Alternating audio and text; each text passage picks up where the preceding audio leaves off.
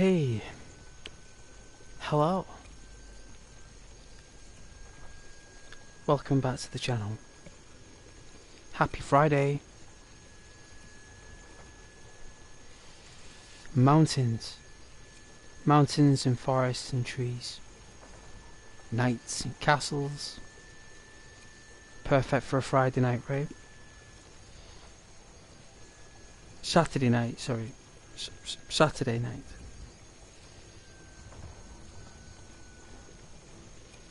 Well, we'll be looking for our target, which is the Saints, I hear.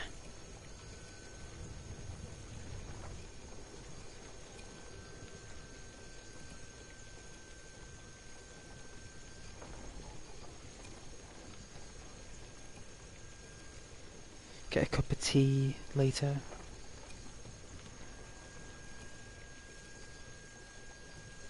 Thirsty work. Currently staying in a windmill.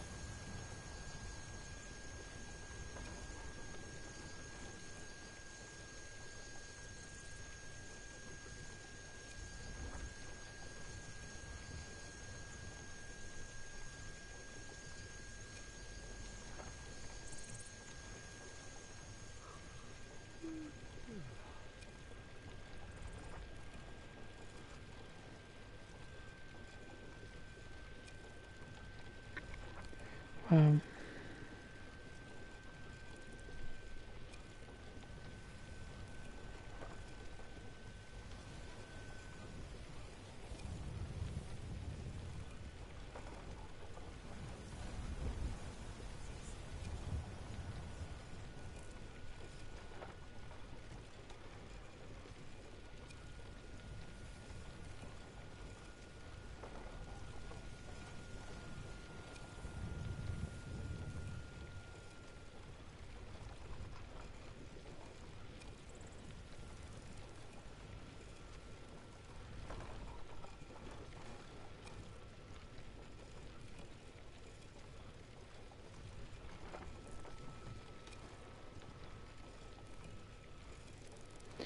I wonder what edition this is. Is it the special edition? Doesn't even tell me. Oh, it's an anniversary edition, I think. I think it is.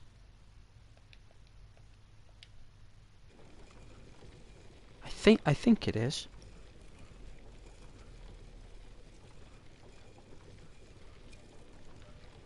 We'll just call it Skyrim.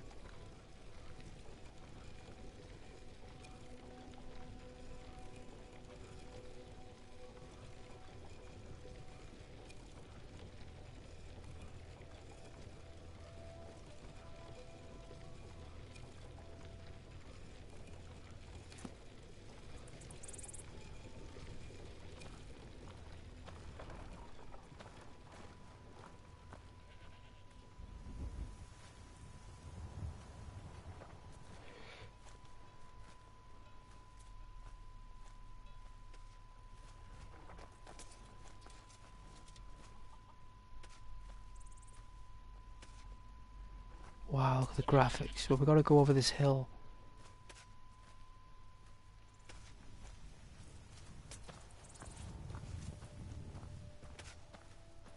Yeah, well, it's lovely to be back here this evening. It certainly is. Gonna be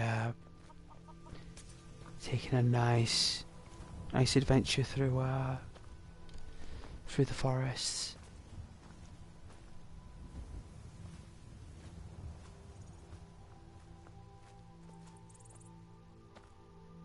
Beautiful flora.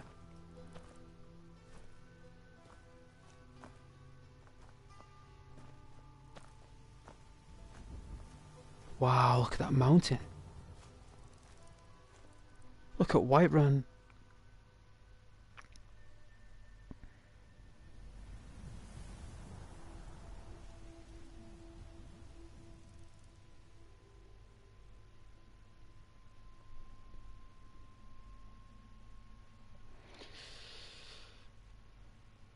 Hello.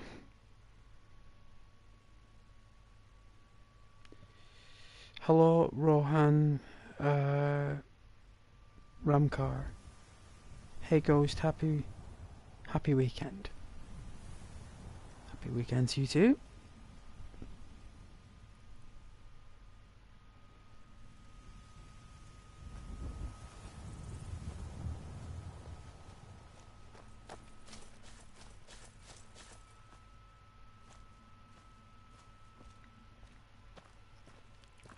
See if we can find these saints. I think we've taken out the sinners.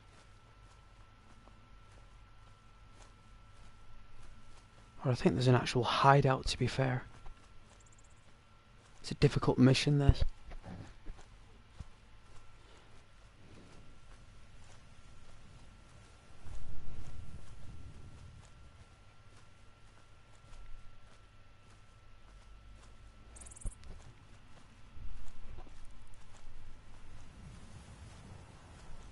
Ah, you can't beat Skyrim, can you?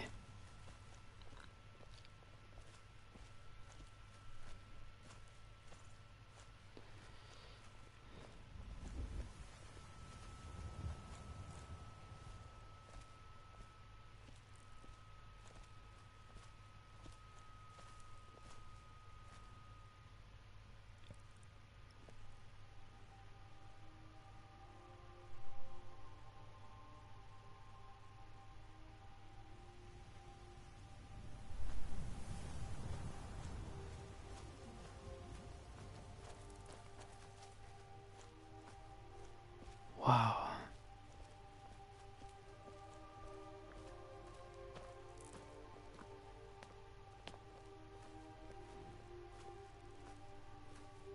Whoa, there's the sun.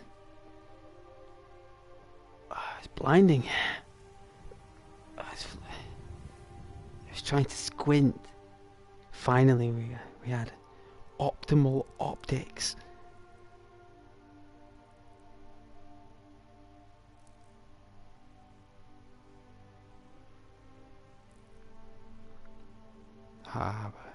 Arriving at the forest now. Arriving at the fringe of the Whiterun forest.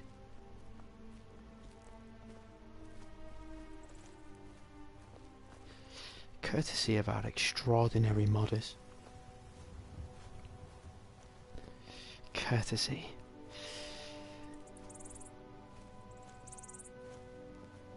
I'm so thankful for these modders that they're able to help me create a Skyrim that I love to play. I'm glad I'm able to show it to you. Let's change to our original attire that represents the brand.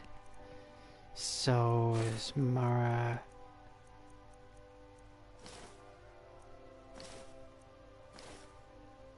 There we go.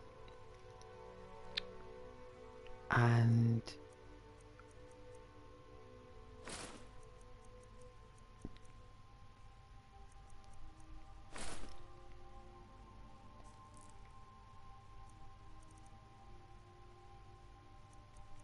see.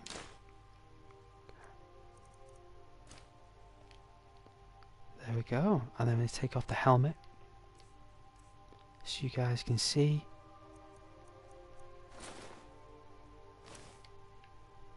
There we go.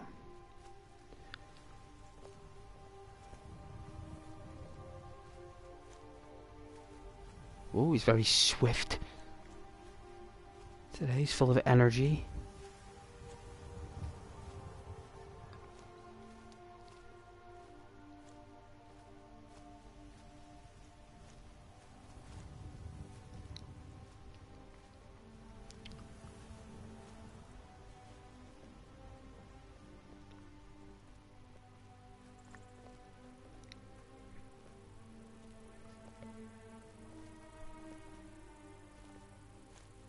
Wow.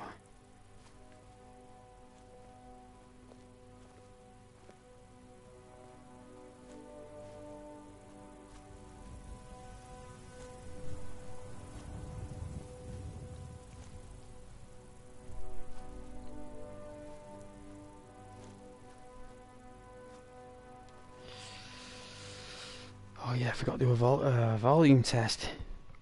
Let's have a look.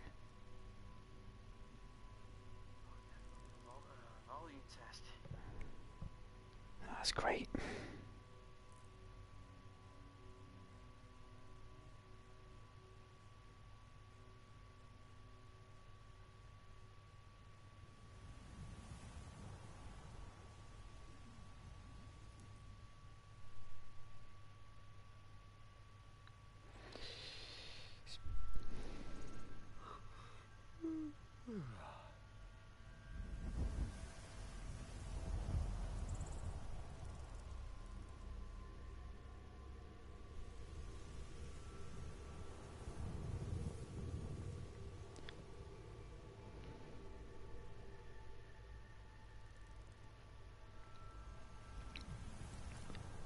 I pinned a comment there.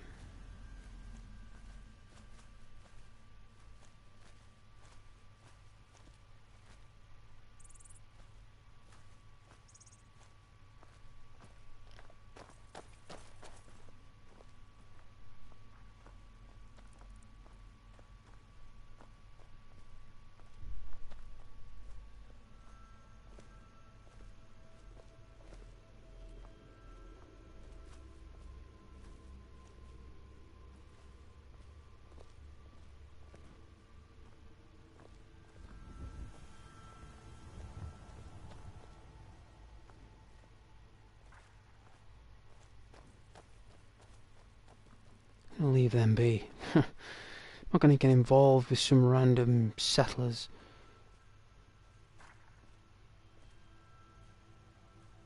They're bandits.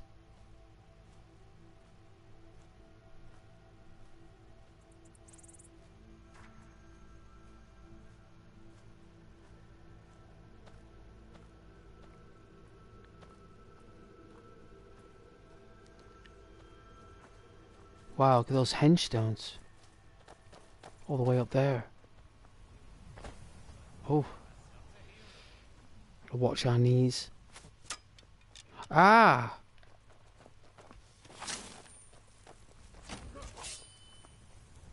You're a fool to fight. You're a disgrace to your own kind. Wow!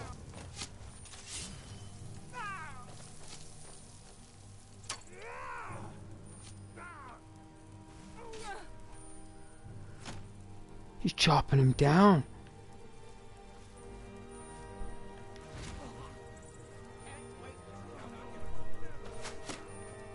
Oh my.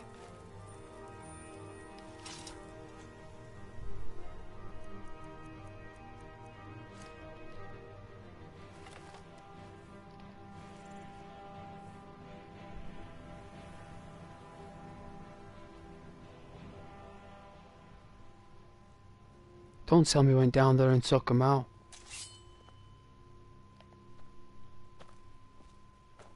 Hey, Gilda. Yeah. Suddenly, I feel much better. Good. I'm glad you feel better.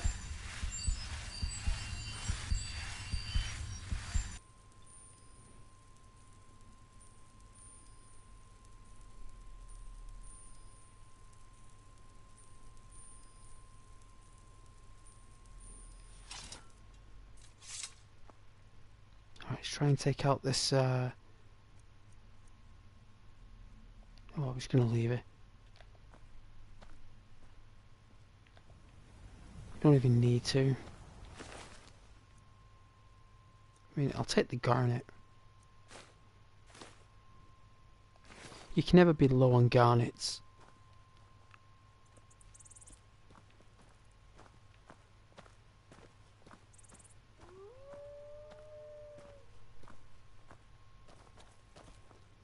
Ah, the wolves.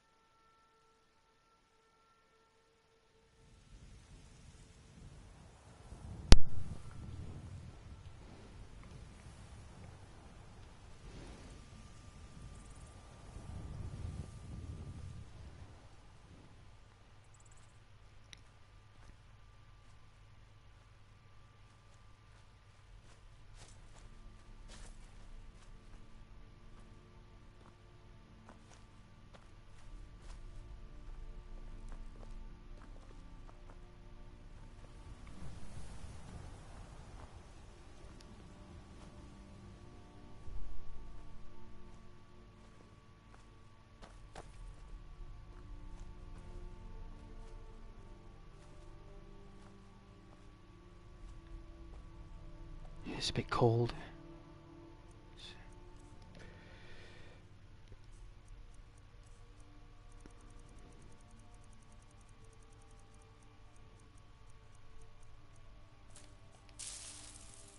It's better. That's better.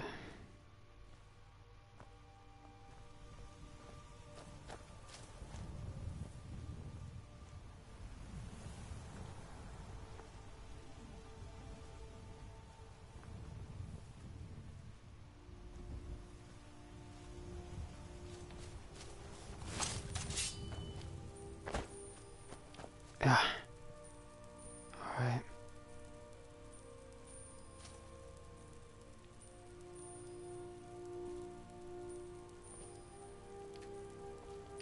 Let's get going. Fine. What? What? Will do.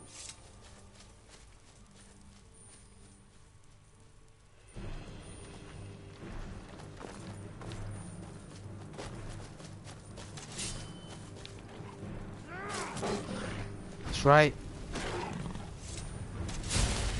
Suddenly I feel much better. Good. It's all part of the training. Alright, what's our...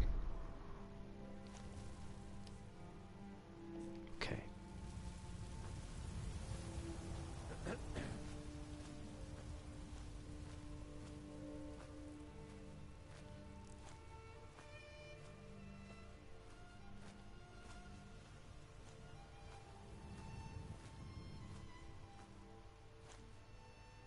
Oh dear.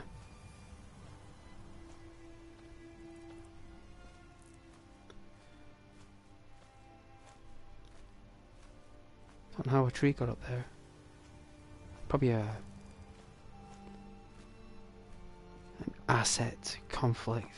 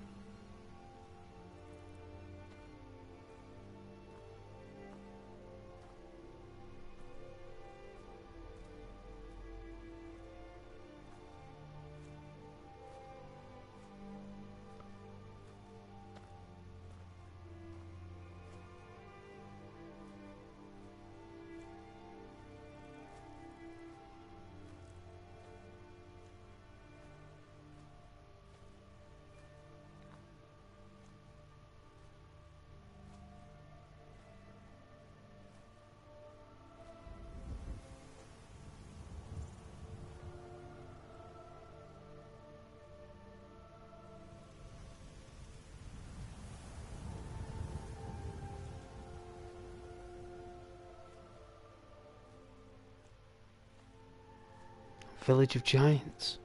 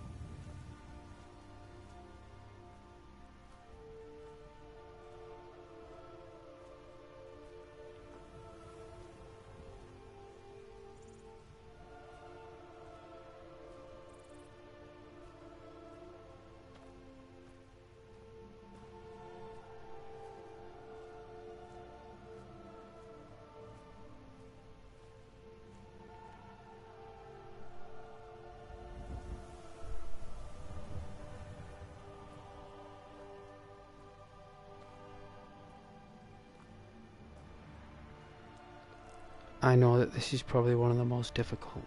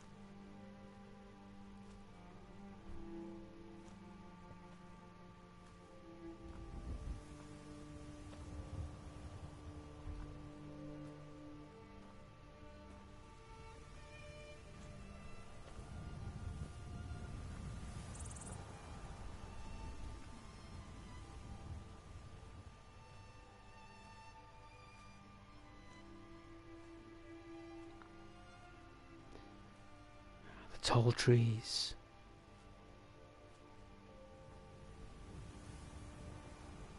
Oh, is that a lone horse?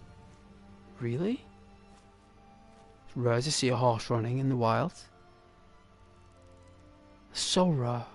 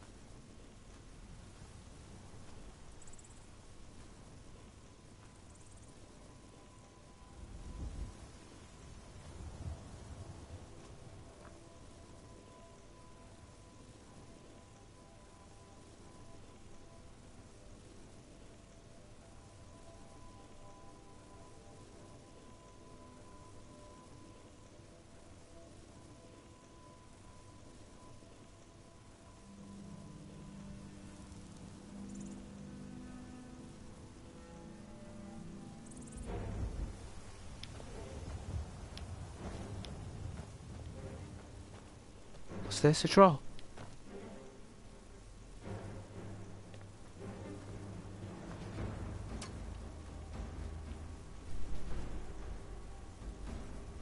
Oh my, it's like a bandit.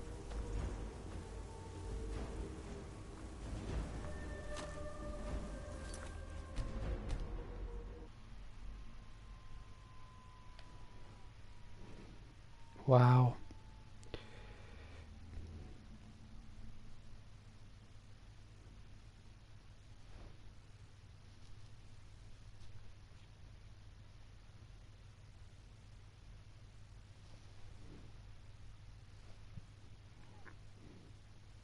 Alright. Overwrite. There we go.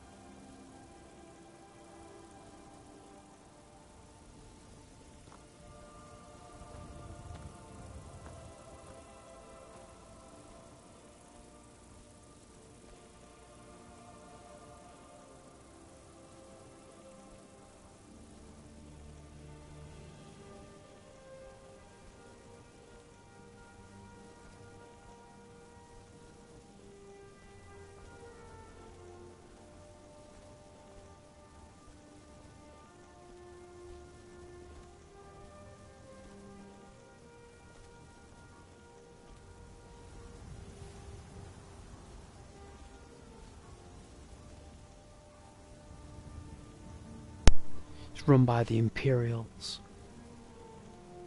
After we cleared it out, they came and moved in.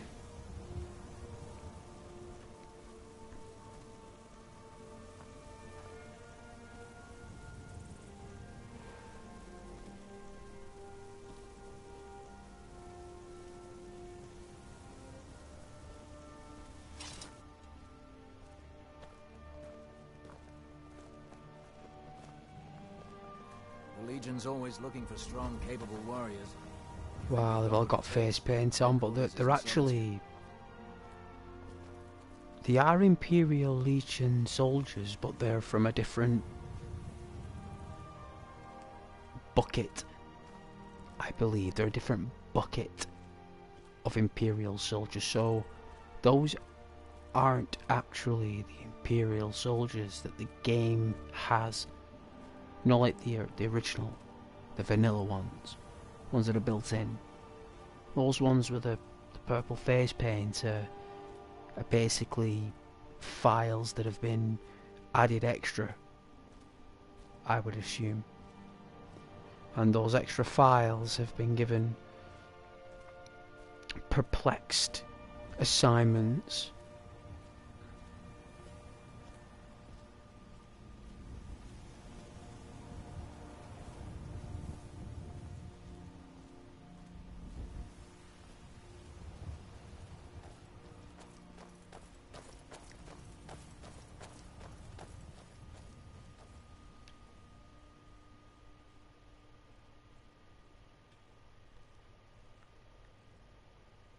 Guess Gilda's gone. We'll have to fast travel, I suppose, to get him back.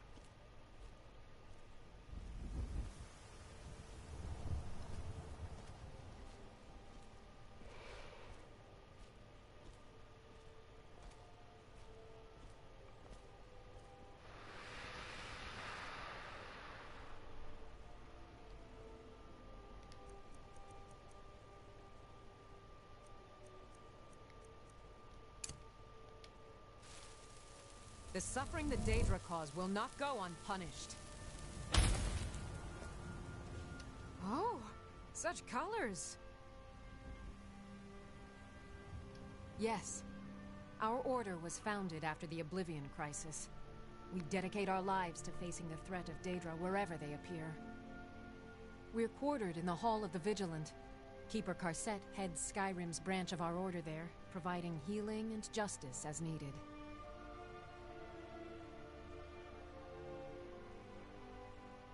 And any other abominations that prey on mortals? Vampires, werewolves, witches? I too. But Daedra are the worst.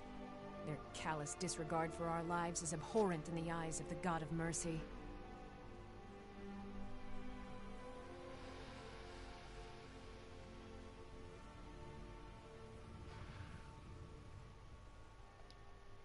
The Vigil will be watching you.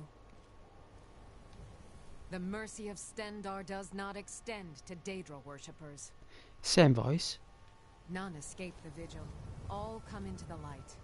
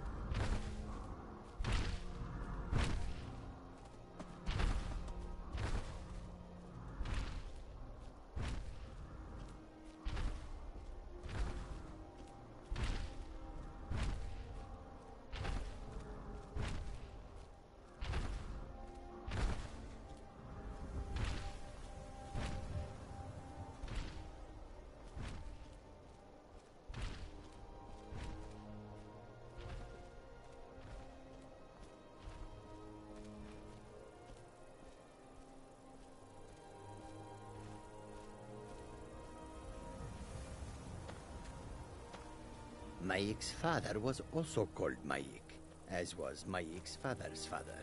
At least, that is what his father said.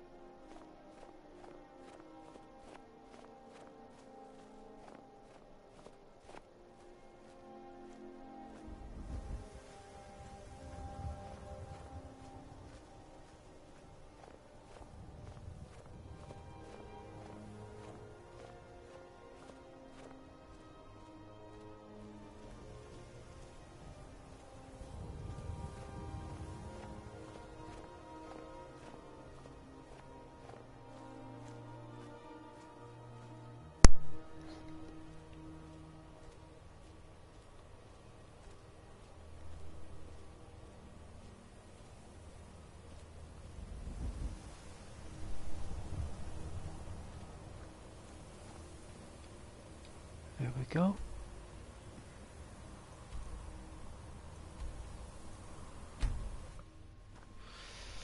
Hopefully this will respawn Gilder. No, he didn't.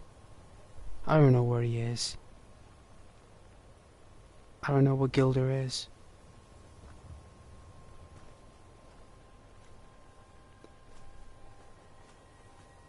Must have gone off doing his own thing.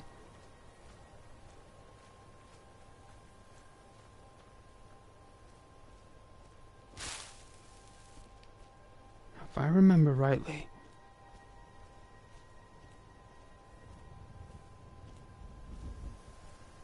can't take him out with the axe, so have a look.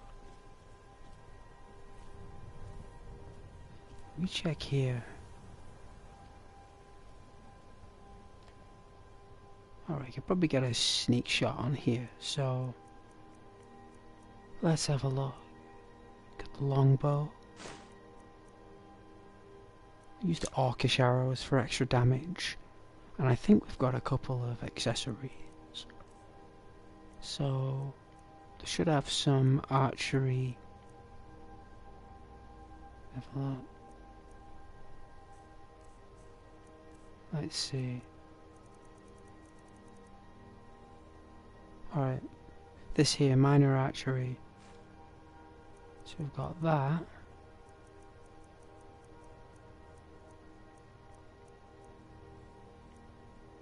Let's see.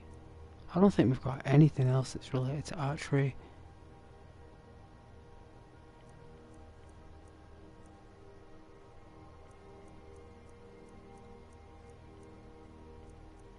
We don't.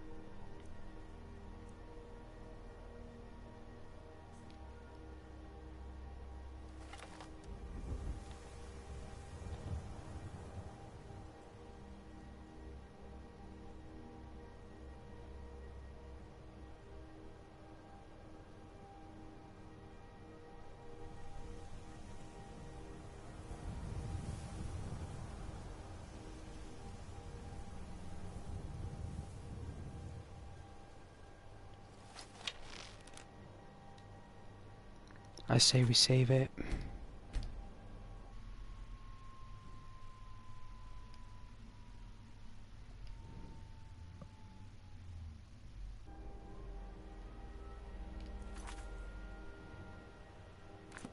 Give me a sec.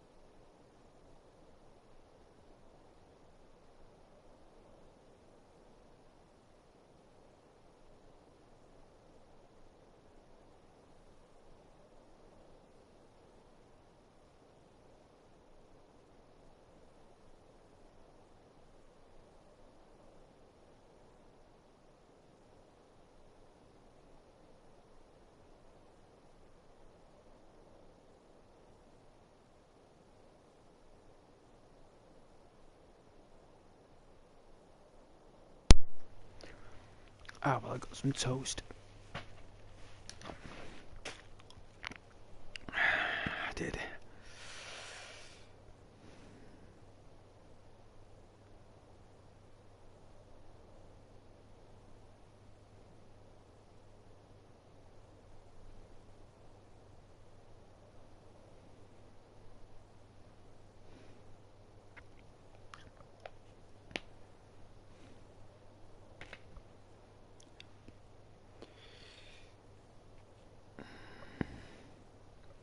Ah, toast is nice. Mmm.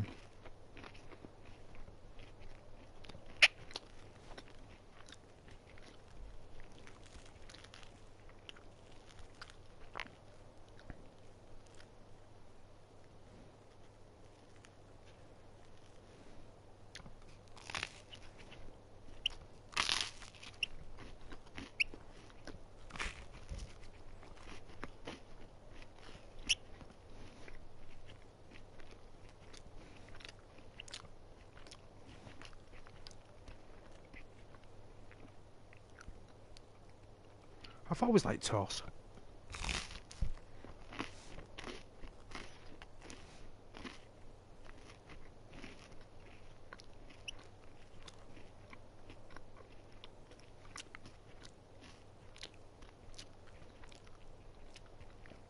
Not that anyone's watching anyway. It's not as if my streams or channel is prime time, is it? No, they soon took that away. Give you a little bit and try and get you all raged.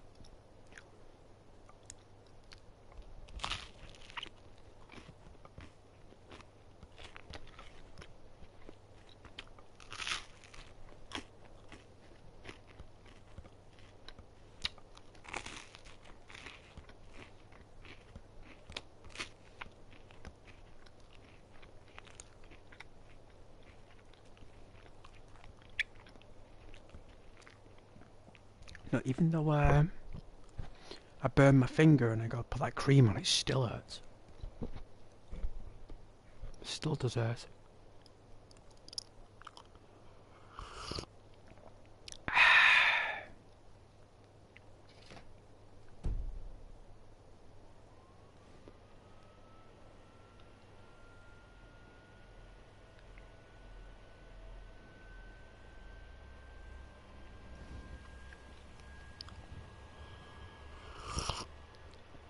And marmalade tastes better when it's on toast. It does taste better on toast. Mmm.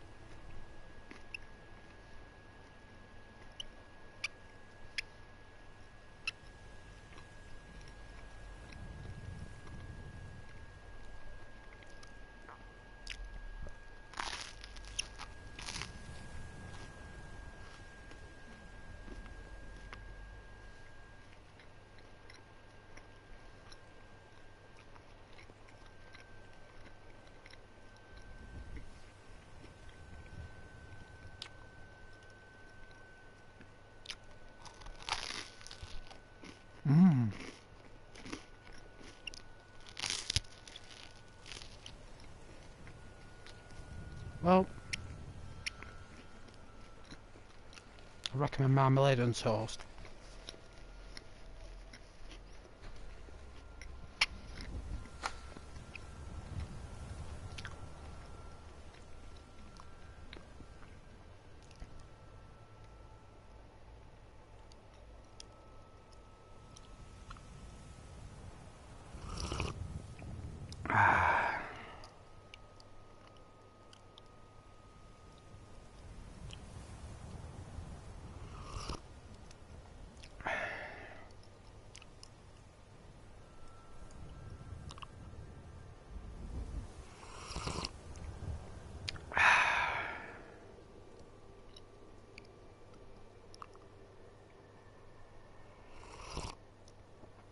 Oh, it tastes good, that cup of tea.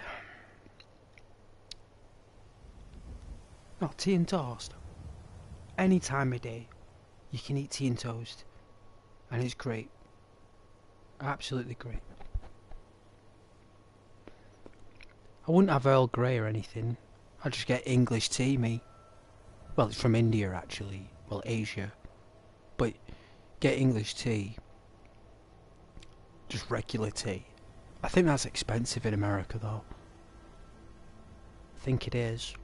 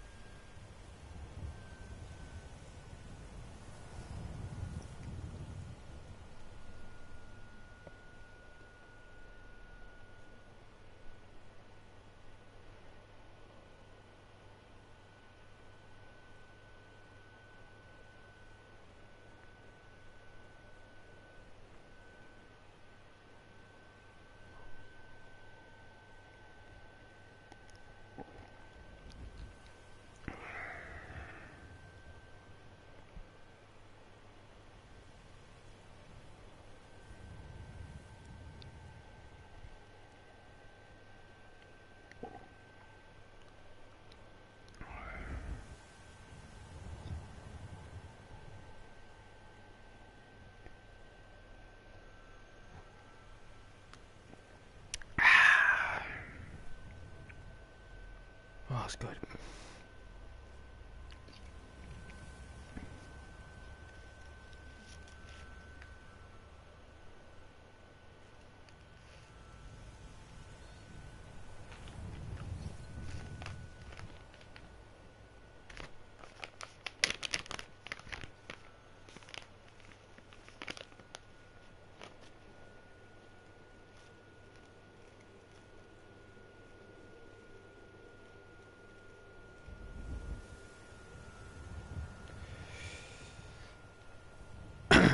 Don't know how to take these down here. It's been a while since I've done anything without Gilder. Guess we're going back to our older skill set. Don't mind.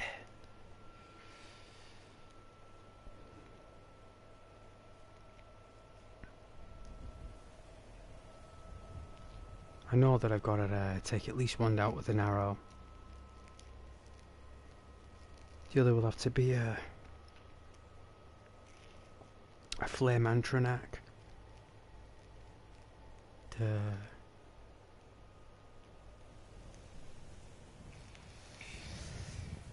about the other one. Might have to use arrows maybe, I don't know. All I can say is that they're rock solid. They are rock solid and they're made of stone. These lot.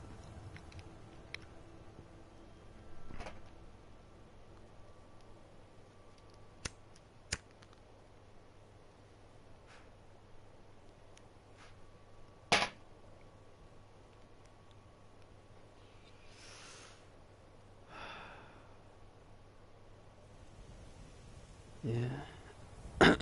We're in the circlet of archery. Adds that extra perception, I suppose. Probably a bit more focus.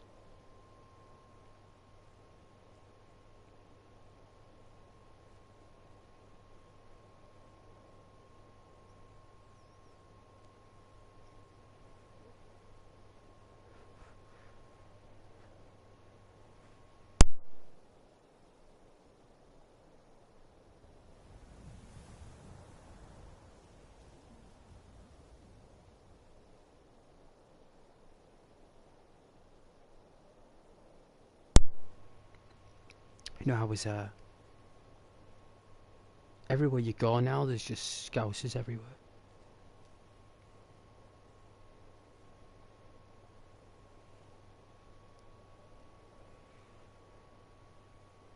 It's like they've moved all over. But they like speak really loud as well. But they all say the same stuff. Meow, fella.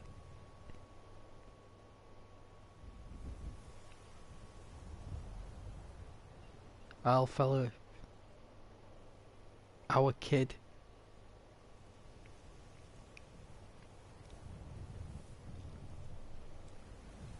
They are sound though.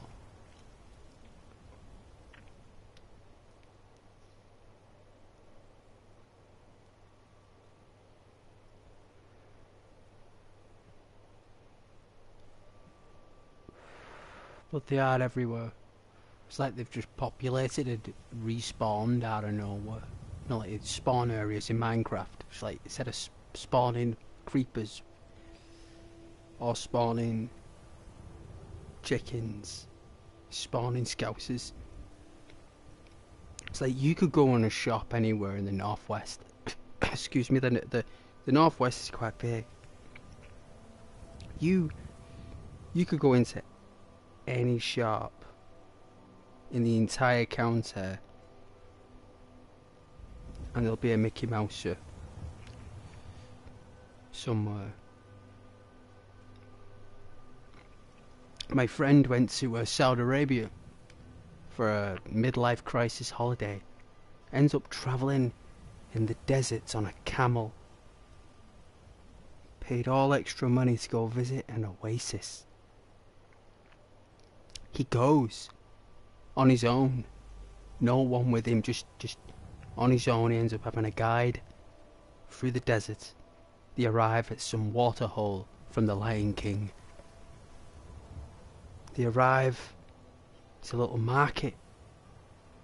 It's a little market in Saudi Arabia there in the oasis, like, where distant travellers, merchants, I don't know, you can spend the night there and just like, until you continue your journey.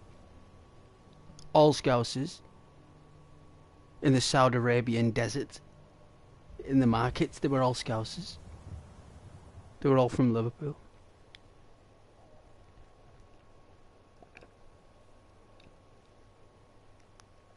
And that was in Saudi Arabia. So never mind Merseyside. Or Yorkshire.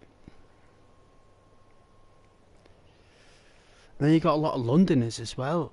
A lot of like, alright, how you doing? Alright. It's balmy, innit? It's balmy, it's bedlam. It's balmy and it's bedlam, isn't it? Oh, you're all alright up here, aren't you? You're all alright. You're all sound up here. You're all sound. You're all cool. Oh yeah, that meaning that we're not triggered. Is that what you mean? You mean we're not easily triggered? Is that what you're saying? You see, what they don't understand down south is that Northerners, when they're triggered, they're just winding them up. They're just having a laugh. You know what I mean? So no one can actually tell when you are and when you're not. You can't really gauge a Northerner with the humour or if they're being serious. So, but yeah, as I was saying, the Scousers everywhere. There's people from down south everywhere. And they seem to come and go. Not the Scousers though, they don't. But the Southerners tend to move on. They move on quite quickly. They just go further and further up north and move back down. Southerners. They don't. They'll stay in London if it benefits them. But once they start feeling unsafe and no money and risk of lifestyle, they just move up north. They'll take a massive pay cut, because if you live down south you get paid more, you see. It's kind of like King's Landing from Game of Thrones. If you lived in King's Landing you got paid more money. If you didn't and you were north of the wall, or if you were in the north, you didn't get nothing. All you had was ironwood, wasn't it? You didn't have anything else. Those shields had last 1,000 years. It's like the stone quarries in the north. All them structures in the south, in London, were built with northern granite. There's not one stone in that city that's a mason or a historic building that wasn't come from the north. All of it did.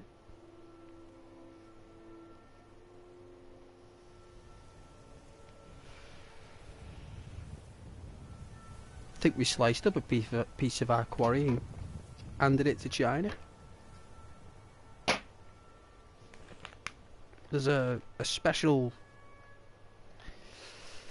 type of wood that they have that grows within massive trees within a year. Huge trees. Big as a house. You know, where instead of it taking a year to grow a sapling, they have these super duper trees, right? These steroid induced trees. They're like hyper trees, right? There's no breed of tree. The leaves on it are irrelevant, whatever it grows, because all they grow it for is the wood.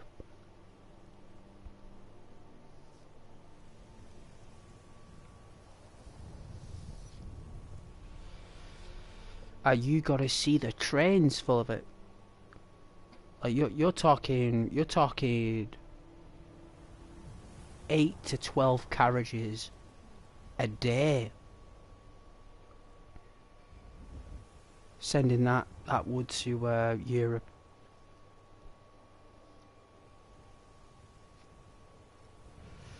Because they don't want to cut down their old trees, you see, and they don't want to grow those trees on their soil.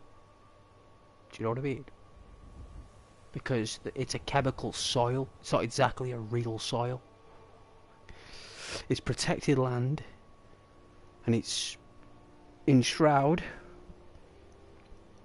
and all the wood is cut down daily, and literally probably within 6 months a tree would grow.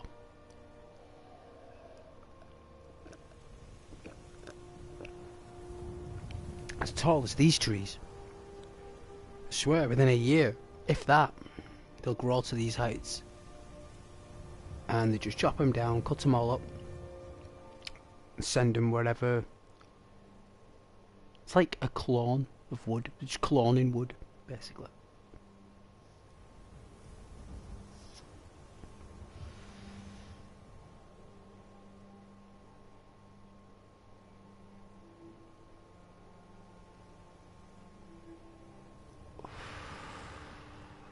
You gotta see it. You gotta see how high it's stacked on them trains. I spoke to a train conductor. He said he's worked there 20 years, and he's seen that train every day for 20 years. With them tree trunks. Every day. So Lord knows where they're coming from. And then that's when he told me about the super trees. He said they're just clone trees.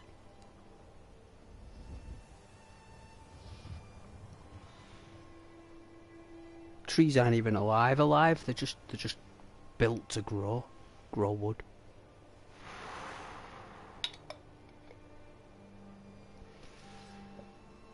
And then once the wood is grown,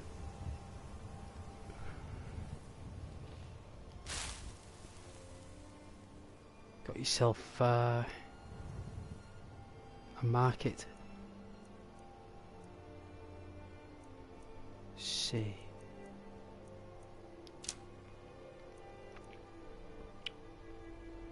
Try the Orcish.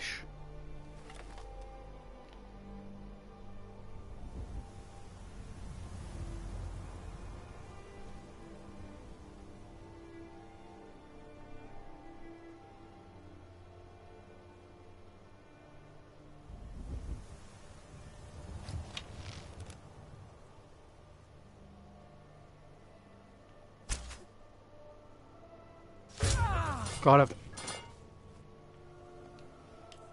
Right, that's one.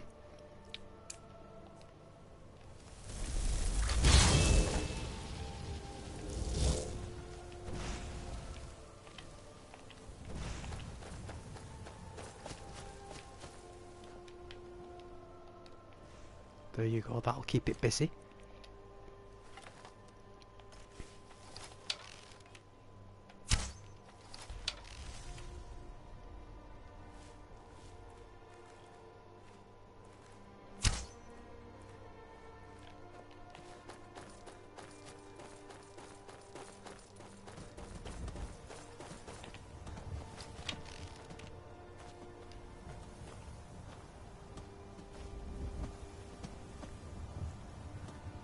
They run off.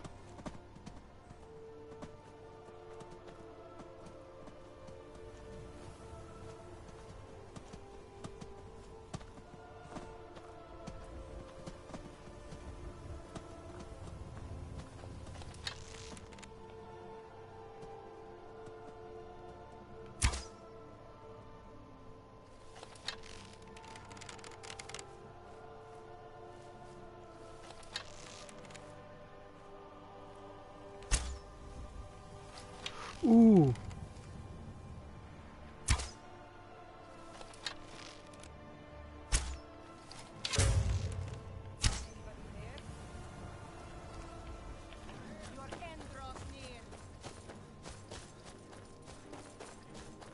Let's use our wits like a rabbit.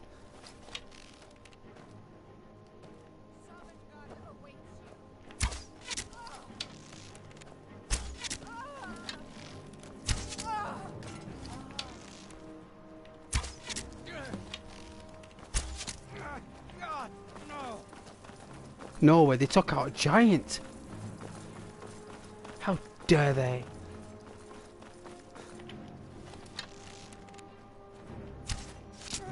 Got him.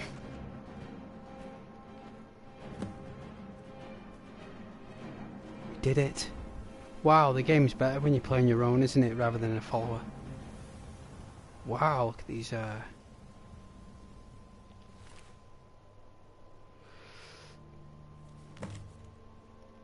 Our blacksmith, Joffin, has gone mad. Most of the time he spouts nonsense. This all started 3 days ago, now he won't even pick up his hammer. We've tried to talk sense into the louts, but it's like he doesn't even see us. He wrote down the means to forge our golden arms and armour, and that of the seducers. But he never told a soul where he left the notes. If we weren't holding out hope that he might snap out of it, we would have already parted his head from the rest of him. Lately he's been going on about playing under the bridge, like he's still a child. That's where I always find my toys, he says. I know his kin used to live around Half Moon Mill. We should round up some folk to have a look. Alright, so we've took out the saints here. We've got a journal. Let's read it. Now this is what I call easy coin. I am proud to be one of the saints. Every few days, Rashad comes down the road, and his words are ours for the taking. We don't take everything, mind you. If he don't got nothing to sell, he can't stay in business, and then where would we be? We just skin a bit off the top each time. Kinthal should be happy with our latest take. He'll be leaving his camp up near Carthraston to pay us a visit soon. Those seducers were eating into our profits until we drove them up north. Other merchants passed through those parts, so maybe they'll stay gone. Alright, so that's the journal.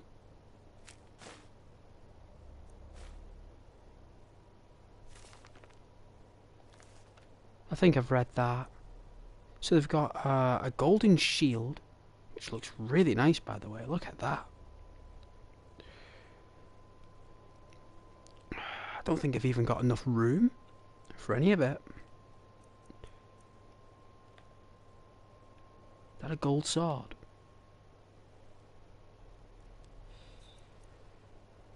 Okay. I don't think I've got enough room to ditch anything, and Gilder has gone on a mission.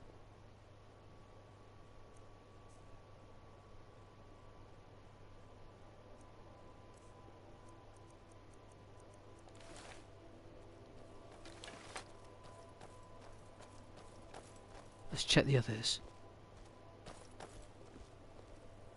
Oh, what happened?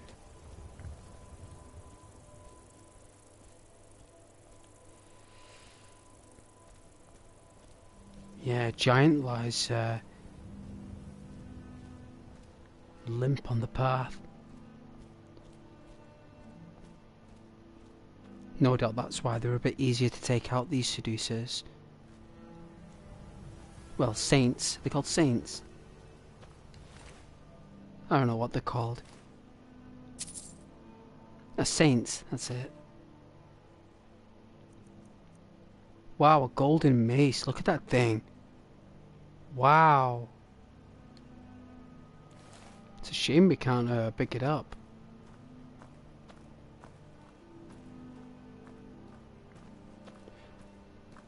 Unless we let go of some things.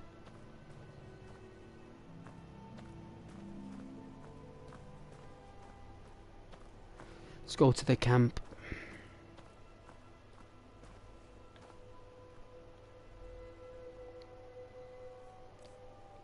Alright, let's try something here. The clothes are glitched again. Yeah, there's no mods as well with that, you know, that's just vanilla glitches. Totally vanilla. Yeah.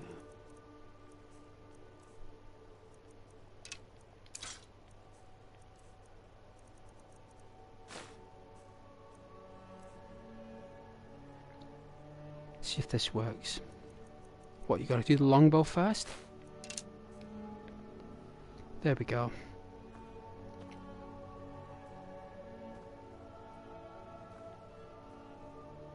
No, it's still glitched, look.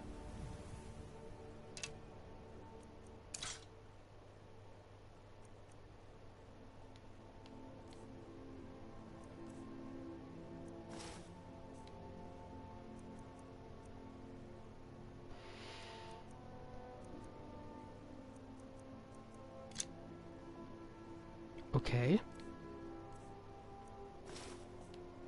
Wow, is that what I had to do to fix the glitch? That is unbelievable. Isn't that crazy?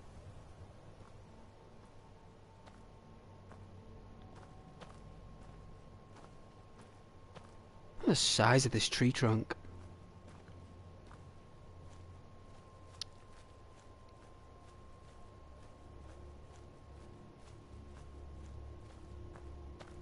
Alright, there's another saint over here that we took out before. Thank goodness we got this circlet.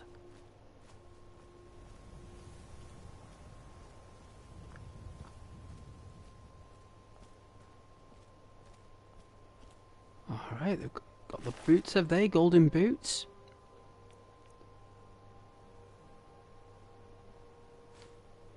Don't mind taking golden boots. Should we have a look?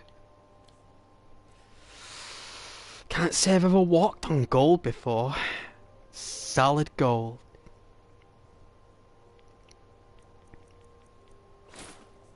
Wow, look at that. Like someone from Asgard.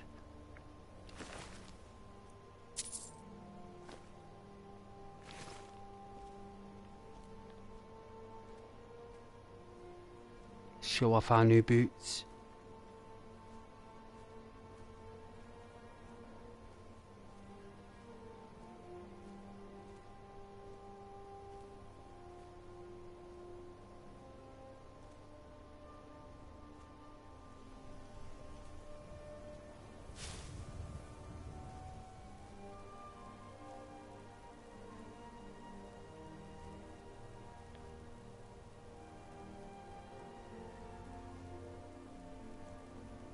Should we save it? I think I should.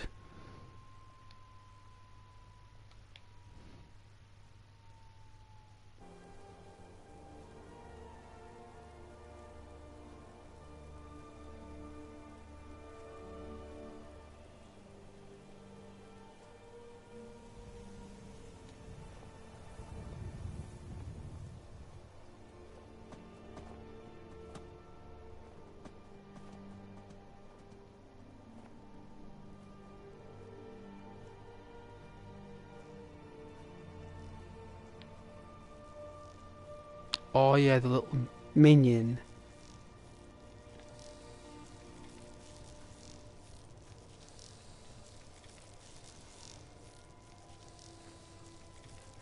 Let's check out the chest.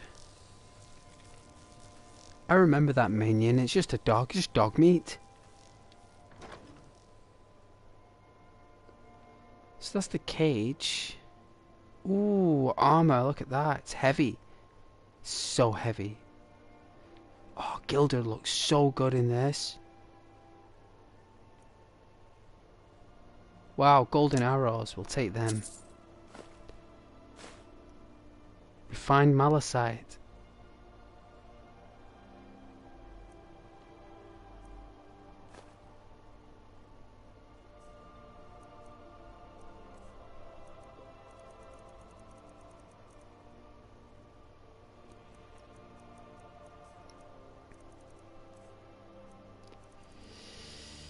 I don't know.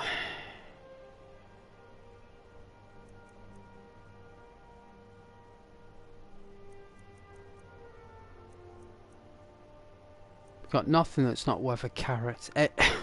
Everything's all accounted for.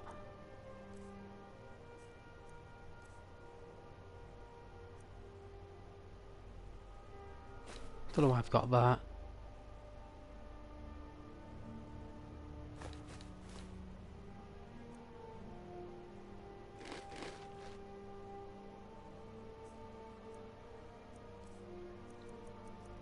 I have got too many potions.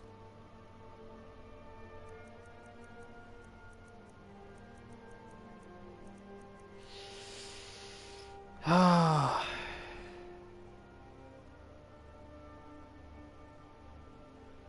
Have to stash everything away, I suppose.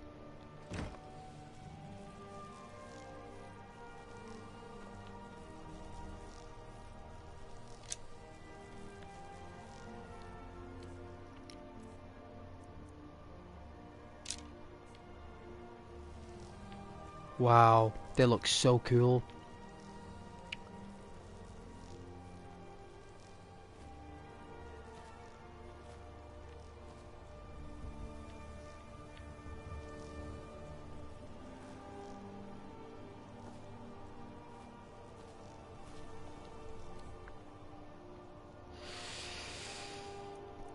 Still carrying heavy.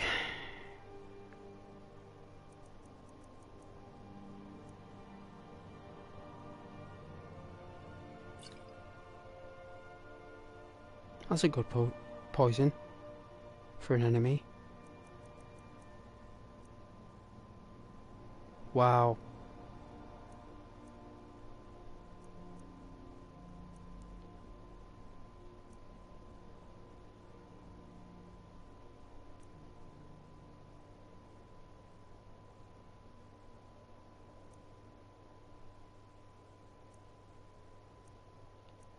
We should sell all these.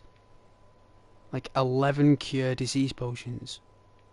We may probably make about 50 gold off each one.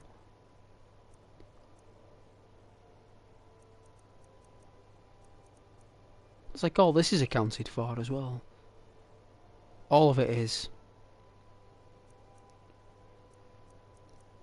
I think I do have something that increases strength though, right?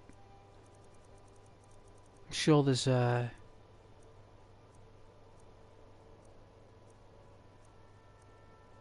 Let's have a look. Carrying capacity, there we go. Charm necklace. So with the charm necklace, we should be able to carry a bit more.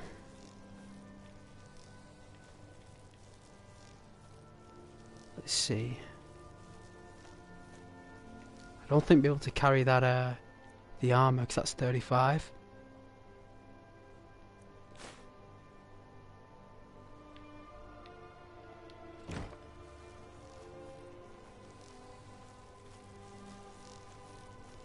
Well, it means we can go back and get the shield.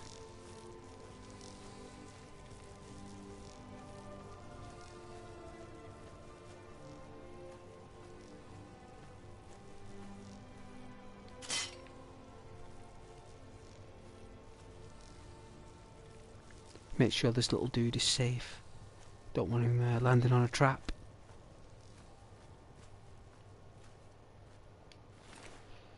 Ooh, a golden bow, look at that. Jeez. A golden dagger. Looks sweet.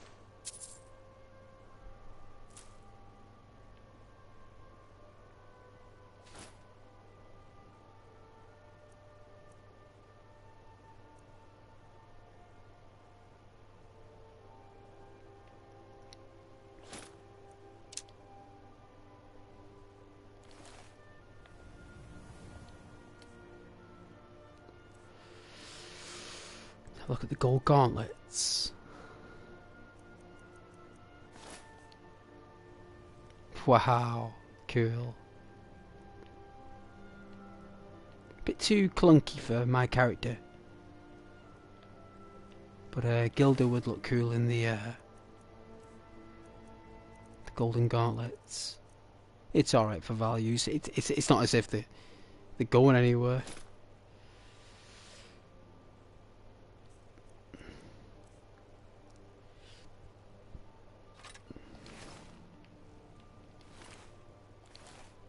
Alright, let's check out this bow.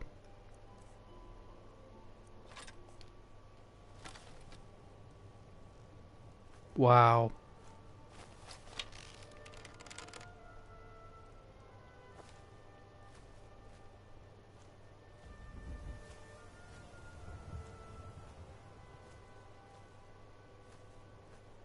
If it was just a little bit thinner.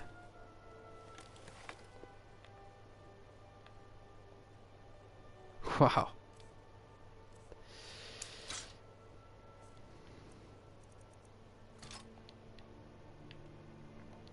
Wow, the arrows have glitched again.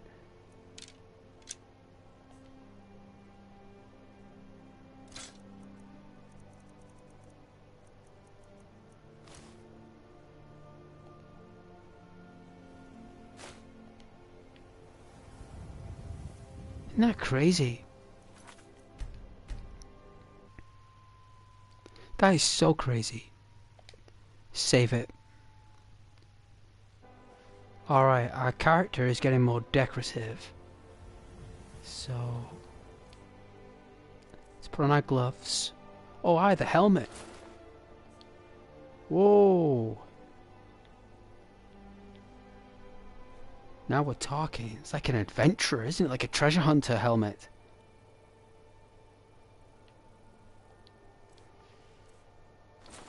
That is so cool. I do like the golden arrows though. They are pretty epic. See if we can afford to pick up the shield.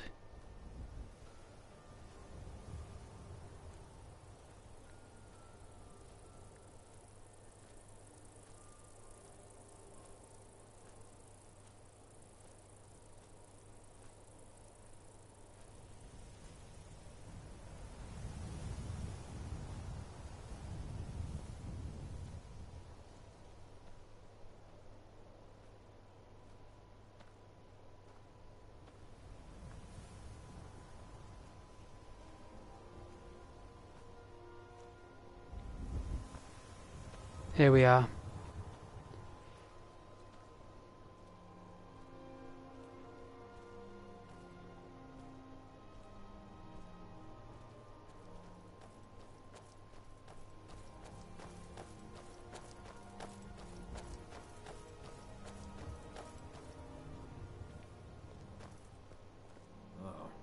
What happened? Long story, sir. Long story. It's 12, we don't have enough. Looks like we'll have to build it ourselves. It's either that or I put the bow away. We don't keep the bow. Keep the shield for Gilder.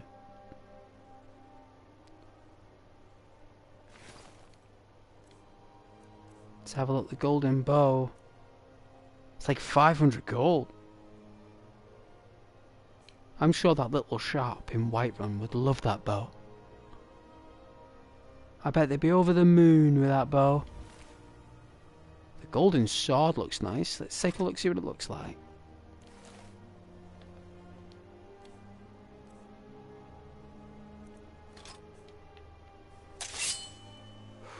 Ooh.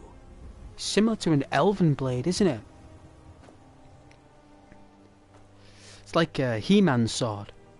By the power of Grayskull. The mighty Skeletor will fall. Well, we use an axe, so...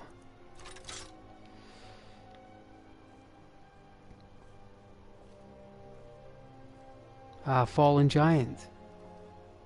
From before, absolute shame.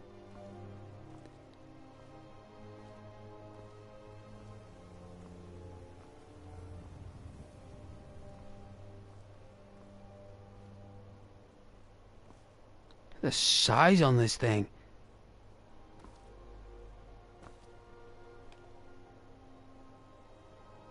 The size on it.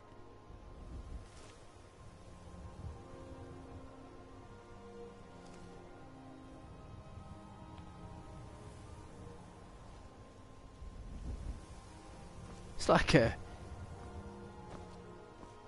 It's like,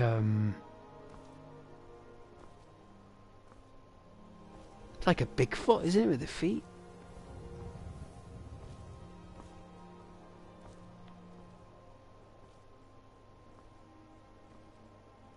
Alright, let's keep moving.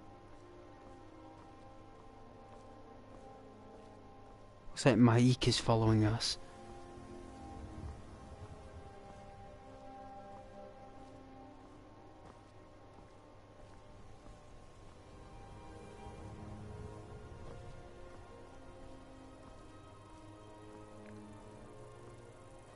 Might have to let the golden sword go, but you know what? I'm going to see if I can sell them. See if we can make it to Whiterun. Where are we anyway? Oh, Whiterun's behind us.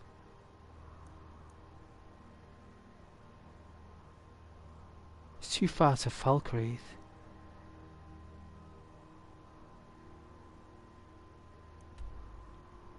I mean, I suppose we could cut through to Riverwood. I suppose we could. There is a way through the mountains. I'm sure there's a way through the mountains. It's Brittleshin Pass, that's it.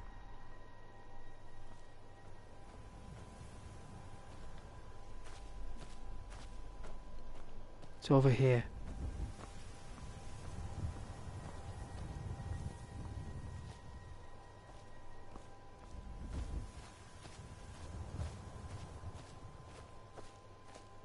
It's a muggy day, isn't it? It's not even a nice day. It's muggy, it's snowing, it's cold, it's damp.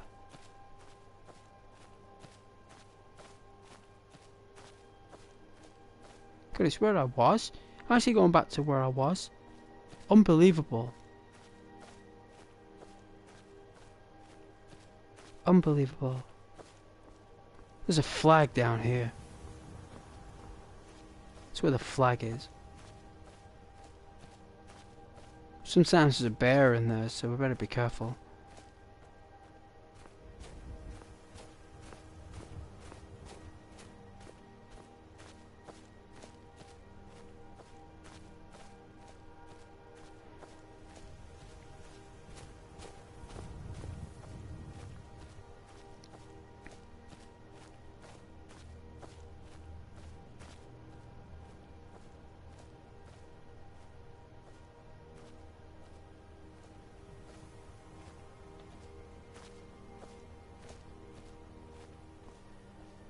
There's the flag.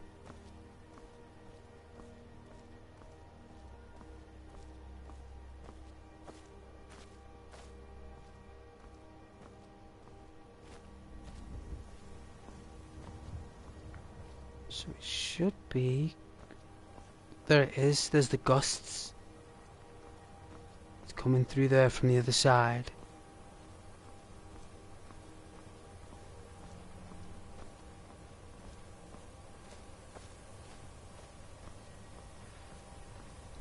Ooh, you can feel the ice particles through the draft. Oof. Cover our eyes. Whew.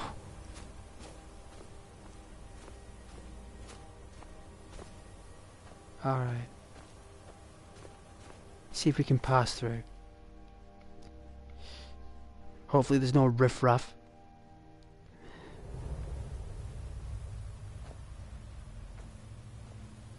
Okay.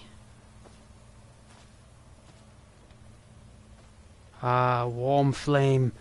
Ah, that's what we need. Oh, that's so good. Let's get it saved. Let's get this saved.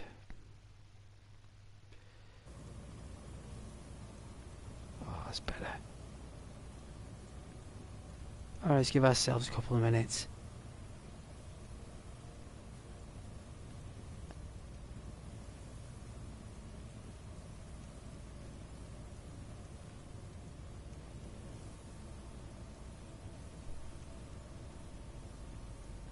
On Xbox you can have there's a mod right, on Xbox and PC, and it's called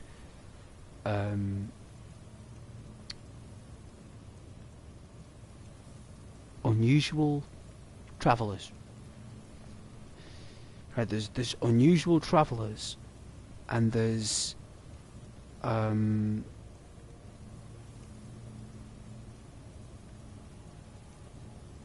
think it was called Extended NPCs. And what it did was it created all these different paths that NPCs would take, and you'd be there in like a ruin or a dungeon, and someone from Whiterun would show up.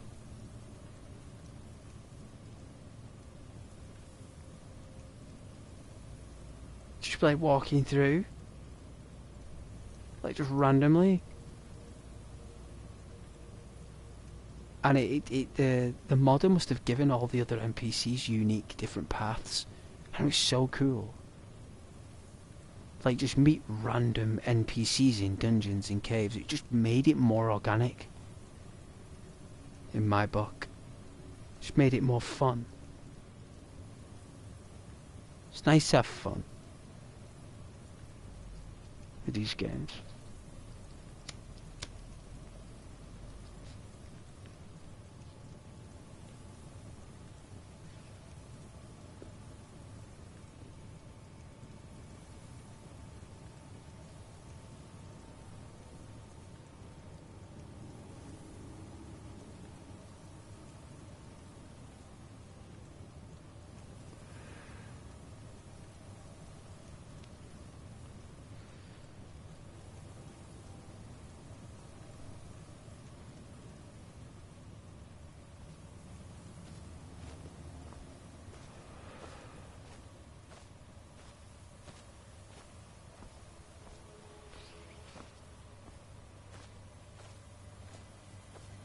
Is there a bear?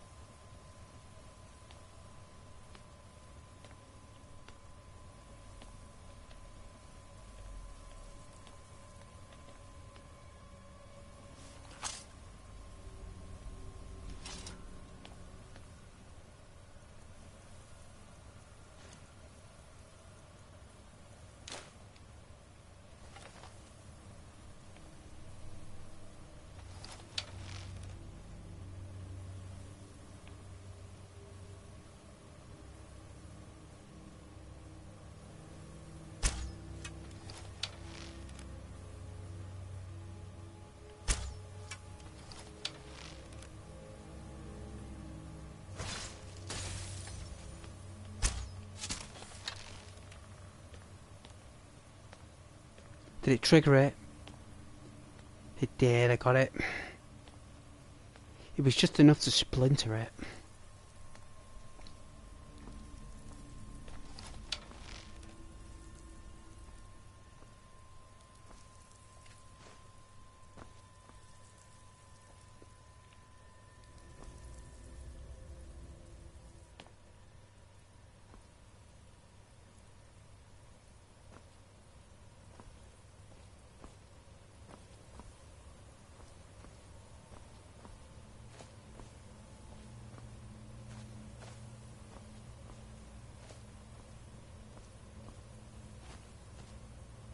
Who goes there? There's nobody there.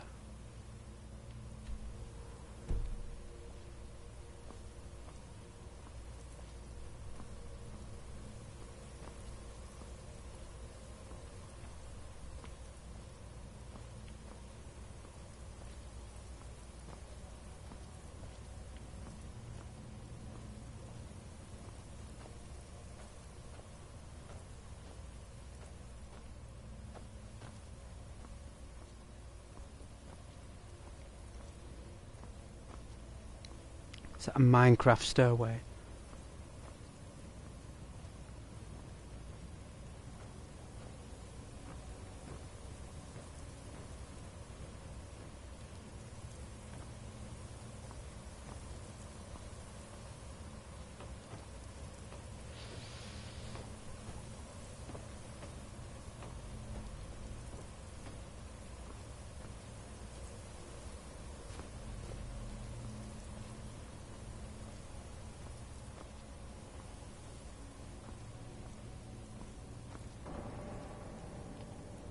Who in the Lord's name is that?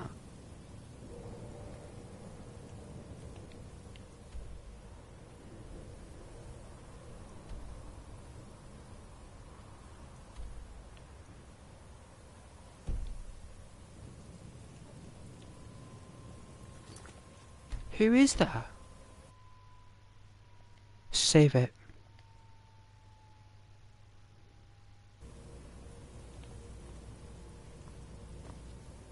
Sir, you okay? Just staring at the wall? Are you okay? You're a conjurer. That's what you are. You're a conjurer or you're a necromancer.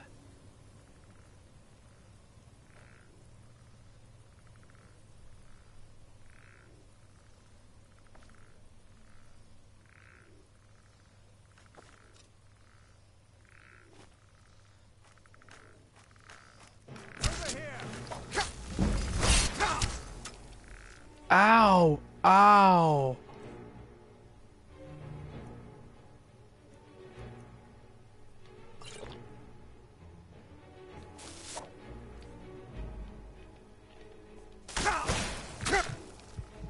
Ooh! Frozen on the spot.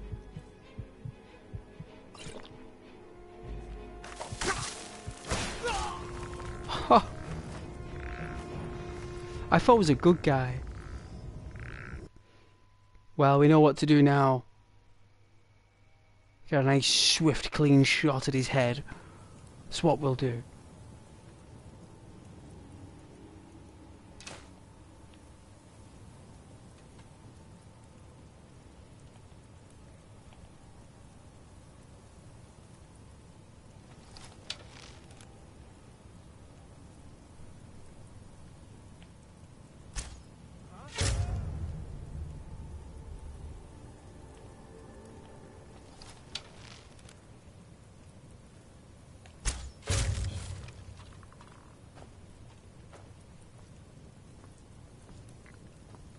I didn't want to just take anyone out not knowing who they are, you see. It's...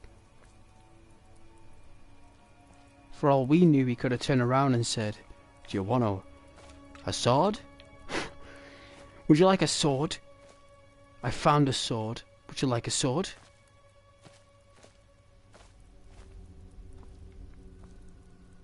Are you interested in purchasing any of my wares? You know, you just don't know, do you? You just don't know who this guy is.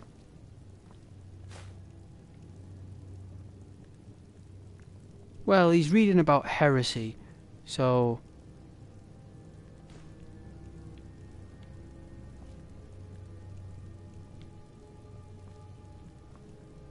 Where is he? He is a necromancer. He's an apprentice as well. Which means that he can read. The fact that he can read...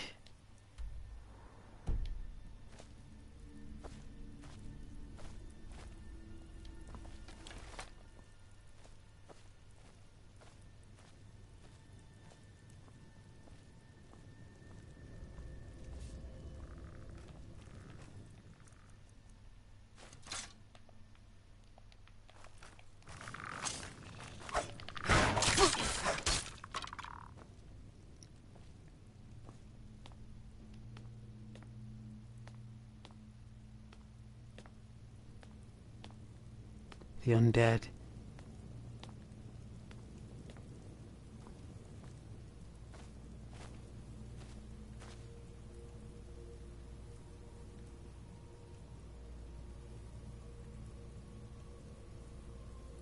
The moisture. Was it raining outside?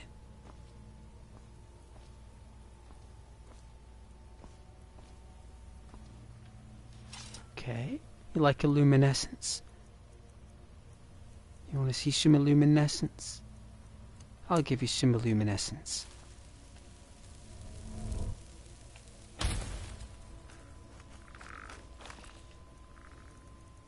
I knew he was hiding somewhere.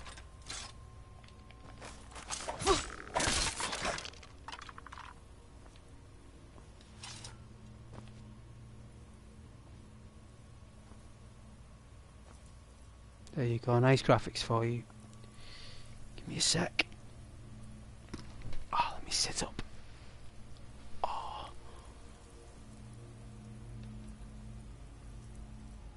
Well. Oh. Wow, we never even charged it.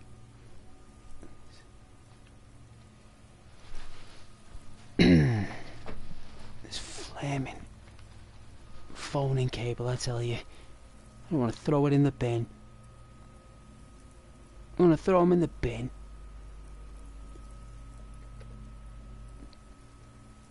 One of the worst things they ever created, that was the smartphone.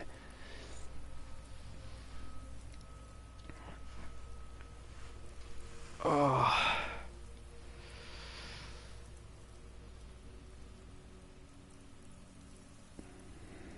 Internet worked just fine back in 1993. There was no difference then than it is now.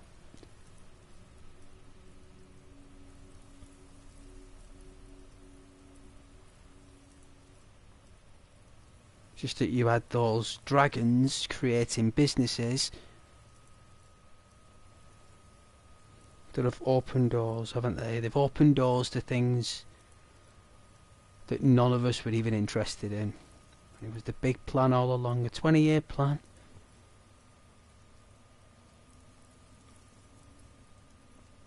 Twenty-year plan.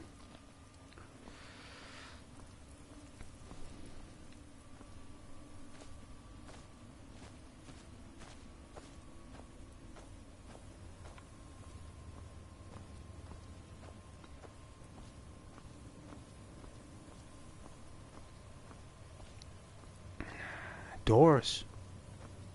Fire.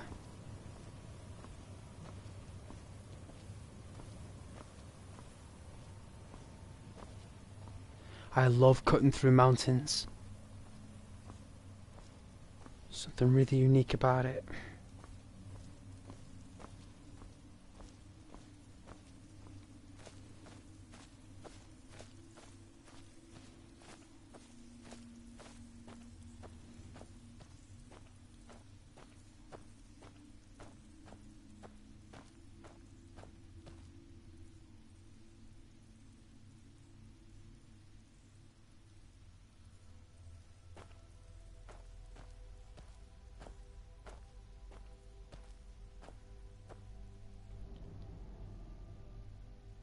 Look at Mumra there from Thundercats. Look at that. Mumra. Mumra was a vampiric mummy. That's why it's called Mumra.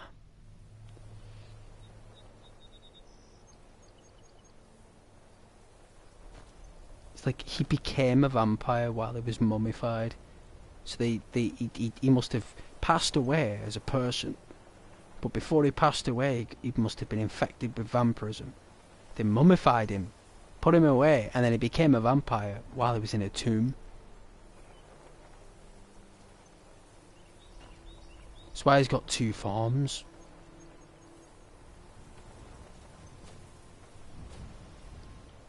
Which no doubt in the film we're gonna see. And I hope they don't do the sequel stuff. Just make one film. Just make one He-Man film. They haven't made a He-Man film since the 80s, so it's been nearly 40 odd years since they've made He-Man.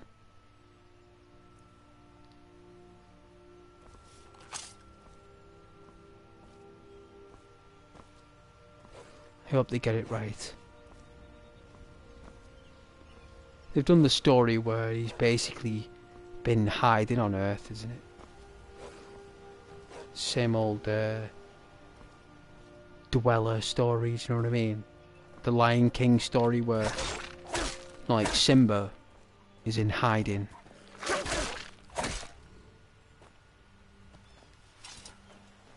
Like, Simba's hiding from Pride Rock, isn't he? Through guilt. And Prince Adam is run away from Eternia because of guilt.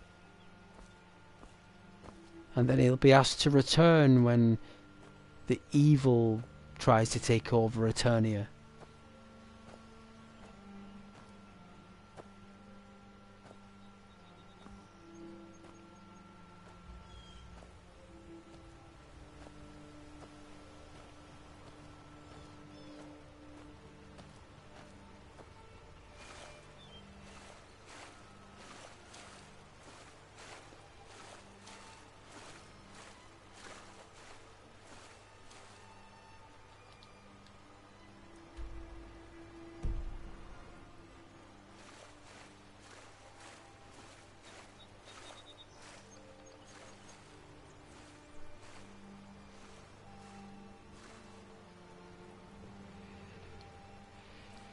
Character's freaking out.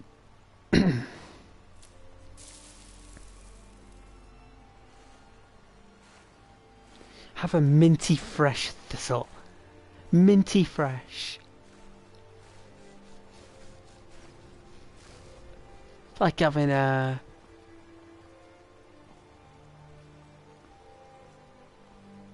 like having a club bar.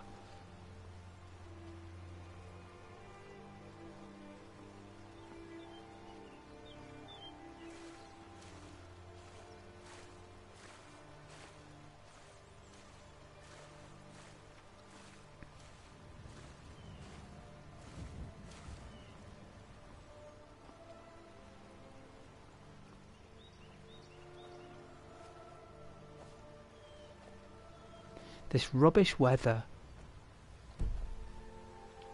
There's an enemy nearby.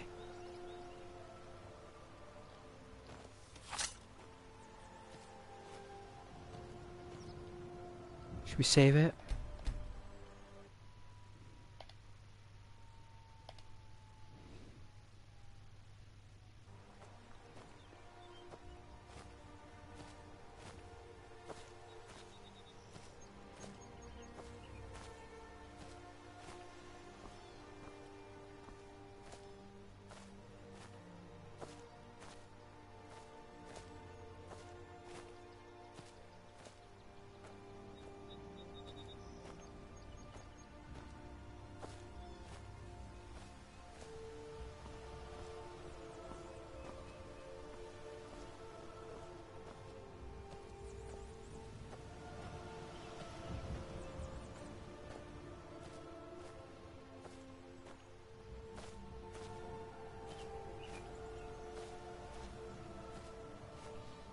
Something up there.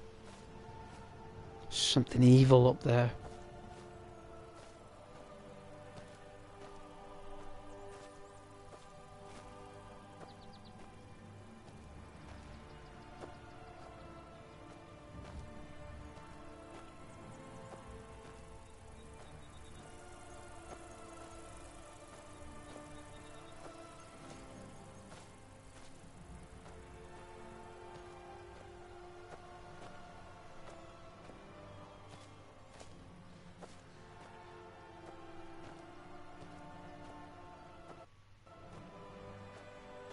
Little bit of lag.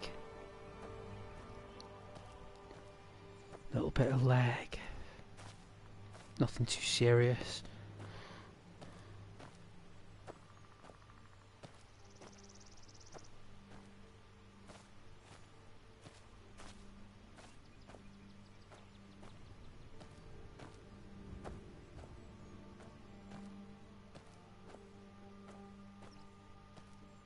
Alright, let's make it to Riverwood. Go in the shop. Sell some stuff.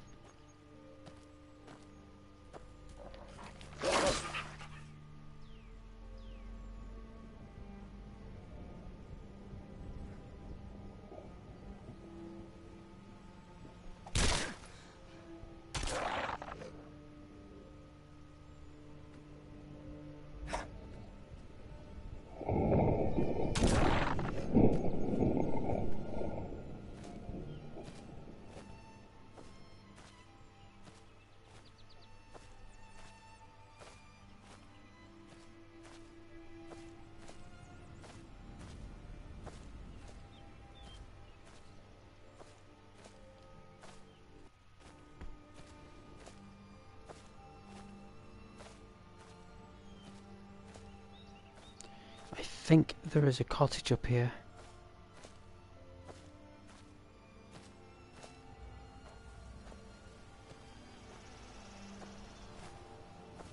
Snow is coming down a bit tougher now.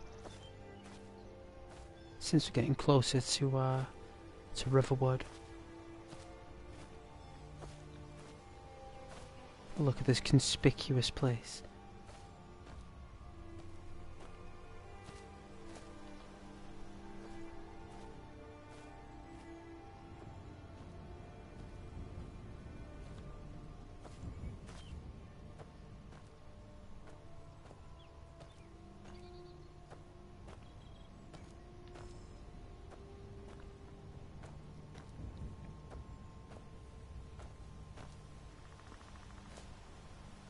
I can hear a skeleton.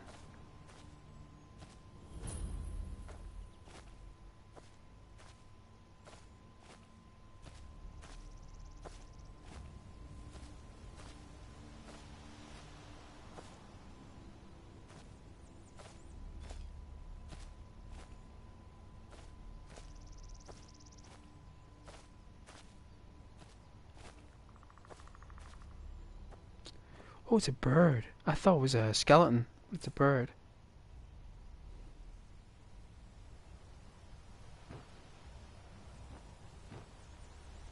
Looks like she was a botanist.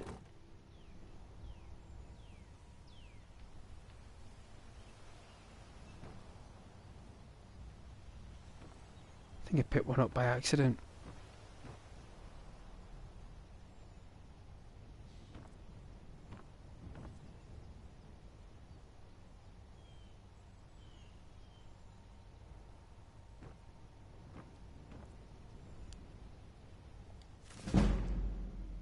Alchemy, so she is a botanist. Wow, it's a song. Imagine reading a song and learning about chemistry. Skyrim, eh?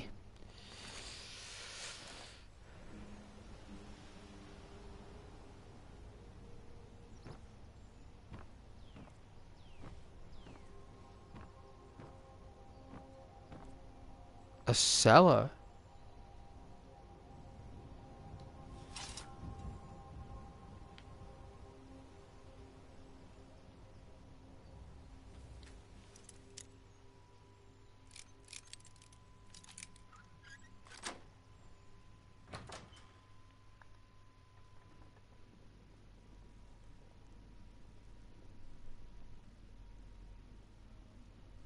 What's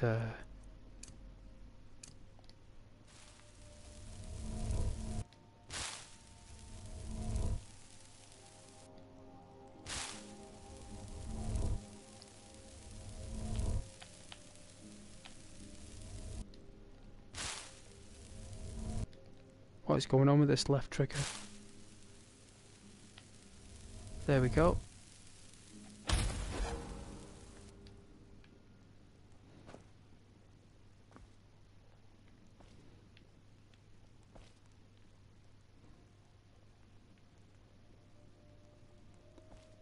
A skull. Salt. A quill. A letter. Hi, Gideon. Why do you hesitate? You can feel the power coursing in your blood. You have only to reach out and grasp it. Renounce that boy of yours and come. Come live with me in the forest. My sister will be here soon. Together we can form a proper coven. And your training will truly begin. Ah, witches.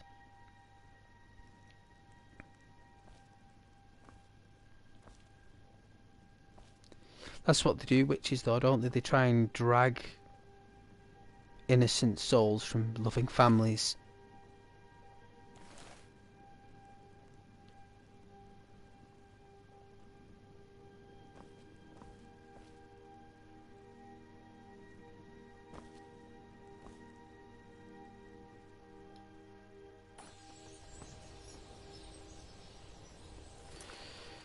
Well, there's nothing here.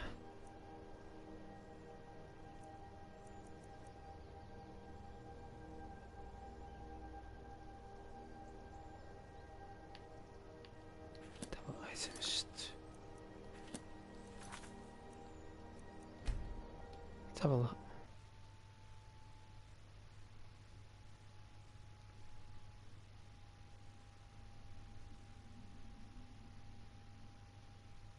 Give me a second.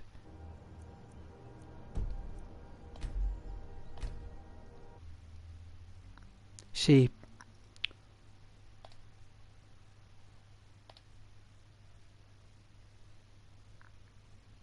Let me try something. Ah, these blue screens, my goodness, you poor people.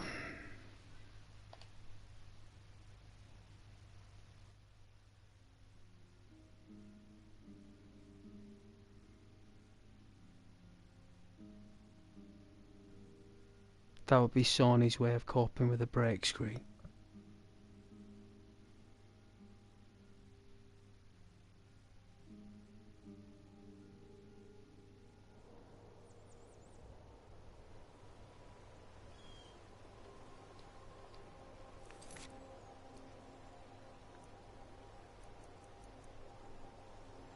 Ah, yes. I thought it included it. Sorry guys, it's just around the corner if anyone's watching. Literally just around the corner. I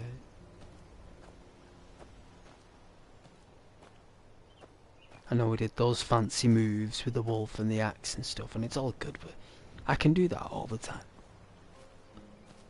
I just don't do it all the time because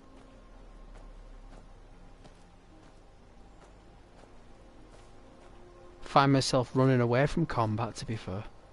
Most of the time anyway, because that's what you should be doing. If it was real, you'd be mainly running away.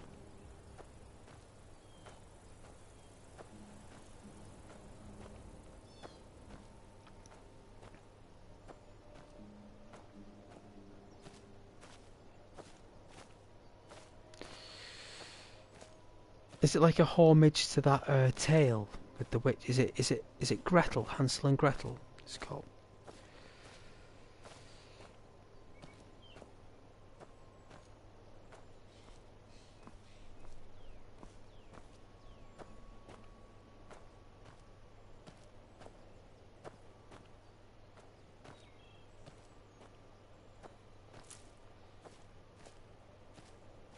It's funny that I've been in this world for 6 months and I've not even been here yet.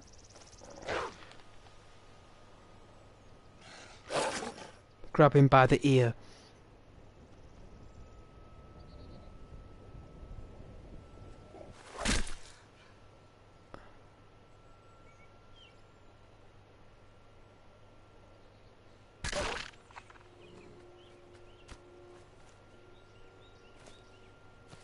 Don't know what hit it.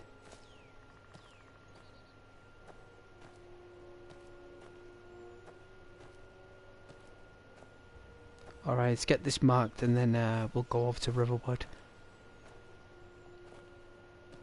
It's an awful day.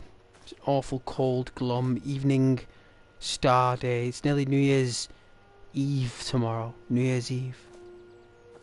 In Skyrim. If they celebrate New Year's Eve.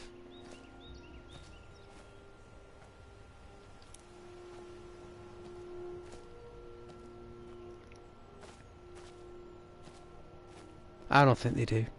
I don't even think Skyrim cares.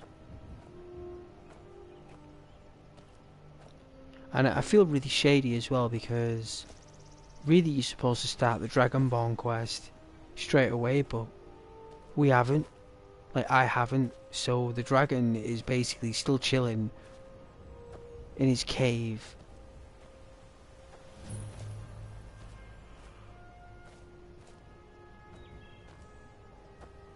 And people are all afraid, but at least they don't see the dragon. At least it's just a rumour.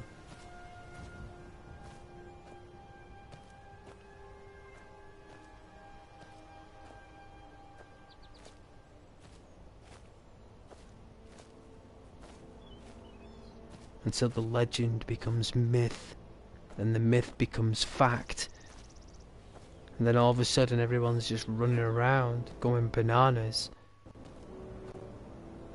A little bit of lag there. That's the game.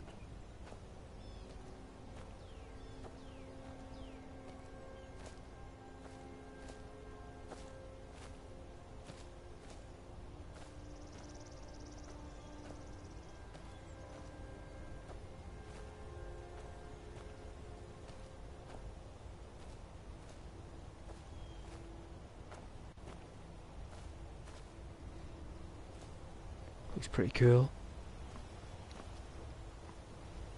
Pretty standard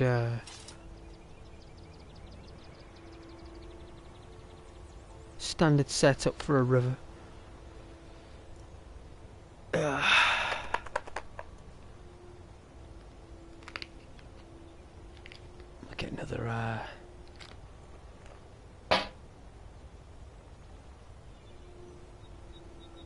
Get another cup of tea shortly.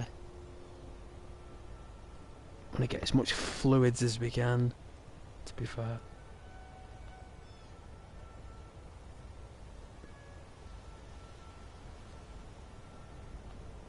It's doing that thing. There we go.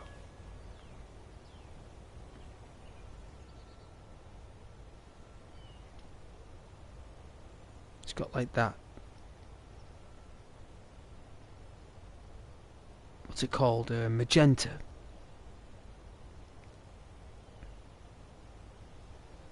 Like a magenta filter.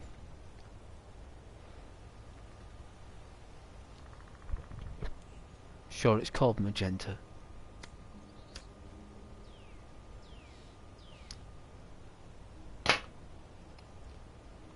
Smoking like a trooper today.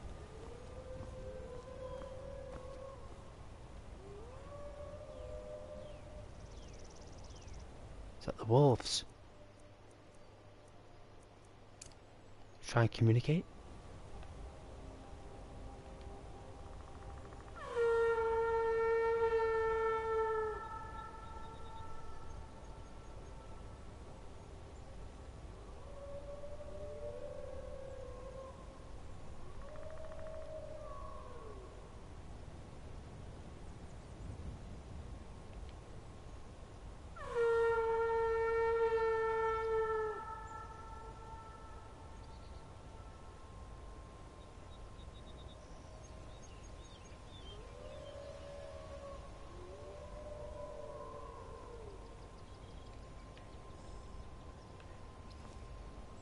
Family of wolves. Sound frightened more than anything.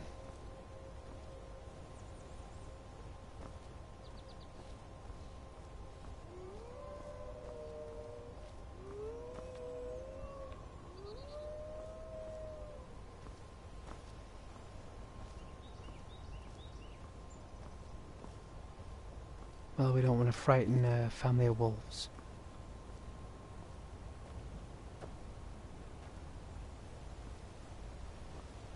I think we need to be on that path over there, to be fair.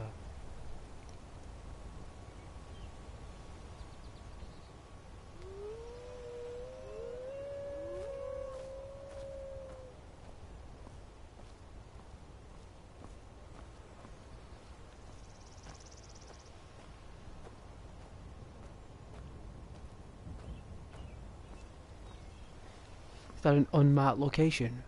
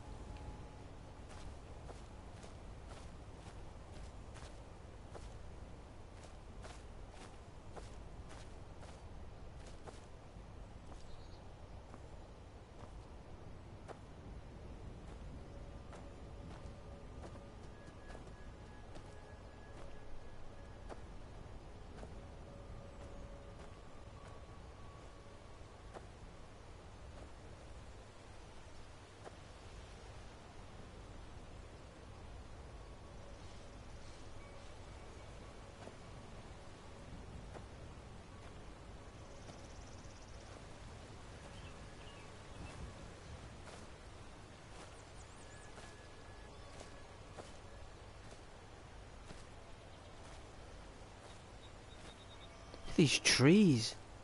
I've never known such phenomenal design of trees. Look at this. It's better than Red Dead trees. Like, they are. Like, they might not be as real in terms of how they move, but it is Skyrim. The engine is nearly 20 years old, so the fact that they look that good, that is really cool.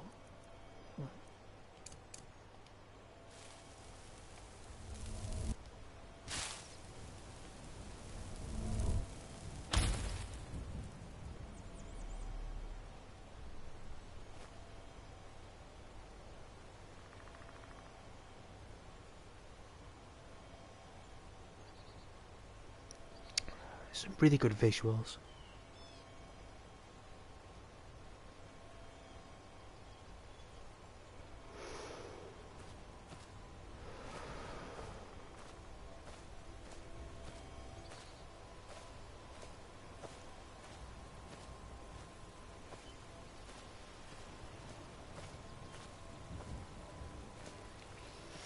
I think there's Riverwood.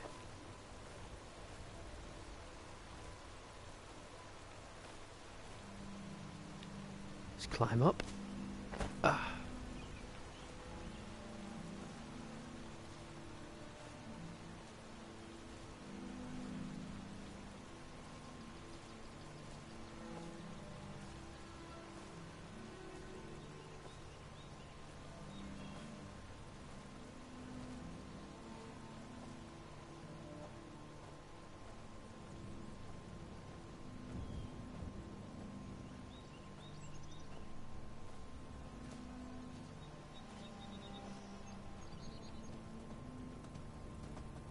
Where in the Lord's name am I?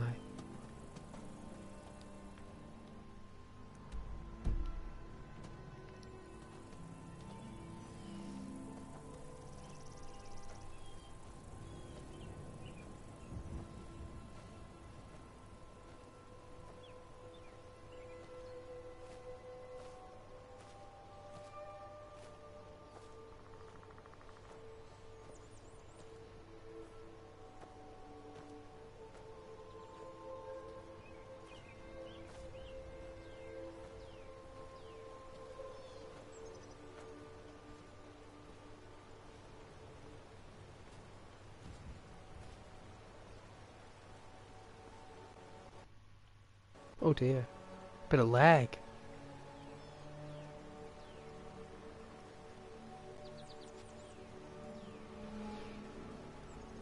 Ah, beautiful.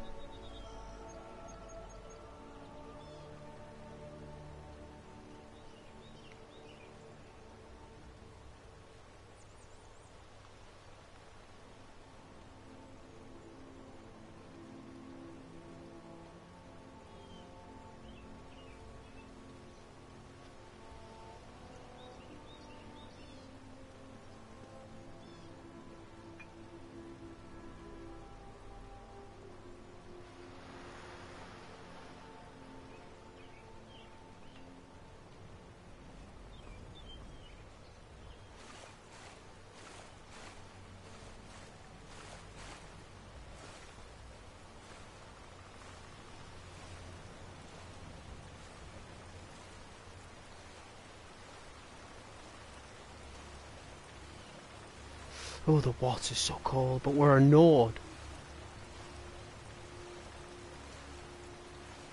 We bathe in ice water.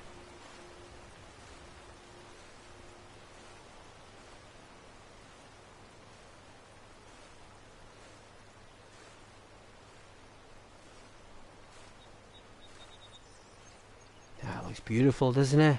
Huh? PlayStation 4 Pro, right? I wanted to show you how good it really is. What it's really capable of. High fidelity performance. Only the best. You make do with what you got. Imagine what Ghost could do with the PS5. Huh? You give Ghost enough time. Probably take me about a month to get the right setting. I wouldn't be able to play Skyrim for at least 4 weeks. But it would be worth it if I had the PS5, but when Grand Theft Auto comes out, that'll be it really. And then everyone will get bored of it after about 4 weeks. Once everyone's found out that the story is not as long as GTA 5, they'll be upset. And they'll find out that... Because think about it. Grand Theft Auto 5, wow, look at this. Grand Theft Auto 5 had 3 characters in it, which meant you had 3 storylines all intertwined, where this one you've only got 2, so that means a shorter story,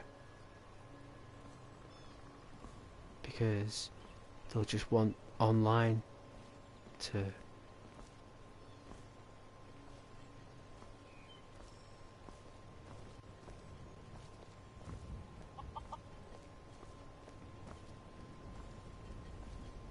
take off, and it'll be very likely it'll be restricted to each island, because there's 2 islands, isn't there, in Vice City?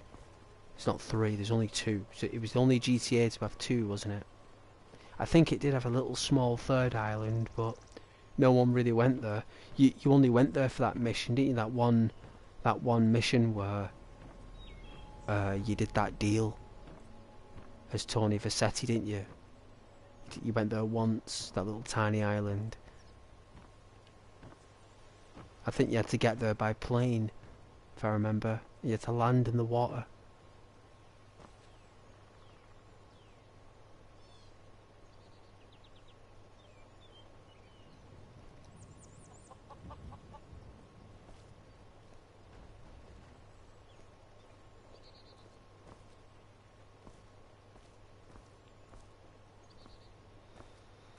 Alright, let's take a minute.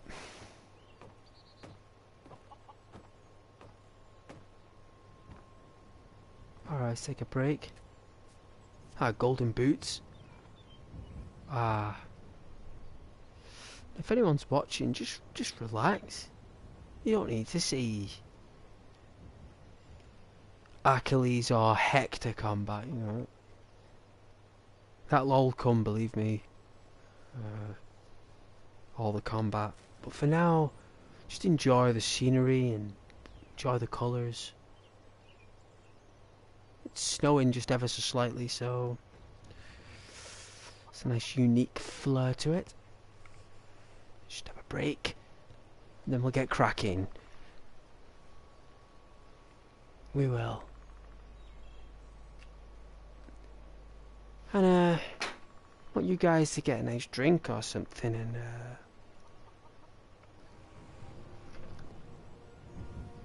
because I've noticed I've been going online, right, on YouTube to watch some videos, right,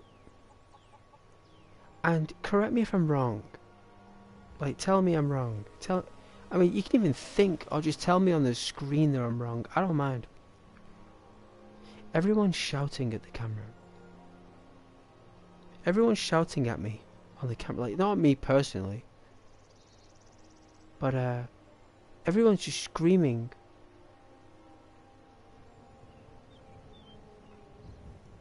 Like, complaining about everything. And I'm like, why are you complaining?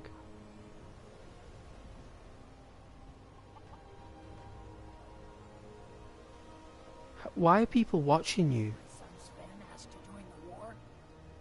Why do people turn on their devices and click on your things? Because all you do is complain and moan about things that you don't like. What is so attractive about that? I mean, if I was just screaming and shouting on the microphone about things that are rubbish, I bet I would get loads of attraction. But it wouldn't be for the right reasons. It wouldn't be. I mean, anyone can scream and shout at a camera.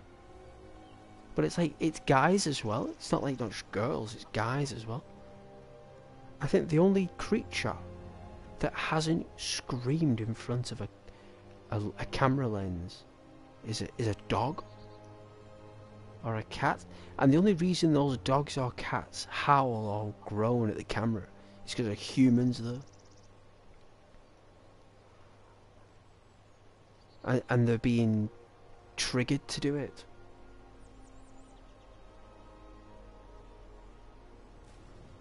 And I just don't know why people find that interesting. Like, is there literally people who find that really interesting? I mean, do you guys find it interesting listening to people scream and shout on the microphone? Is that what you like? Is that what you're into? Because I'm not. I'm not into it, but YouTube keeps throwing her at me. You know, and some of them trick you. Some of them, like, start off normal and then they get riled up.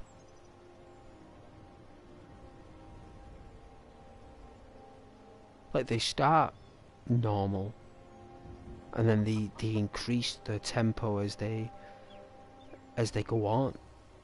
And it normally involves themselves, really. It doesn't involve anything else. It's more or less about them and how they feel and what they think. I mean, why would you care about what they think from their perspective? Who cares? I mean, I've seen a lot of videos as well where it's titled "Things Aren't the Same." Things aren't the same as what they used to be. And it's normally a guy in his 40s or early 50s saying, you know, things ain't right. Friends, family, they whine and they complain. They're saying the same things. It's like everyone's just copying off everyone. Everyone's just copying what everyone else is doing. No one's actually doing anything themselves. And if they are doing it themselves, no one sees it. It's never heard of. It's never even broadcasted or shown. It's basically just concealed. And all you hear is just this toxic pollution of people complaining and whining at the top of their voices, screaming at me on a screen. Yeah, I understand how negative that is. Do you have any idea how awful that is? And you know what? It's the biggest promoted topic on the platform, is people screaming and shouting. Like, really? That's what you like? People raged and wound up so tight that they're being squashed so much that they're just screaming at the top of the voices in front of a camera at people who don't even know them. And they're like staring into the camera with their eyes and doing like that wide eye look, like that psycho look. And you're looking at these people and they put on loads of makeup to cover up what the face really is, like an ogre or a monster.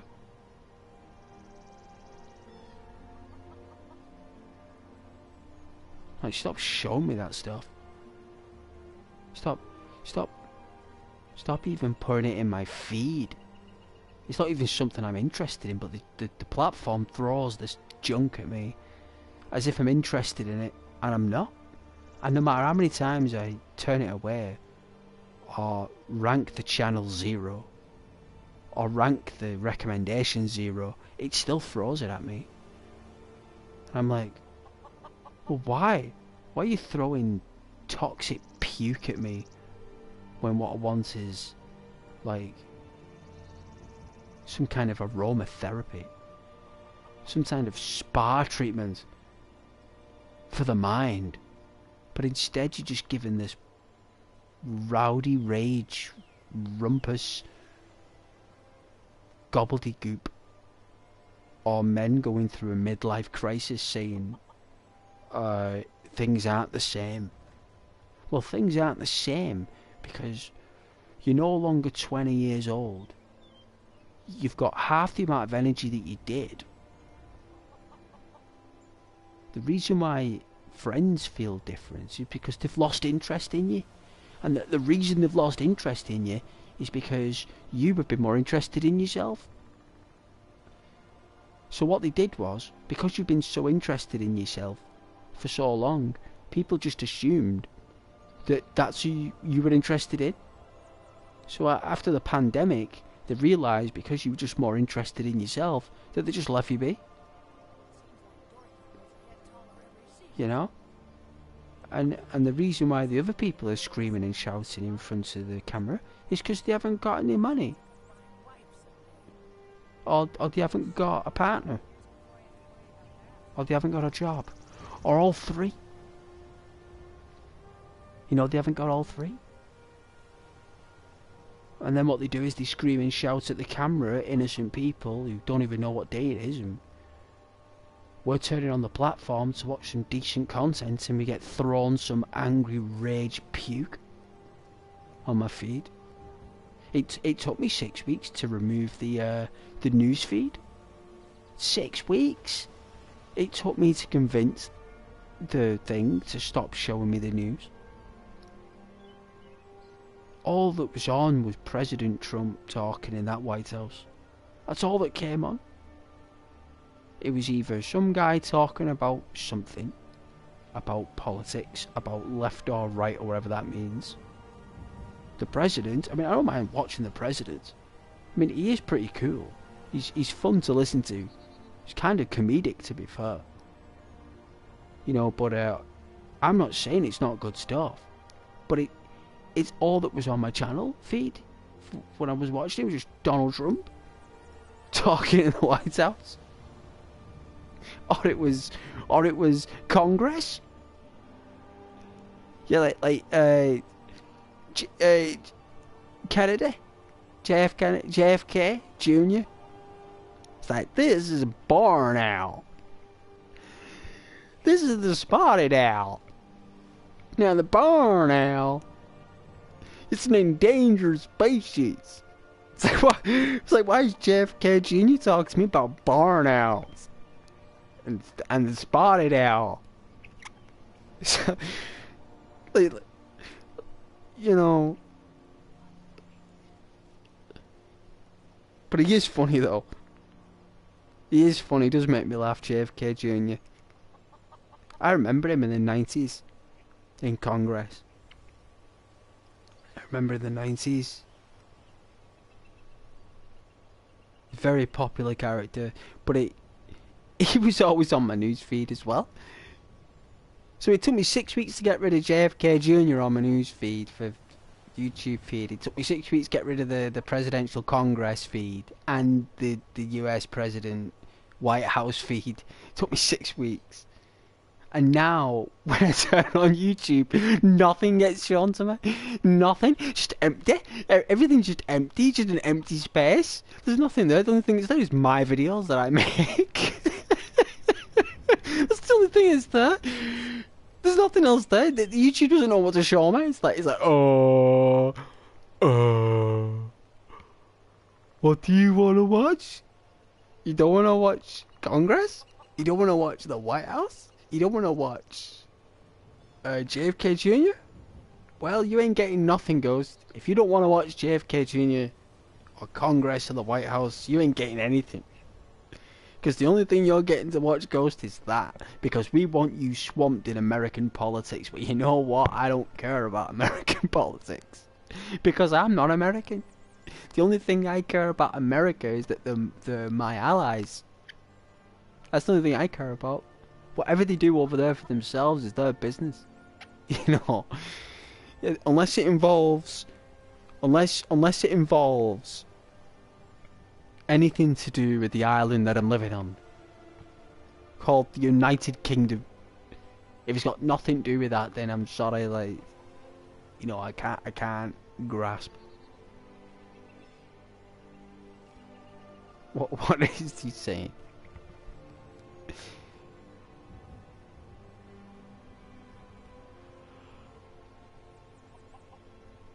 Look at the graphics on that. That's so nice. So yeah, if you try it, I bet if you tried it on your YouTube feed, so if you went on your YouTube homepage and it had all your recommended shows for you, if you say not interested in any of them, right, say you're not interested and it's not interesting for you, let's just say it's not, and you're just watching it because it's just there, right? Well, if you don't watch it and you select everything not interested or don't recommend to me, right? Because they're the two options you get: not interested and don't recommend for yourself. That means that you'll never get anything about that again on your feed. Not interested means you'll still get stuff in the future, just not as much, until you completely push it out. And believe me, it will be like going to the gym, doing a workout. It will take you nearly 2 months to convince YouTube to not send you that stuff. And when they stop sending it to you, your life will change. Because you look at your feed and there'll be none of that puke that's on there about negative stuff. Because you've said no to all of it. And you're just keeping your subscribers whatever you like. I mean, subscribers are subscribers, right? If you're subscribed to a channel and you love that channel, good. That will always be there. But all those feeds that are coming through is basically, how can I call it? Attachment viewing. It's attachment viewing. It basically means that they're trying to see if you're really interested in it. They're trying to get you interested in a political portal. Which means that YouTube thought, for some reason, that I like politics, and I don't. So what gave YouTube the idea that Ghost likes politics on his feed? I don't even watch it. It's not even anything I like, but yet it throws it. So that is really weird.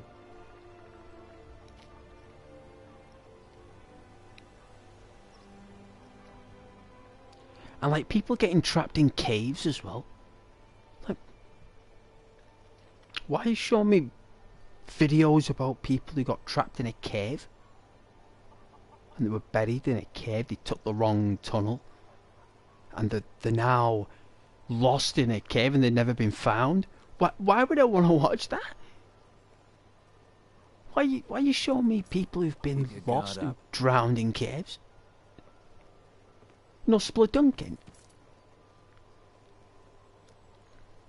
People getting lost in the forest. It's like, oh my god. She's trying to scare people.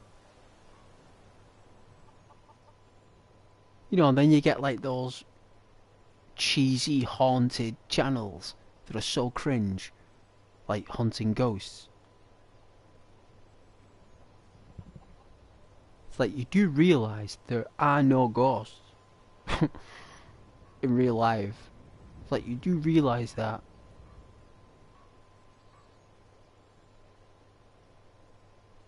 It's like a ghost is a manifestation of environmental anomaly. An environmental anomaly is something where the slightest vibration from anywhere can cause an action and reaction. And they normally go to places that have high industrial mechanisms nearby. So if you notice on a scary channel that they go to these places, a lot of those places have massive machinery nearby because they're abandoned houses, right? You wonder why they're abandoned.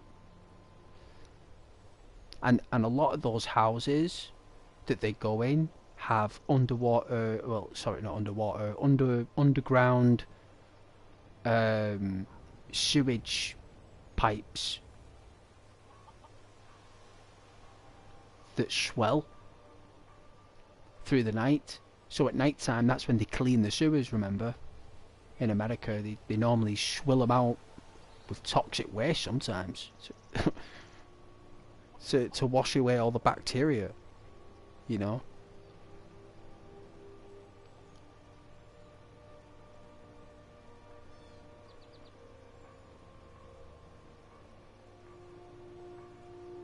But my God,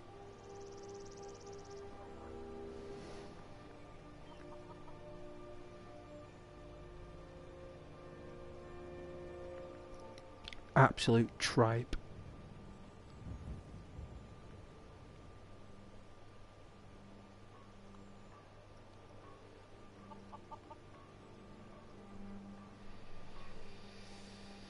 Let's have a look.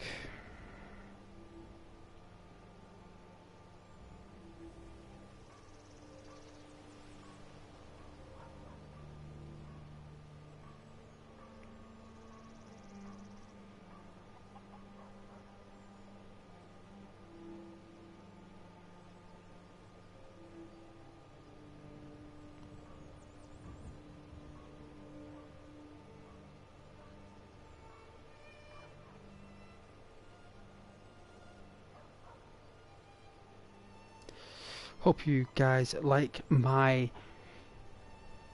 description, my typo. Hope you like it. Hope you like the thumbnail as well that I designed. What? Thought I'd create my character with gouache, but it's called digital gouache.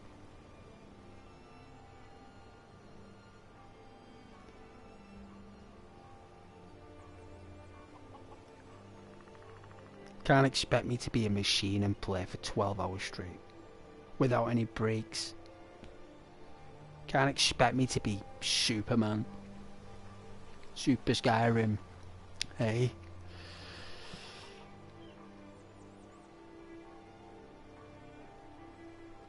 Sitting down on a bench is real. Just don't like the orbit cam, that's all. And that's another thing as well that was really cringe, was them channels at Christmas with the orbit camera. Like they'd say on the video, like, Skyrim orbit camera because it's all I know what to do. Like, what? Like, they just leave a character in the middle of nowhere and have a camera go round and people watch that? No one's gonna watch that. Who's gonna watch that? You'd have to be an absolute nutcase to want to watch that. Bring me all the wood you can chop.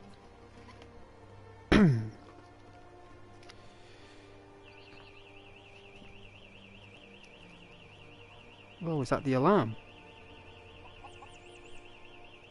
Give me a sec.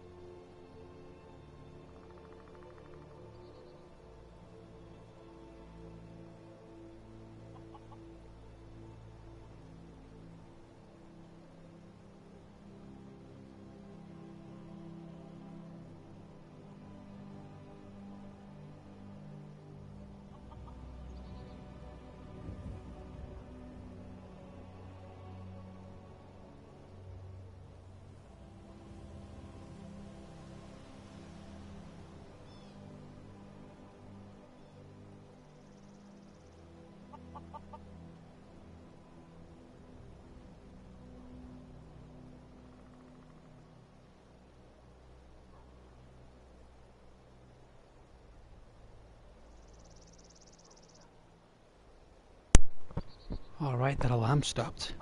That's how long it went on for. It must have been like a car or something outside, or a van. It was really loud. 20 to 7. Nearly time to go in the barkeep. Get ourselves a bottle of ale. Fine mead.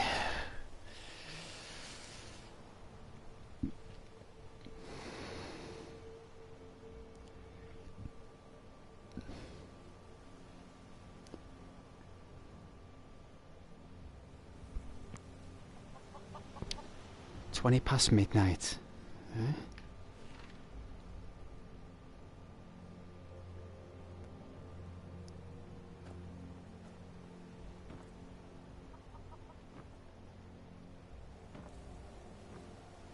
Hopefully the snow will go tomorrow. It's only a flurry. It's not too bad. No, there's a chest here. I know there's a chest there. Is it empty? I know there's a chest here. Never seen that chest. Oh, this is a satchel.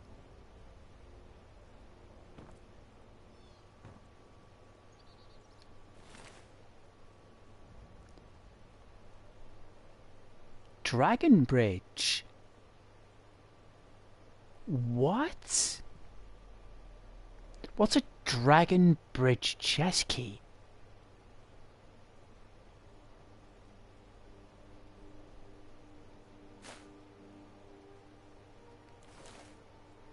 I've never seen that before.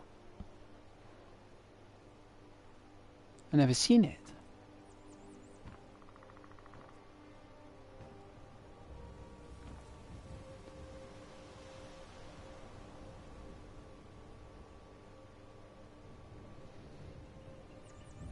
You want to see the birds? You want to see the birds?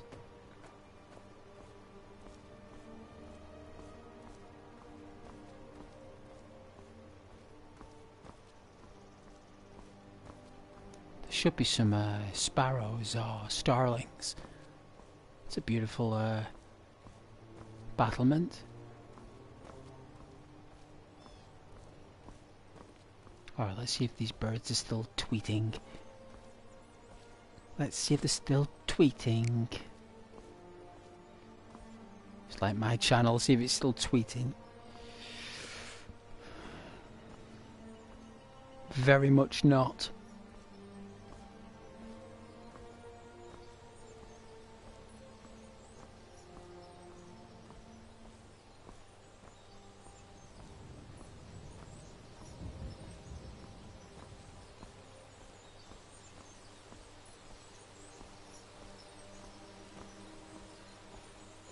There we are, see if we can catch the sparrows and the starlings. See? Oh, they must have come from another tree.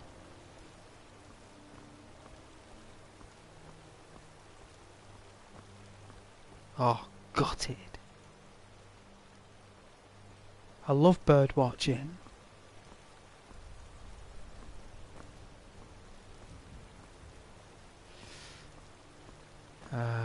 There's a lot of videos as well that have popped up about people being really upset, being demonetized, and people being removed from the YouTube program because the content's just rubbish, basically.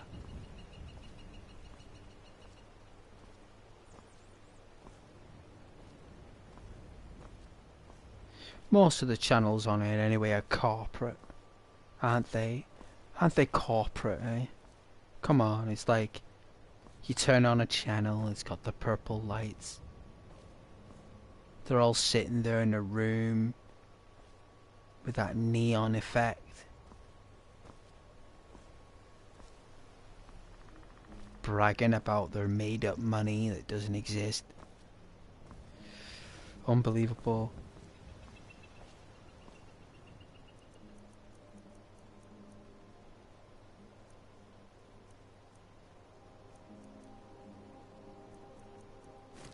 Never known the most biggest pile of codswallop in all my life. I mean, why do you think YouTube are doing that? Because most of the channels are just rubbish. They don't create any movies or shows or games or stories. They just make random reproductive content, stuff that can be made by anybody at any time.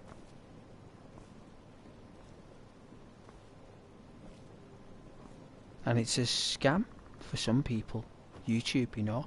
And YouTube no longer want people who use it as a spam anymore. YouTube are basically saying, you know what, you lot clear off. And yeah, okay, so what? My channel isn't exactly a fountain of youth right now, but that doesn't mean that YouTube think that my stuff isn't worthy of partnership. I mean, there's obviously development that I need. That there is a definitive development required for that. But the reason why YouTube would remove channels from partner programs is purely because of lack of effort. No one's going to hire you in a job if you lack effort. Who is going to hire someone who doesn't make any sense, is always late, always leaves early, never pulls their weight, and isn't exactly nice to everyone? Who in the Lord's name is going to pay someone like that? YouTube only want to pay lovely, amazing people, because the adverts that go on, those advert people are very fussy about who they interact with, and they're not going to be interacting with someone who's as selfish as a crab. You know, YouTube are going to want to deal with people who are very amazing personalities. I'm not to say that the people who have struggled to maintain partner don't have that, but what I'm saying is they've not demonstrated it. They've just used shorts, haven't they? Made up stuff, made up shots, made up videos with cartoons. Some of them have even used Mario and Zelda. Like, these characters are owned by Nintendo. You know, you can't be going around making animes and manga cartoons with Mario and Zelda. That property belongs to Nintendo. You know, and YouTube ain't just going to let anyone make... I mean, that's Japan's jewel in the crown.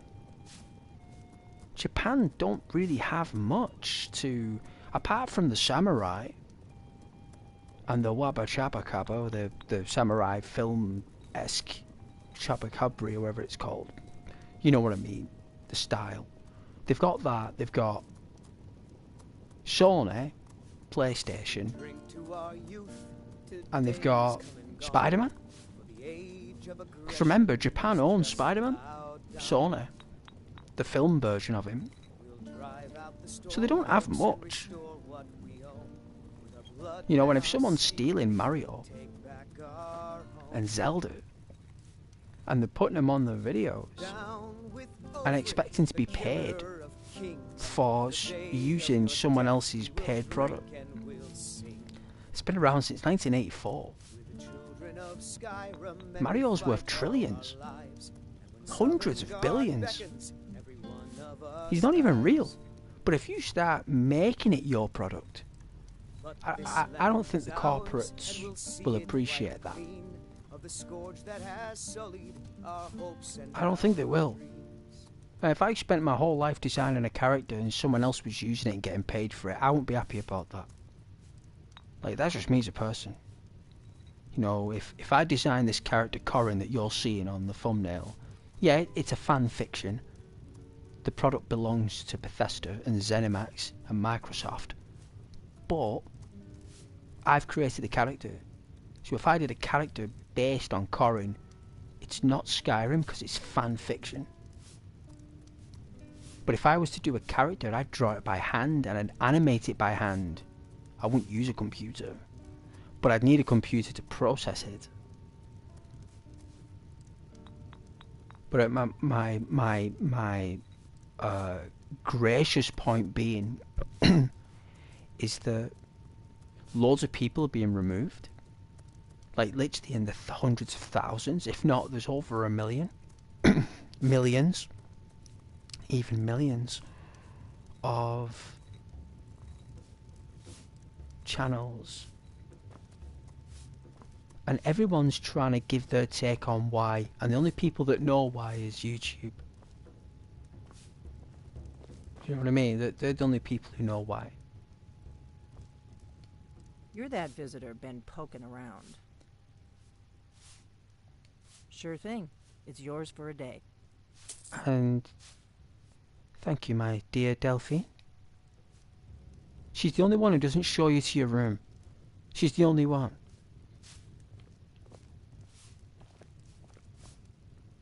But yeah, they've removed a lot of people.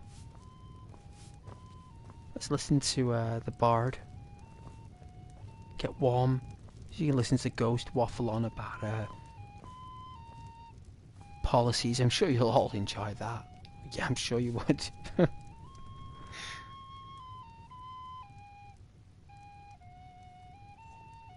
Yeah, like people are making films, 30-second films, putting them all together, so they're creating an account with Korra or whatever AI generated program they're into, whatever they're comfortable using, and they've been putting together 30-second clips.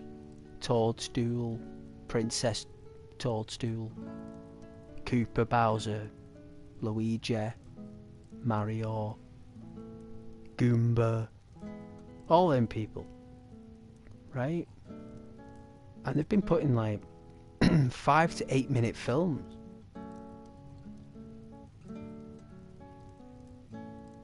That's Super Mario Brothers.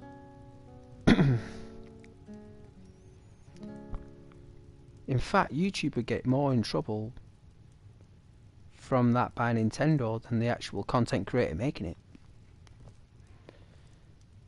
You know, and YouTube won't allow AI generated content, right? Because Hollywood invented it. So Hollywood have been using artificial intelligence generation since James Cameron. Right, so James Cameron created that artificial intelligence studio with Abyss. The Abyss. This is a local favorite and Terminator 2 I ever learned. Ragnar the Red. is an AI generated Once was system. a hero named Ragnar the Red who came riding to Whiterun from Old Rory Like, Stead. not the robot, I know the robot's AI in The fiction, but braggart the did swagger and special effects. as he told of bold battles and gold he had made. And DreamWorks Pictures, But then he went quiet. Steven Spielberg's when he company. met the shield maiden Matilda who said, The special effects they create is "Oh, artificially come, generated. lie and you drink all our mead. Now I think it's high time that you Hollywood lie owned down the and patent. bleed." And so then You came do know flashing that, and don't you? slashing of steel as the brave lass They've- Matilda they've- charged they've in got full the- zeal. claws into that technology. Ragnar was boastful no more. And when I say When his claws, I don't ugly mean red head physical rolled around on claws. the floor. Like possession.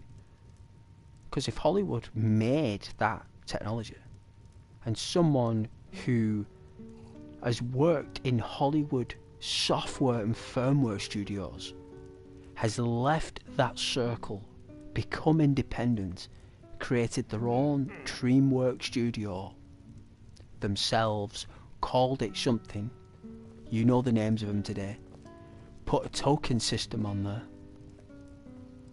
or a subscription rate, and it lets people create whatever films they want.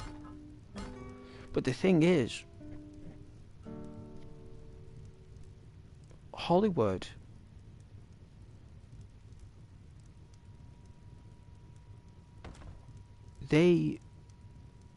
all that generated stuff, the methods, how it all connects,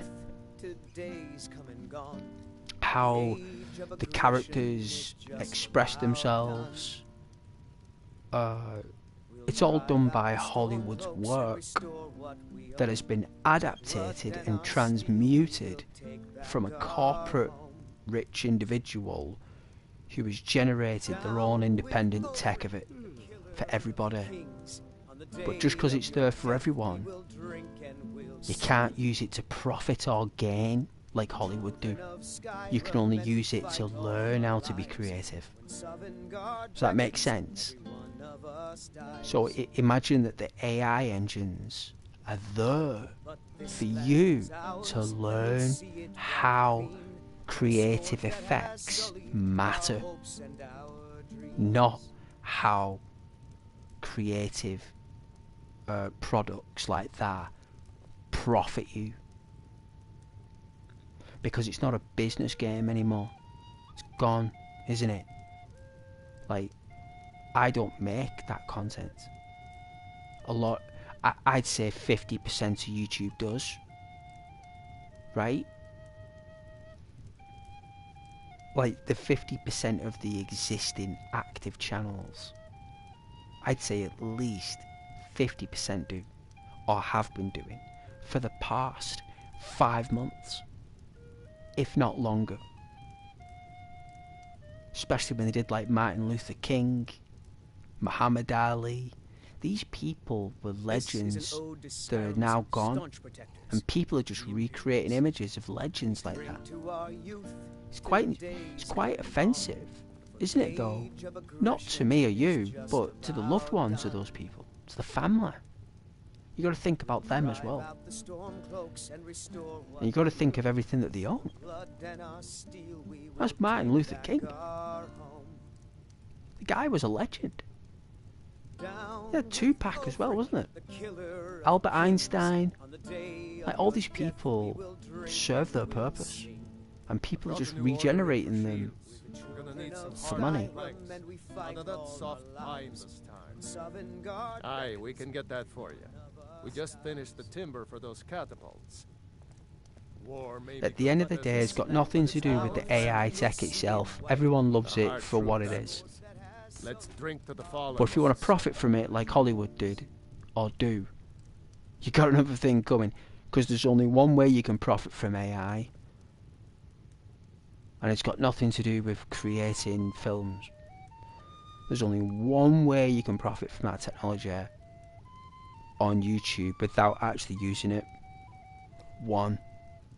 And I'm not telling you what it is, because I ain't doing it. There's only one way you can do it, and it's probably not even worth it.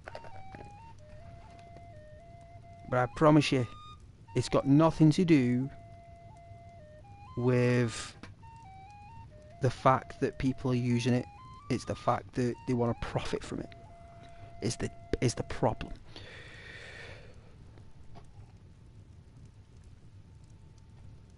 It's like you inventing a pair of trainers that last 25 years. But other people were selling your trainers with the same design, but they only last 10 months, if that. But they're using your design to sell them. You wouldn't like it, would you? Like, that's my design, that. Like, you can't take the stripes, take all that, and you're destroying the promise that the actual brand made of 25-year build. You're turning my 25-year investment build of a trainer into a 10-month knockoff. And that would be the AI tech. It's a knockoff. I'll say it. It's a knockoff. Isn't it? It's a cheap, tacky knockoff of of special effects. It's a knockoff. And it's like Christmas. It's good for one day. You know what I mean? Couldn't do Christmas every day. It's just good for one day. And just like the AI tools, they're good for one day. You might need them for business. You might need them for... Because that's who it was made for. It was made for businesses. I don't think it was made for the people. I think someone overshot that idea. I think someone, probably from America, really pushed for the public to have it and really push it into the market like the iPhone. You know, because they haven't got any tech to give us. They haven't got any revolutionary technology. So what they did was they gave us a software instead. Which everyone will stop paying for when they stop profiting from it. So when everyone starts getting removed from all the platforms that exist for using it, those companies will go bust. The AI companies that are now massive. In about 3 years' time, they won't be here. They'll be called, like... Me personally, I think it'll go into medical. I think that technology will go into the medical persona of things. I do. And I think that it will go down the lines of mental health. I think it will go down the lines of people who need consultancy with mild problems. And I think that AI is going to fill a lot of gaps with work that doctors had to do. I think it's going to give up a lot of free time for doctors and nurses. That's what I think it will go into.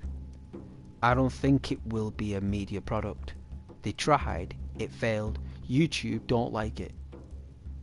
You know, YouTube didn't appreciate the fact that people were creating characters that weren't theirs. You know, if you think about it, YouTube put the trust in the people that they'd only create stuff that's eloquent and creative and independent to them. You know?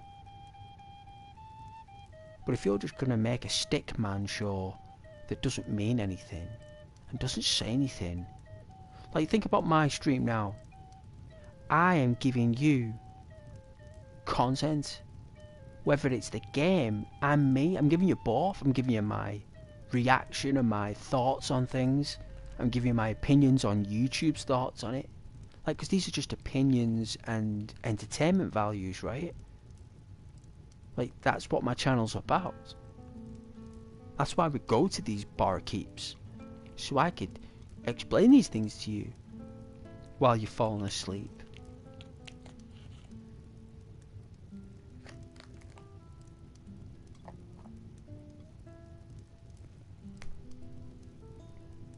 Even though YouTube are probably showing my stuff to a bunch of cooking channels.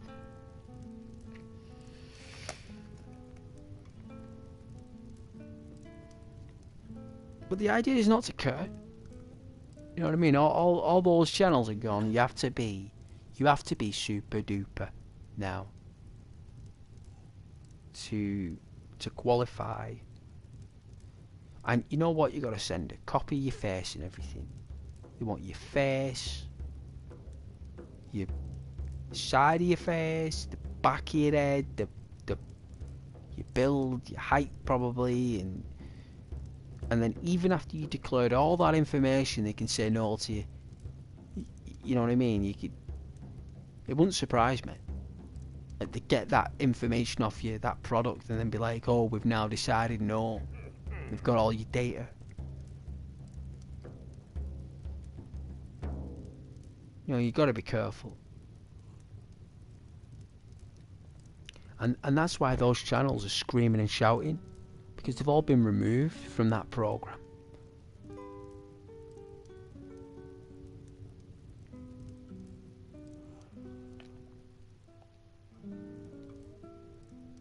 And they're all screaming and shouting. And no one knows why. And some people are actually getting really stressed out by it.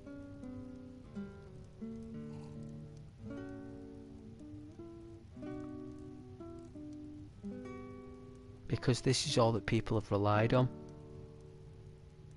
for years, is the YouTube money. A lot of people have relied on that for everything. And now they can't rely on that money. It's gone. And they've probably spent it. Do you know what I mean? Because they probably thought they get bucket loads. They probably made like a yearly estimate. You know, if they've been getting, say, $5,000 a month or $2,000 a month from that AI content, you've been working out, it's like, what? Like nearly 50, like $60,000 a year.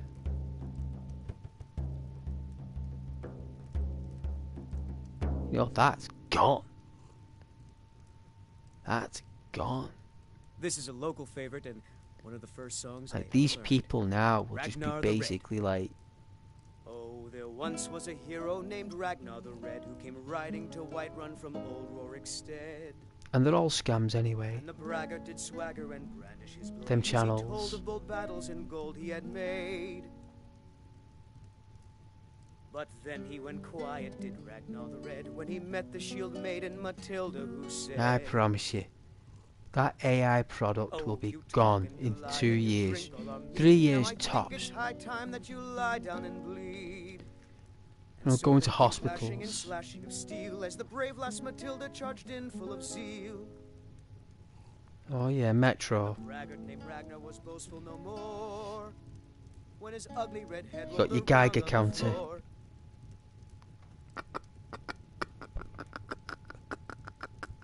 Hi Rads.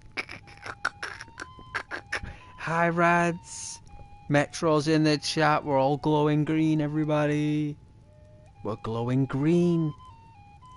It's over now. May as well call it a day. Someone told me to give up my YouTube channel a year ago. They're probably right.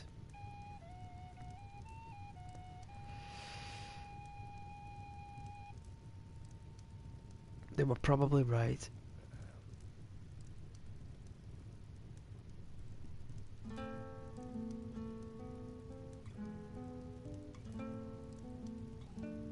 But that doesn't mean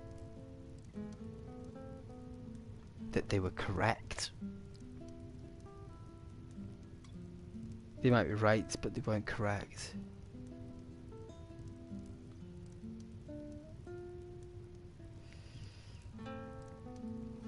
People want the moon now anyway when they jump on a stream. They want the moon, they want a picture of you, they want you looking good looking, they want you wearing the best clothes with the best talk and the best chat, whatever. Whatever. Like, whatever. And I think they'll be removing that YouTube program anyway in the next 5 years, me. I think they'll remove that. And I think they'll replace it with something a little bit more dexterous.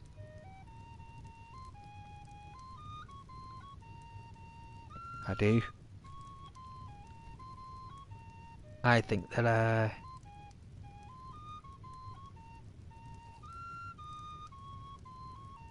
there'll be strict times that you'll be set to go online and everything, me.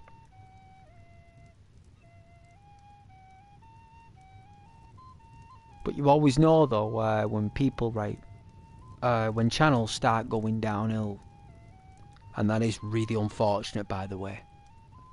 Like, it's heartbreaking, right? They start making quick changes on the channel. Like their slogan, their description, the profile picture, the cover art. They'll start privatising certain videos, unlisting certain others. They'll start making little dot-to-dot changes on the channel, thinking it will fix the drought. And it doesn't fix the drought, it just makes it worse. It just makes it worse.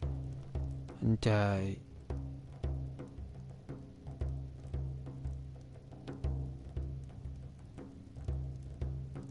You know, if you're getting 150,000 views every video you're doing, and all of a sudden it goes down to 30, 35, 40,000, that's a massive drop to them. To them, that is an embarrassment. Going from 150,000 down to 35. They see that as a huge drop. They won't broadcast for 30,000 views. They won't do it. They'll want 150,000 for their efforts. But it's not worth 150,000 views.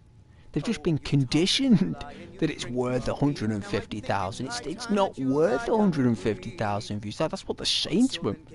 It's like, you think it's worth 150,000 views, but it's not. It's not worth 10. You know what I mean? Like, these channels are saying, like, hey, you know, my channel, the views have dropped, no subscribers. My last video had 250,000 views. Now I'm getting 30,000 or 40,000. This ain't right. It's like you're lucky you get that. You're playing a game where you got a gun in front of you. That's probably Call of Duty or Medal of Honor, and you're walking around shooting people. You actually think that's worth 200,000 views? Just because you're walking around with a gun on Call of Duty picking people off doesn't mean that's worth 250,000 views. The only reason you got 250,000 is because your subscribers all watched it. Now, not all your subscribers are getting all of your videos. You have to pass a test now. You have to do a I call it the YouTube Krypton factor.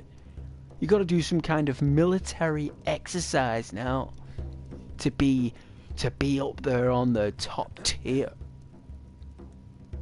I don't care about that. As if YouTube are going to put Ghost in a top tier recommendation video option.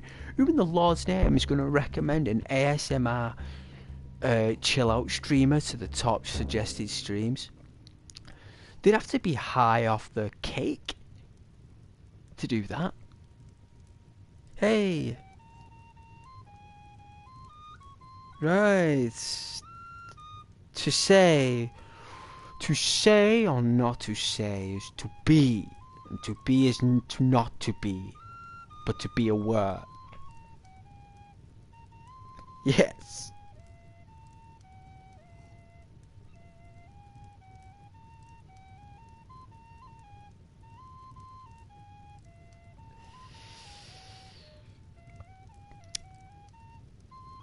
It's like, yeah, she had 250,000 views, did you? Now you're only getting 30? Well, your video's only worth 10. It's only worth 10 views because really, all videos are only worth 10 views. That's why YouTube have completely wiped everyone off the program, because probably doing rubbish stuff. I mean, if I'm doing rubbish stuff, I want you to tell me. I want you to say, Ghost, this is rubbish. Like, it's agonizingly rubbish. Do something else, Ghost. Like I don't know. Play a game where you're in the military or something, or do something where there's some action. You know, and I'd be like, okay, no worries. But you guys don't tell me, because you like me doing it. You like this stuff, right? You like me sitting in a pub. You like me talking to you about YouTube anomalies and people going bonkers. Yeah. You know, like some of these people have been conditioned that the channel and their videos are worth thousands and hundreds of thousands and millions of views. You know what I mean? Like they're being conditioned, when now they're realising that they're not even getting 10. They're not even getting. I mean, it's only the hardcore subscribers that will be watching it. Hardcore, and no one is. Not even subscribers are watching stuff. The only I'm subscribed to about 15 or 20 channels, right? If that. The only channel I watch is Asmongold. I watch Asmongold, Penguin, and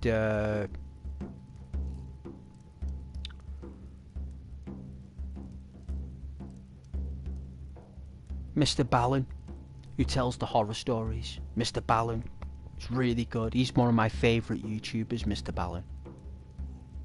He doesn't swear, isn't cocky, he's an ex-marine, he's a good guy. He's one of the top guys on YouTube in Mr. Balin. I recommend each and every one of you watch Mr. Balin, because he's got about 2,000 videos of really awesome ghost stories, and he explains them really well. That's a YouTube channel. You know, that's a really good YouTube channel, because his content is real and it's meaningful. Everyone else, I don't even watch. I don't even know that they've made videos these days. I don't even think YouTube tells me that they've made one. But it tells me if Asmongold's made one, though. Or Penguins. Or Mr. Balin. So, hey, suffice it, did you know it's a good idea to unlist a video for 24 hours? I don't even care. I'm not saying that I mean, thank you for letting me know. It's very sweet for letting me know that. It's very kind. Not as a human perspective, but as a... I don't make videos anymore. Not after that Red Dead Redemption 2 videos I did. I know they got 200,000 views, but they should have got more, and I didn't get enough support or anchoring on them videos from YouTube or Sony. So I said, you know what, I'm not doing it anymore. I'm not making any more videos because you've basically got to be Steven Spielberg now. And I'm not Steven Spielberg. Nobody is. So... But I don't really mind about that. But thanks for letting anyone else know if they're watching. So yeah, there you go. That's a hypothetical trick there that suffices saying. Rank it as unlisted. Well, a stream can't be unlisted because a stream is live. And I'm live right now.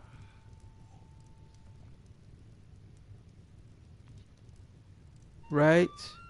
Red Dead videos are cringe because of constantly going off like fireworks. They are going. They do. You're right. It is like fireworks. It's like bonfire night. I agree with you. That's why I stopped playing it as well. You think...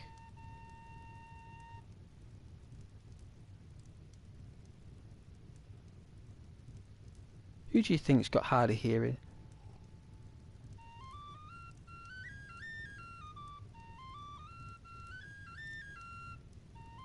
I don't know what that means, sorry, suffice. Can't see it, to be fair.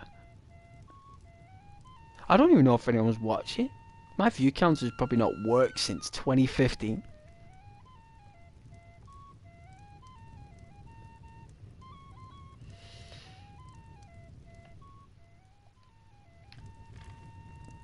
Well, I've got a cup of tea though. Let's get to sleep in this bed here.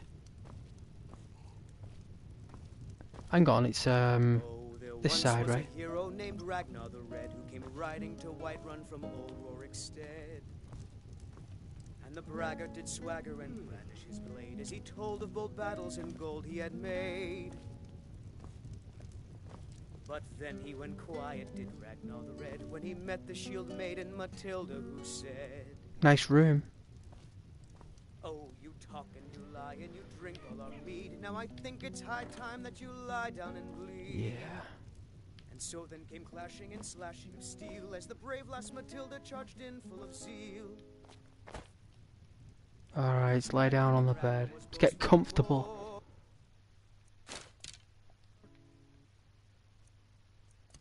When his ugly red head rolled around on the floor. Ah, there we go.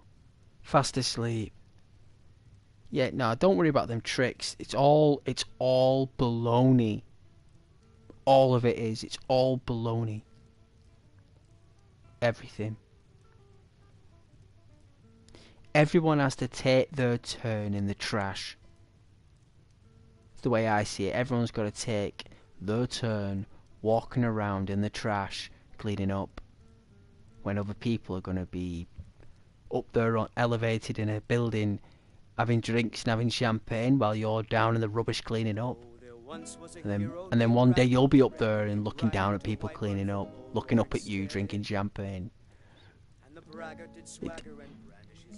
It swings in roundabouts. It doesn't matter what systems you got, doesn't matter what settings you got it on. Doesn't matter if it says cooking, travel, keywords, tags, title. Maybe title. The thumbnails, maybe. I'm experimenting at the minute. These are experiments, by the way. I don't normally do that. You can check all my videos. They have none of that. But I'm experimenting with thumbnails, and I think they do help 5%. 5% each, 5% title, 5% thumbnail is a 10% quantifiable survey of attraction value. The 90% extra is gameplay and personality.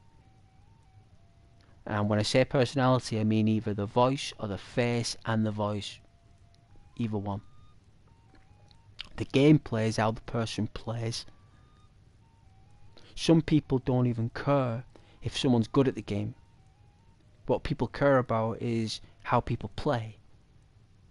You know? Some people just prefer the style of someone's play, not how good they are. Because you all know that I'm not good at this, but I play it the way I like playing it, which hopefully people like. I don't expect you to. I don't require you to or demand you to. But it is really sweet if you do. Even if you don't tell me, it's still very sweet. You know?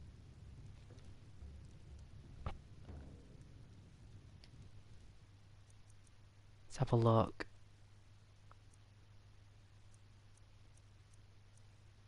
What, 6:10? Then we'll go out on the bench. And then in the morning, and then I'll go get a drink of tea. And we'll come back and then we'll walk to... Let's jump out of bed. Let's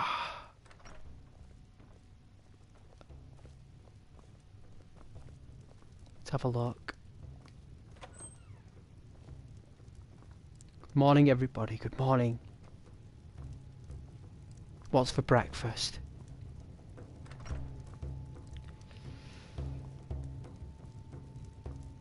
What is for breakfast? Let's save it as well before we go outside.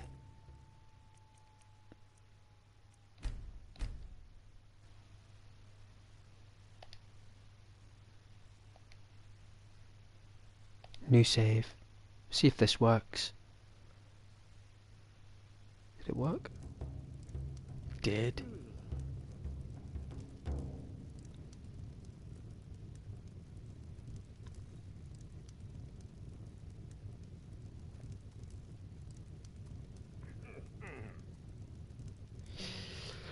Oh yeah, so Asmongold, amazing, yeah, very funny guy.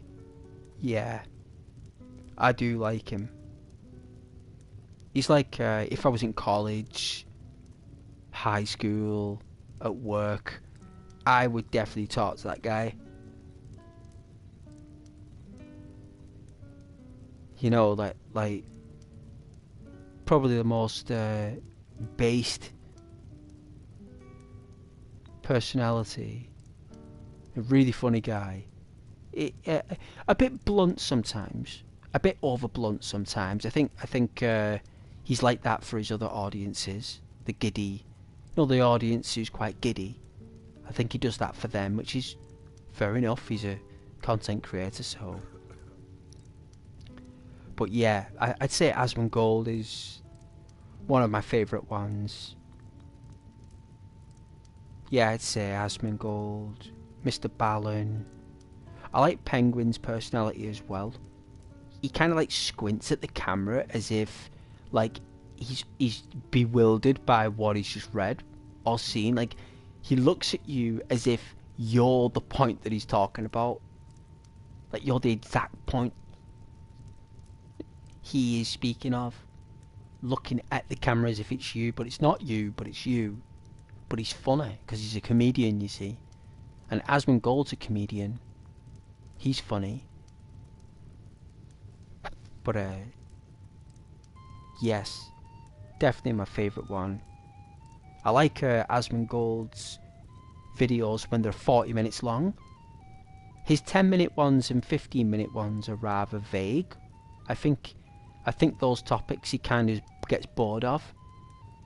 But I like it when he invests 45 minutes in a video and you can sit down and watch him react for 45 minutes. Especially those videos from that guy who travels around Europe looking for scammers. I think that's brilliant.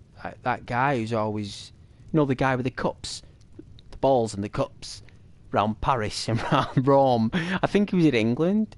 I think he went London. They were in London as well, the scammers, doing the ball thing. I couldn't believe it. I've been London loads of times. I've never seen him on that bridge. I've been across that bridge loads of times because my auntie lives in Westminster. And I've been to Westminster a good few times. And I've walked across that bridge myself. And I've never saw them scammers. So I don't know where they came from in that video. Because I've been London loads of times and I've never seen them. So I'm baffled there. Unless that guy has an answer for it, like they were just there for that one day, and like they're in Stoke or they're in Luton the next. But I promise you guys, I've been London loads of times, and I've never seen those people with those balls and cups with the mats. I promise you, they're never there.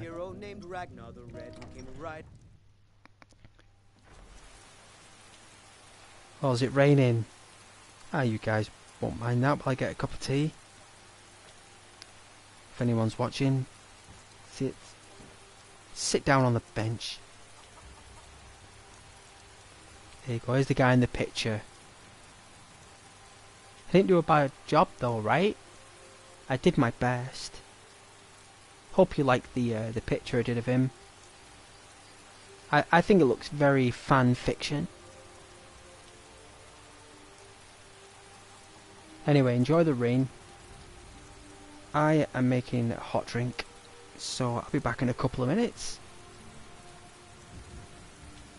And he likes the Johnny Carson of modern era. Oh, you think he's like a Johnny Carson? I wonder what you were saying there. You type the way you speak, so I try to adapt. Yeah, yeah, I am getting a drink, yes. But yeah, he is my favourite YouTuber, Asmongold, and Any Austin as well. Any Austin because of his stand-up comedy, and Asmongold because of his sit-down comedy. So if I want stand-up comedy, it's either Whose Line Is It Anyway or Any Austin. If I want sit-down comedy, it's either Billy Connolly, Jasper Carrot or Asmongold. And because Billy Connolly and Jasper Carrot are old days, Asmongold is more up to date. Plus he's live right now, in the moment. It's more interesting, you know. But yeah, I agree.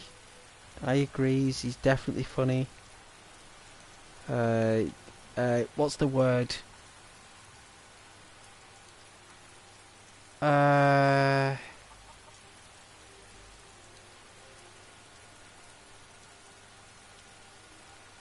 Like he's cocky. Cocky, but in a really good way. Like he's very cocky, but in a very, very good, funny way. He's not cocky in a provoking way. He's cocky in a in a comedic, in a funny way.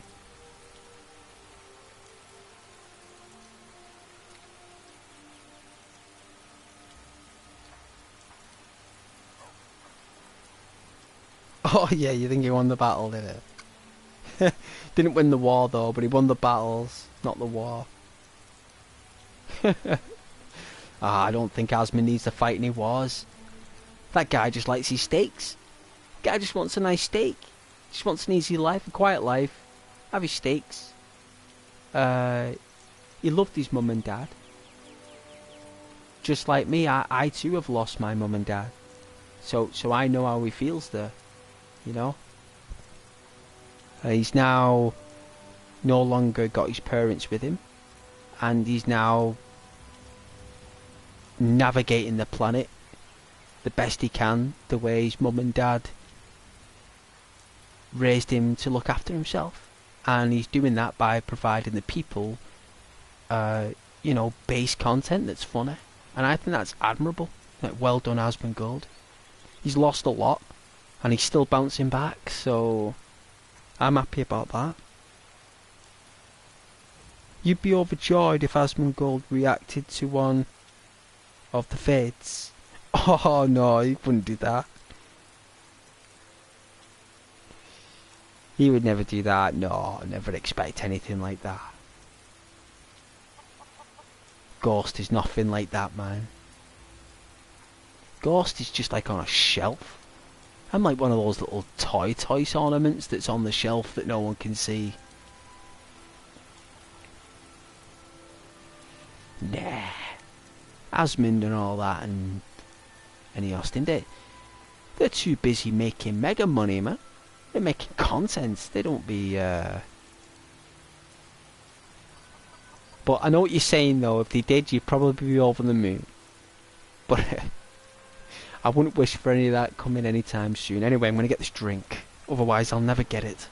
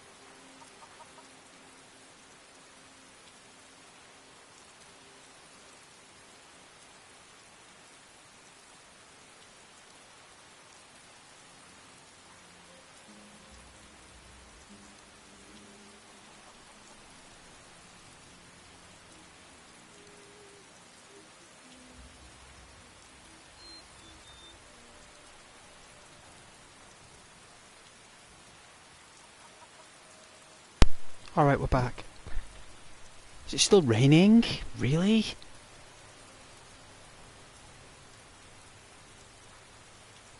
Rain's nice though. It's the best quality I could get it.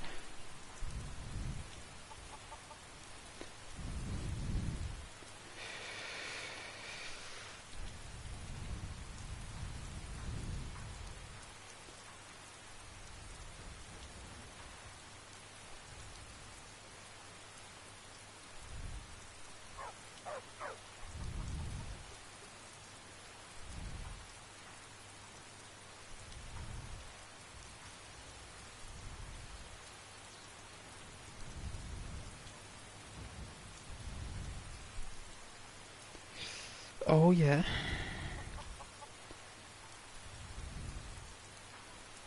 Oh, is that what you're into with your videos? Okay. Nice channel, suffice. No doubt you're into my DayZ content, no doubt.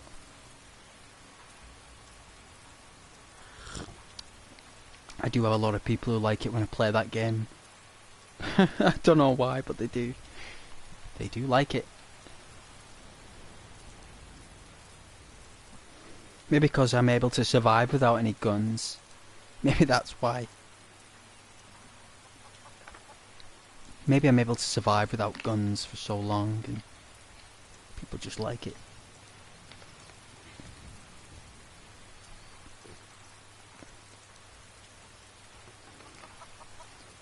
So yeah, this is what we're saying before, right, about YouTube. Right, in my opinion. I'm not saying this is the truth. Like, I've not heard any direct word of it. But what I believe is, everyone has to prove themselves. Again, from scratch. And I'm always trying to prove myself on this platform, right? So I don't mind. But people have already made it years ago, have to redo it again. They already climbed that bridge and mountain years ago. Now they've got to do it again and they don't want to. That's the truth. They, and they meaning ones who are feeling it. Ones who are feeling it, feeling the difference, feeling the drop. See, if my channel dropped, it wouldn't matter. Because the channel isn't powerful enough to feel a drop. So the drop is tiny, despite it. Even if it said 5 views, that is still phenomenal for my channel. If I get 20, 30, or even 60, that's phenomenal for a small channel. You got to understand that. But these other channels who've got like 500,000 subscribers, they have to do it all over again. And they're really tired. That's why they're all frustrated, because they've already done it once. They don't want to do it again. But Ghost has never done it. Yeah? Ghost has never actually had to go through... Well, I have. But... It's not as personally... like... hurtful. Because I'm always trying. I haven't got to a stage where I don't have to try. I'm in a stage where I've always got to try and never give up. Right? I can never stop trying. I should always keep going. Where a lot of those channels don't need to try. They don't need to put in the effort. They can just show up. Right? Well, now, that's not good enough. I'm not saying that, but the boss is. Just showing up isn't good enough. You've got to prove it all over again that you've got the salt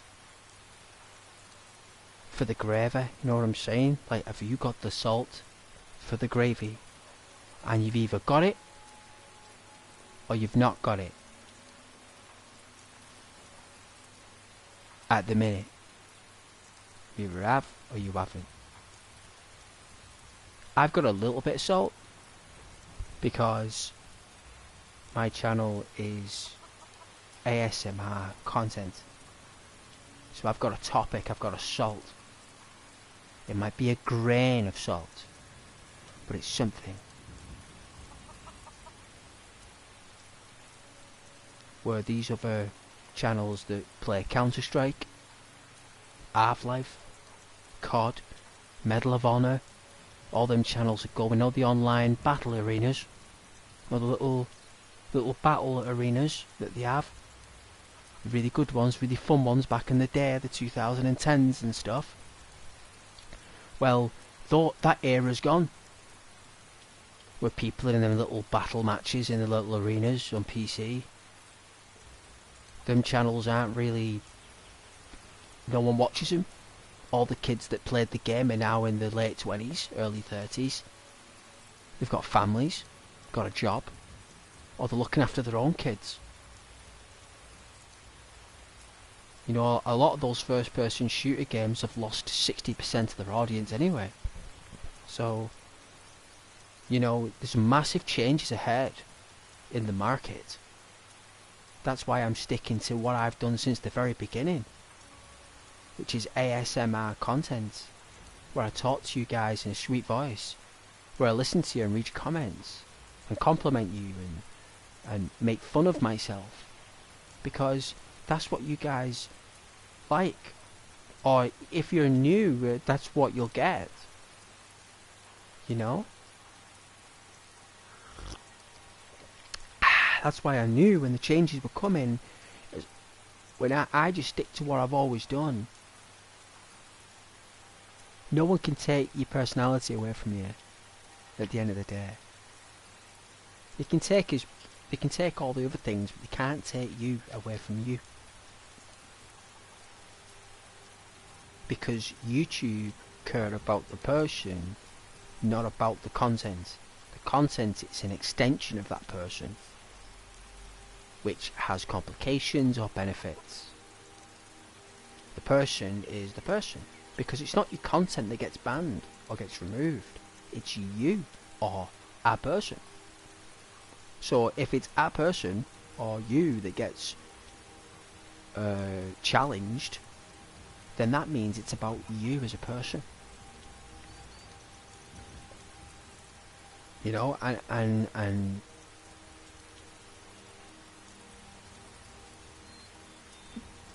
if you haven't got a personality and you're a douchebag and you're not lovely and polite, I don't think YouTube will want anything to do with you if you're a douchebag. Especially if you play computer games or make content that's AI. I would say that. I think all you guys would prefer someone amazing and lovely to speak to. Or wouldn't you prefer someone who was amazing, funny, charming and sweet to recommend an audience to, rather than someone who's got an attitude problem? You know? I would say that you guys would prefer someone lovely and sweet. I would say you'd prefer that. Let's get this lighter.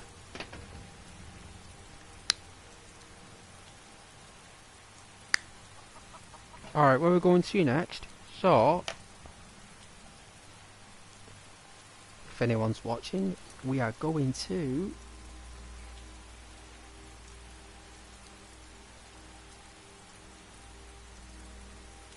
There's another Saints camp.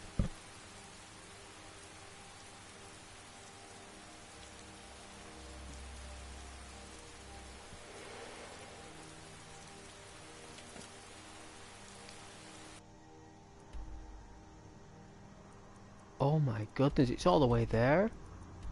Is there Mark Arthian? Is there the two towers?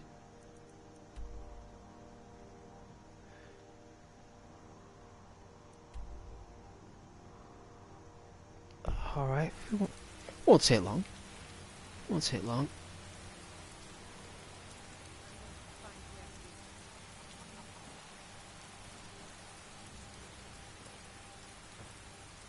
See some pretty colours? You want to see some colours to relax? Go.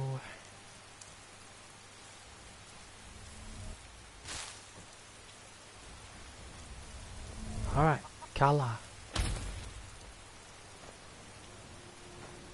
There you go.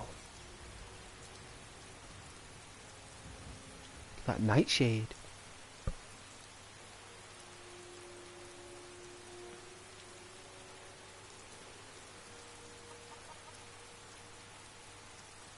Look how beautiful it looks.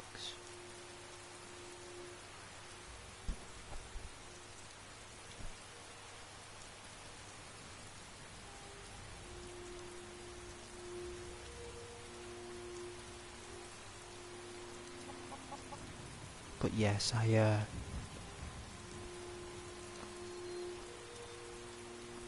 it's my favourite game. This Legacy of Kain Blood Omen, which is a Legend of Zelda game, but for the PlayStation. So it's like a Link to the Past, but for adults. And you're a vampire. So I do like that. And I'd say the Resident Evil franchise. Resident Evil Director's Cut.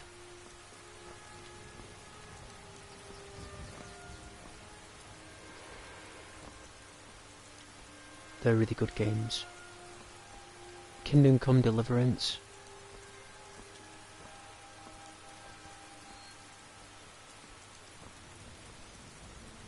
In my opinion, it's one of the best games ever made. I think it's better than the second one. The first one. I do.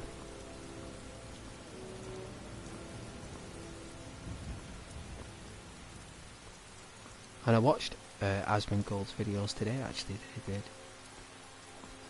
Even the one he did about England having no neighbour. Even I didn't know I didn't have a neighbour.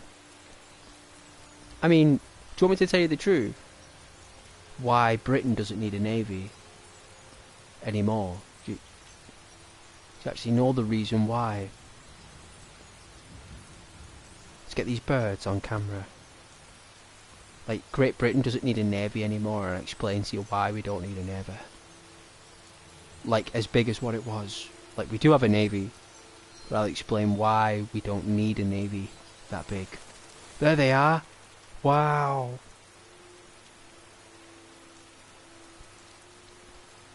Wicked. I love finding the birds.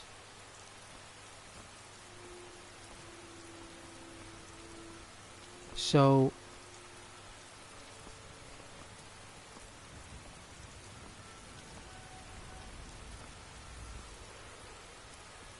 Great Britain doesn't need a navy like it did because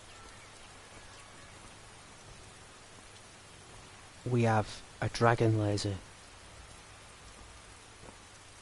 It's a defense weapon from space. It can take out any target under the trajectory of a coin from a moving vessel ship on high stormy waves. And the dragon laser,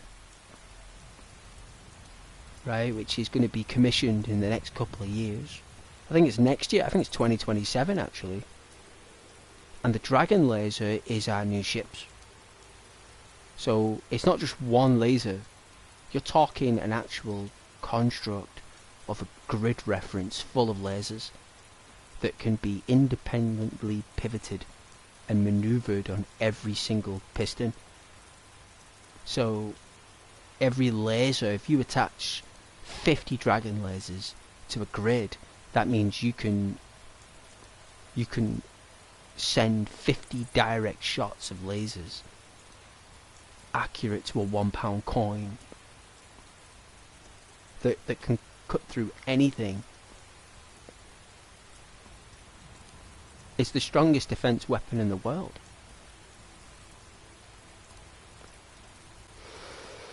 It might not be the most powerful laser in terms of intensity, but it has the best accuracy in the world because it uses millions of different mirrors.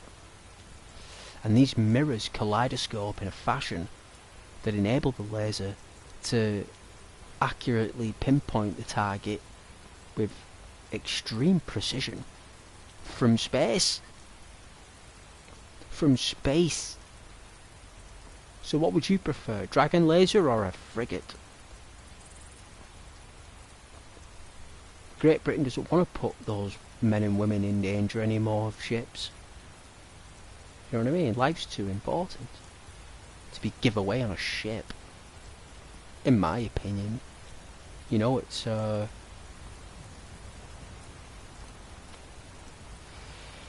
know, if someone said to Asmongold when he was streaming, oh, by the way, Asmon, Britain has the Dragon laser that's going to be commissioned next year, that they don't need ships, you know, and they've modified the militaries, but they don't need ships. So, all right, okay, you know, those ships are basically there in case we need to go out and rescue someone, basically, because that's what Great Britain's good at, SOS. It's like America, they're good at response, aren't they? You know, America. The whole precipice of action is through response.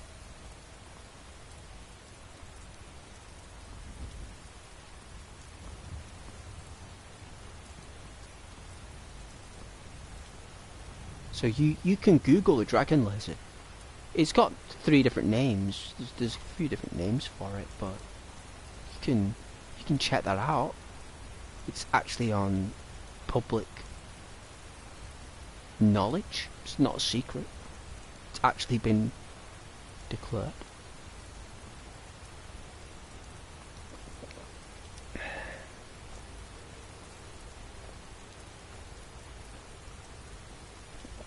But it's a defensive mechanism.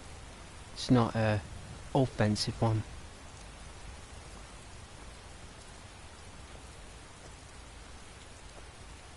When it was tested, it lit up the night sky. I think it was tested in London. I think it was 2023. 2024 they did the tests. Let's see.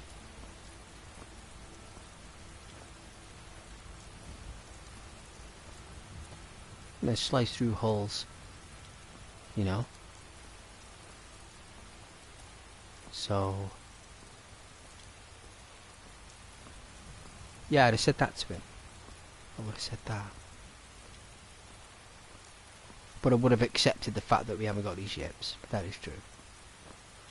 Not the fact that we don't know how to manage those ships simply because we just don't need them.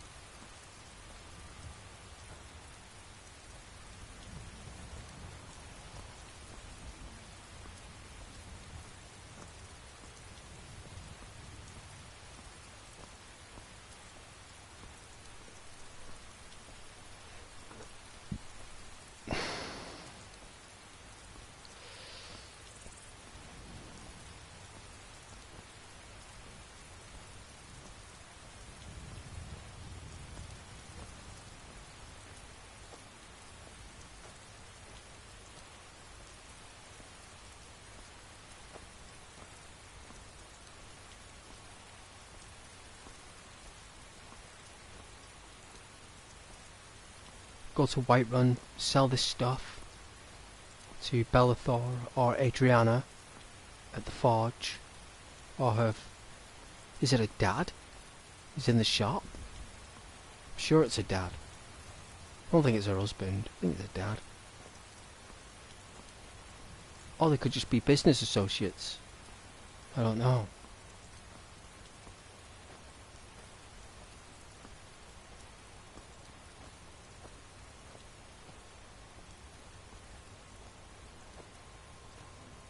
The mountains. This area around here is very temperamental. It can sometimes crash here. It rarely does it, but it can.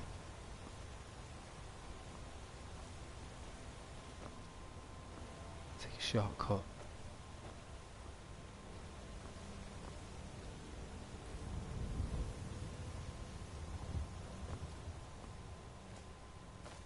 I think last time when it did crash, it was a while ago, there was a lot of troops. And I think like it was a very clear day, and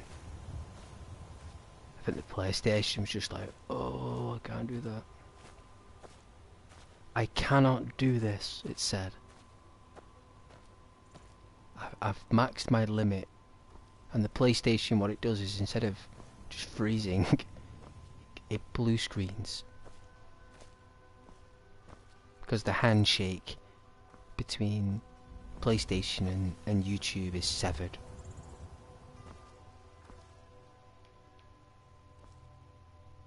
Jump up.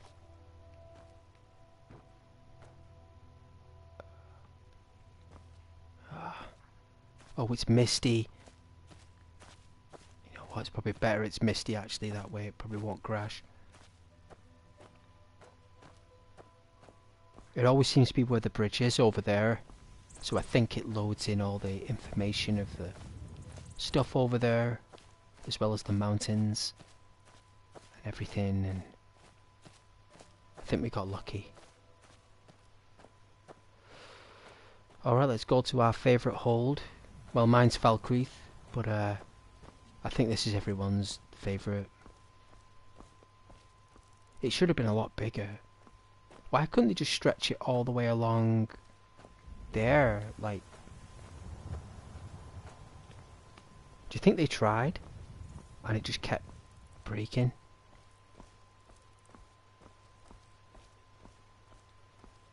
There are mods on PC where you can make it larger, but you can tell it's just not real. This apparently from Annie Austin is the sewer.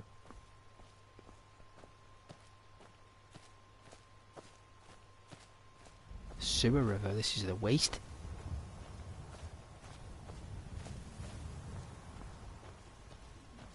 I bet the stink is just unbearable, but we're walking through not too bad. Got an Imperial guard there on the way. Got a Whiterun guard. Seems like they're working in cohesion. General Tullius. And the Jarl. His name Ulfric, is it? Is it Ulfric?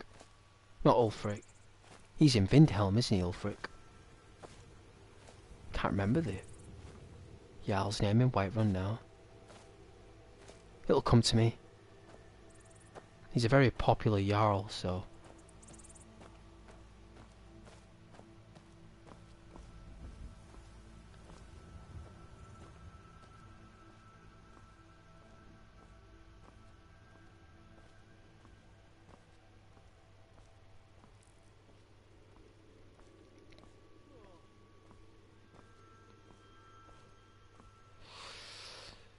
We'll take care of the horses when we come back out.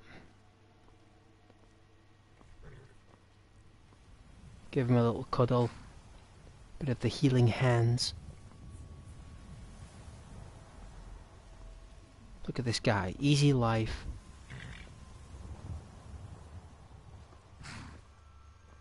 I tried the manual journey on that carriage, and it is a trap. You know, if you have a manual ride where you go in, like someone just shoots you with an arrow while you're on the cart, because you can't defend yourself on the cart because it puts you in that default state when you're a prisoner at the beginning on the cart. So if you take a manual journey, it doesn't work. Well, it does, it's just... it's not resourceful.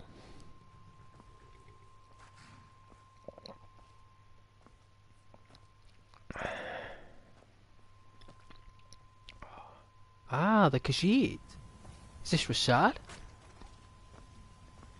I don't think it's Rasad. Is it Rasar? Was it Rasad and Shazar or something? Have a look, what's the name? It is Rasad. Hey, Rasad. Hmm? Oh, you look sad, Rasad. What's for sale? Take a look. Oh, he'll be cheering up soon when we take out the Saints. He'll be cheering up. You will. He doesn't have much in terms of wares. Gold necklace. Steel. Elven great swords. Amethyst.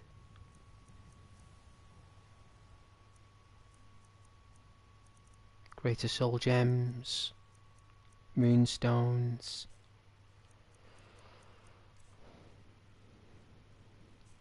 Let's see what we've got. Weapons. The dark bow.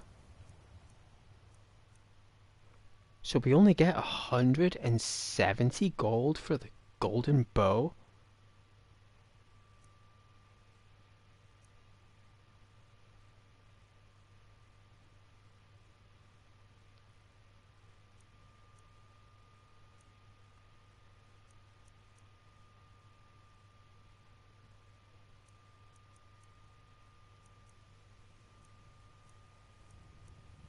I really don't know what to sell him. I think Gilda's got all our stuff.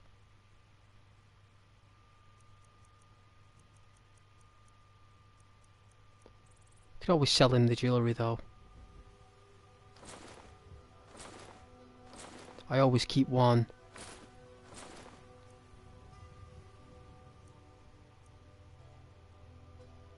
There we go. May your road lead you to warm sands. Take care, Assad.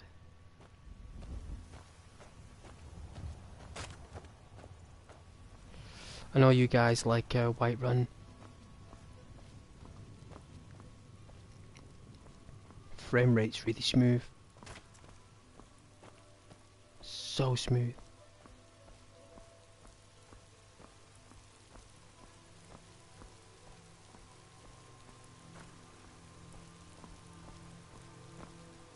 I even removed all my moderators because they're about as useful as a chocolate fireguard.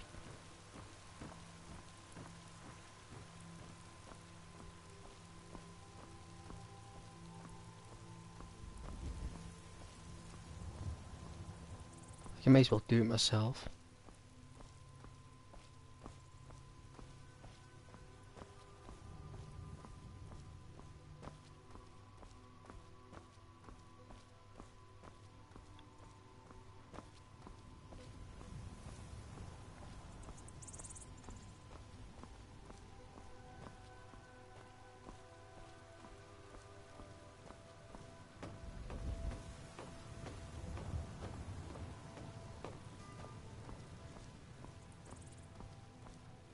See, a lot of people, they fast travel to where you gotta go, so you guys are always used to people pinpointing where they're going and fast traveling and going and getting it done. That's not how it works in these streams. It's not how we do it. We want to get somewhere, we gotta go. Gotta physically go. Look at that door.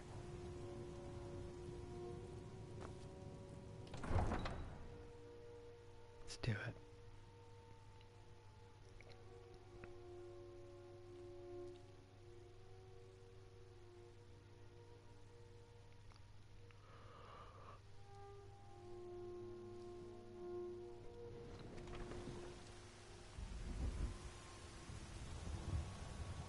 Ah.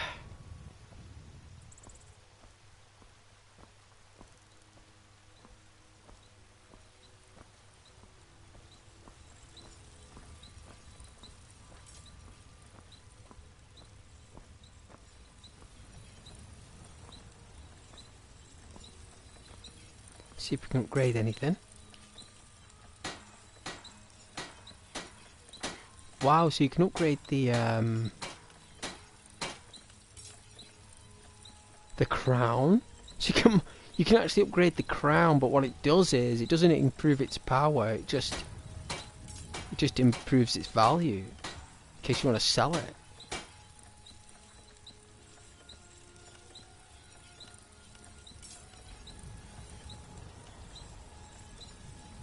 Oh yeah, we can upgrade our boots. Should we upgrade our boots?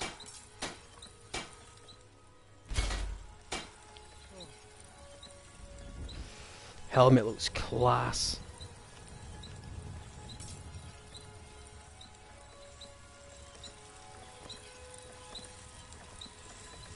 Hey, Adrian.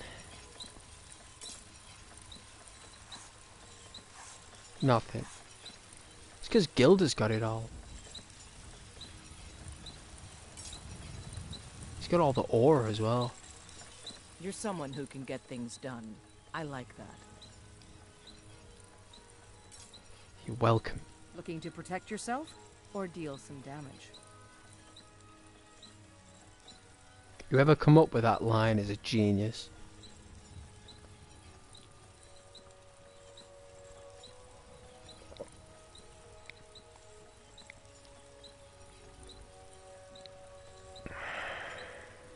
It's all orcish, isn't it? Oh yeah, gilded. That's pretty cool.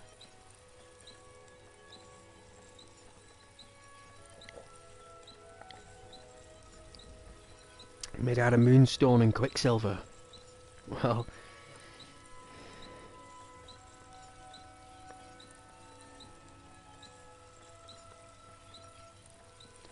wow, look at that one block, 30% more damage with your shield. 2 grand.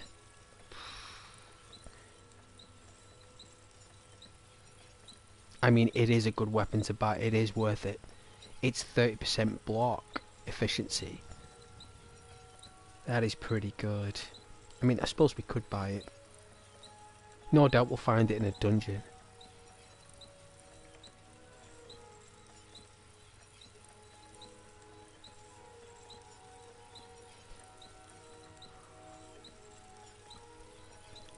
Alright, so what should we sell the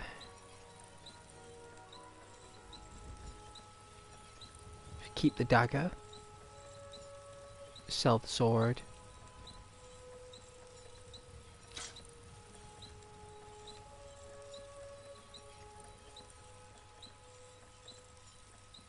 And we'll sell the gold gauntlets.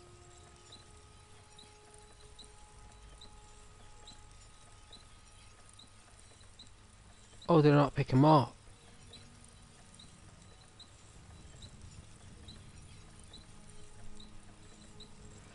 These are taking up a lot of weight though. The special boots them though from Dragon Bridge. They are unique extra bright boots. I think only a couple of guards wear them. Have you ever noticed in the cheat room on Xbox or PC, you can, if you go in armor, you'll have Imperial boots and there'll be 2 pairs, sometimes 3. Because I think General Tullius has his own pair of Imperial boots that are unique. I think they're black.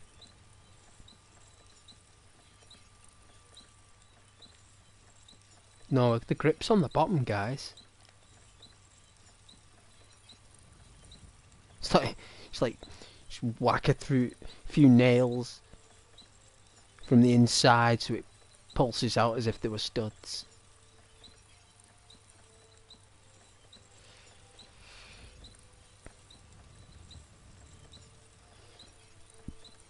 Protect your toes.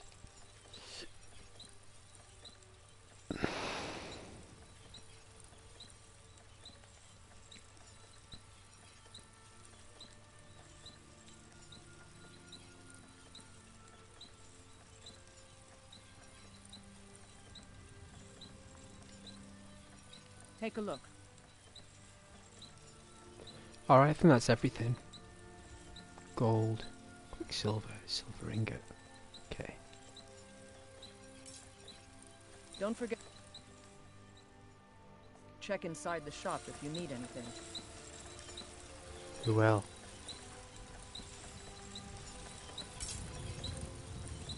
What, we'll sell the golden bow to the bow shop? No one ever goes here. No one ever goes to the bow shop. And this is a pub, isn't it? The Drunken Huntsman. There's 2 pubs in Whiterun, isn't there? Why put 2 pubs in there? We're only going to need 1. Maybe they thought it was going to be a bigger hold, maybe. and they were going to have one pub either end in case you were doing something on the other end. But then they thought, you know what, we can't do that, let's just put two of them together, stick to the original plan, and make one Bows and the other one just food. Let me know if you see anything you like. And stay, because I don't think there's any beds here. Ah, hello, my Nord friend. In the market for some hunting supplies?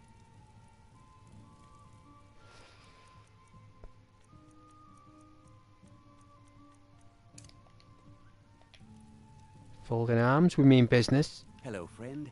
In the market for some hunting supplies? Bows and arrows for the mighty huntsman. Does he sell gold? No, let's sell him a gold bow. Because what it does is, it gives him something new to... It does look really nice though, look at that. We'll be able to make one, but sell that to him.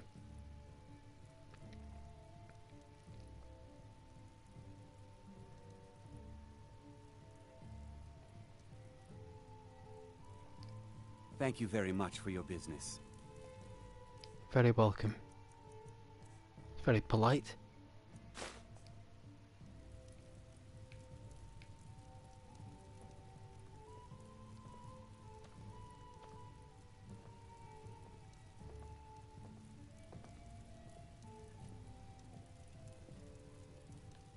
If you have need of...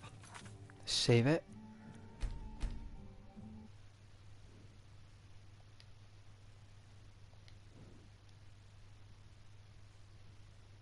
Then you've come to the right place.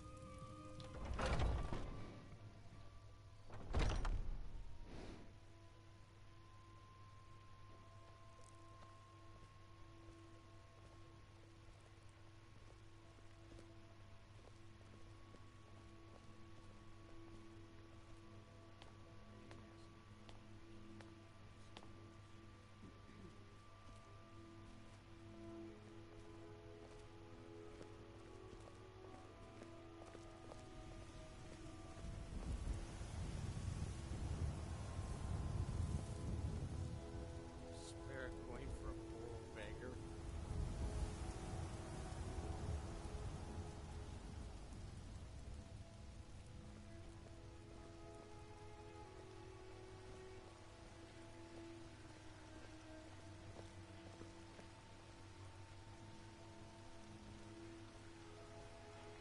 Genesere.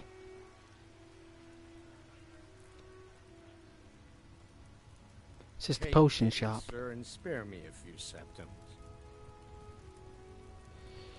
It's the potion shop. Take a good look around.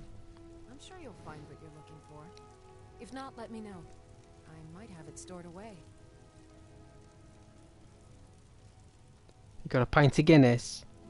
Pardon me, but do I detect a case of the rattles? I've got something for that. The rattles? What, like... hungover? So you're interested in my potions and ingredients?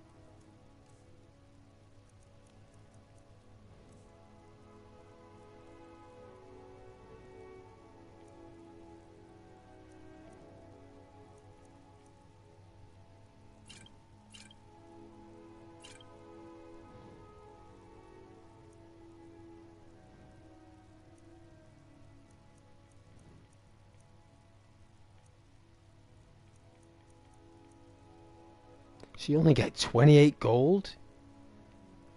How much do they cost to buy? Let's have a look.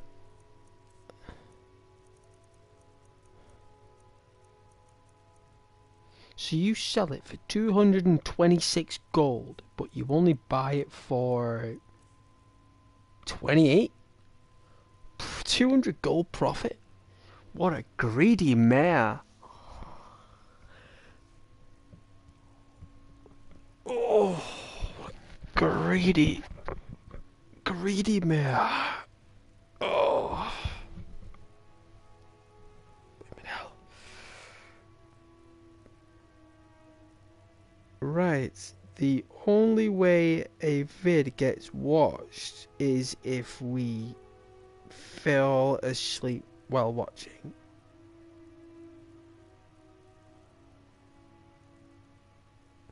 No, you can leave now, man. You don't have to watch anything. You can just go right now. Poof. Gone. See you later, ghost. Nice knowing you. Come back anytime if you need a remedy. That's all you gotta say.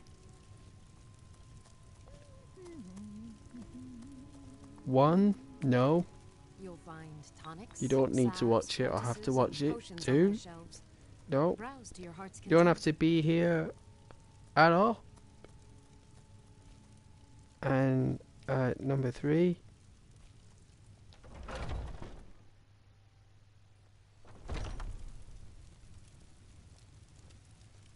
I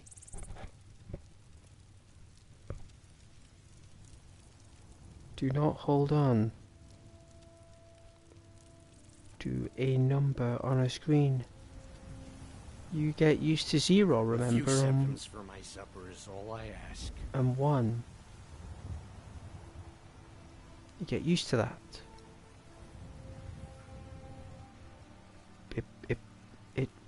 It breaks you in, because without struggle and without development, there is no success. It doesn't exist without the other two. Success just doesn't exist out of nowhere.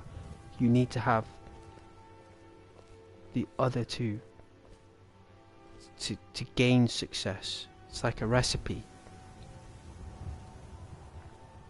A recipe for success requires an ingredient of failure, because there wouldn't be any point doing it. If everyone was successful, then there would be no point. It'd be called Successful Tube, wouldn't it? It wouldn't be called YouTube, it'd be called Successful Tube. And everyone's successful in their own way, aren't they? Right? We're all successful in our own way. Some people might lose weight. Some people might put on weight and gain muscle. Some people might get a girlfriend. Some people might get a boyfriend. Some people might make a friend.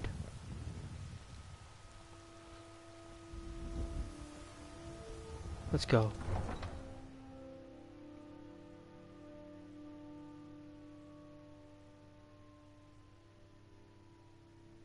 The idea is to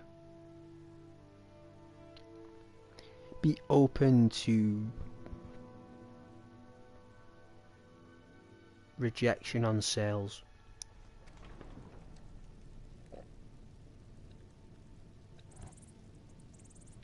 You could ask 100 people to buy something and 100 of them can say no.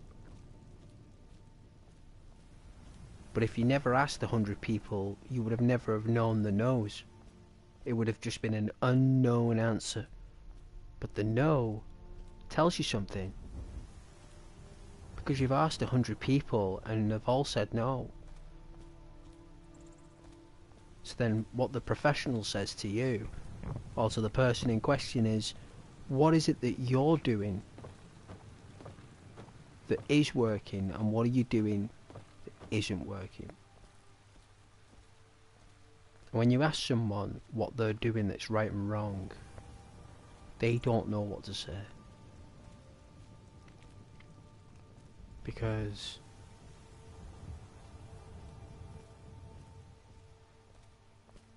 that development comes with a risk, doesn't it? We all know what the risk is.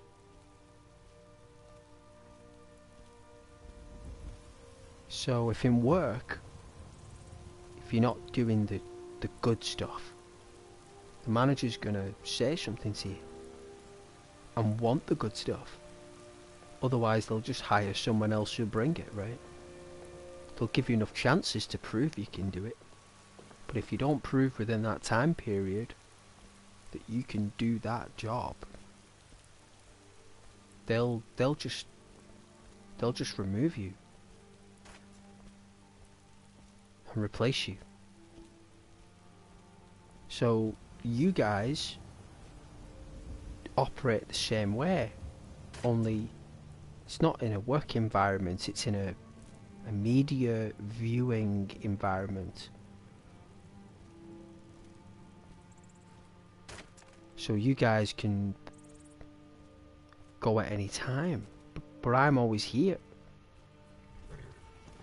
I don't go anywhere physically or digitally. I'm always here unless I'm going to sleep. Alright, let's look after the horses. Let's give them a cuddle.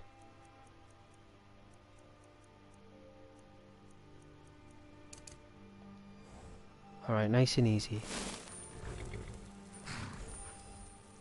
Hey, Vilks.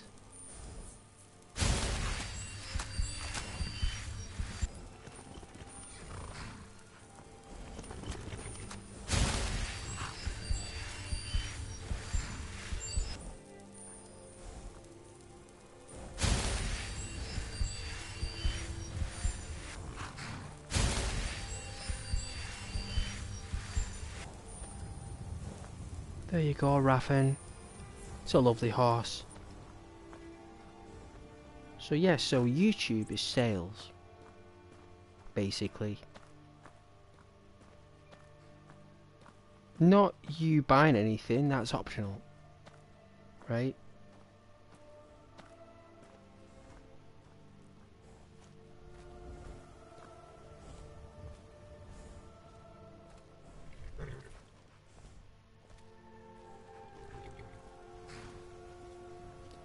All you require a product.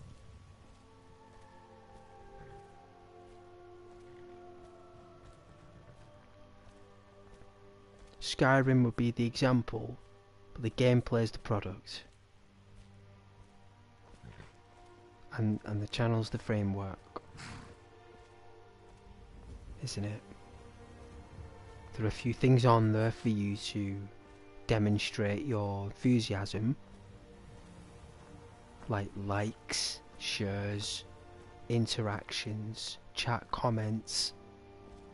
Like all these things are like gold, right?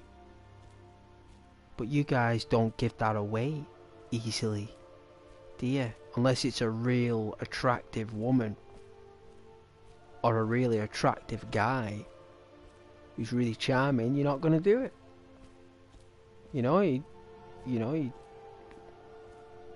you're going to see it as a...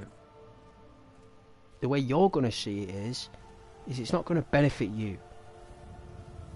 You know, why would you do something that benefits someone else but doesn't benefit you personally?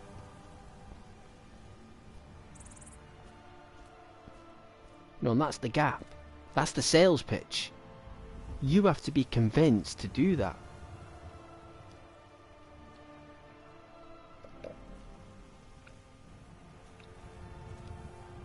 Some channels, you don't need to be convinced. The energy of the channel and the activity is enough for you as a viewer. You know, if a channel's booming, there's like 1,000 people watching and the comments are all crazy and there's 1,000 likes, like you guys are just going to join the crew. You're going to join in, aren't you? You're going to join that regime regardless of what it's about. You don't even look to see what it's about. You just see a number, you see a screen, you see loads of names, therefore you see value. You see solid gold value and there's nothing there. There's nothing of physical substance, there's nothing of transactional value. It is a hypothetical value. And that's what sales is. It's hypothetical until a transaction is formed. But you guys don't transaction on my channel, do you? Like, I'm not asking you to. I would never do that. You know, there's no point, because you're just not going to do it. There's no point me asking you to do it, because I've already asked. and nobody did it. So therefore, it's because you don't want to do it. So therefore,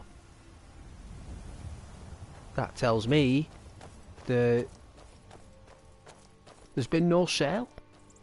Is there? There's been no sale. And when there's no sale, there's no wind. If there's no sail and no wind, then there's no boat. And if there's no boat with anything to buy on, and there's no ocean to sail, then what you have is a boat that's just stationary, that just looks good, and doesn't provide anything. Right? So, you guys don't appreciate things that just look good and don't provide anything. You need something that not only looks good, but also provides something. But you don't tell anyone what you are provided. You want it to just mysteriously land on your viewership lap without you asking for it.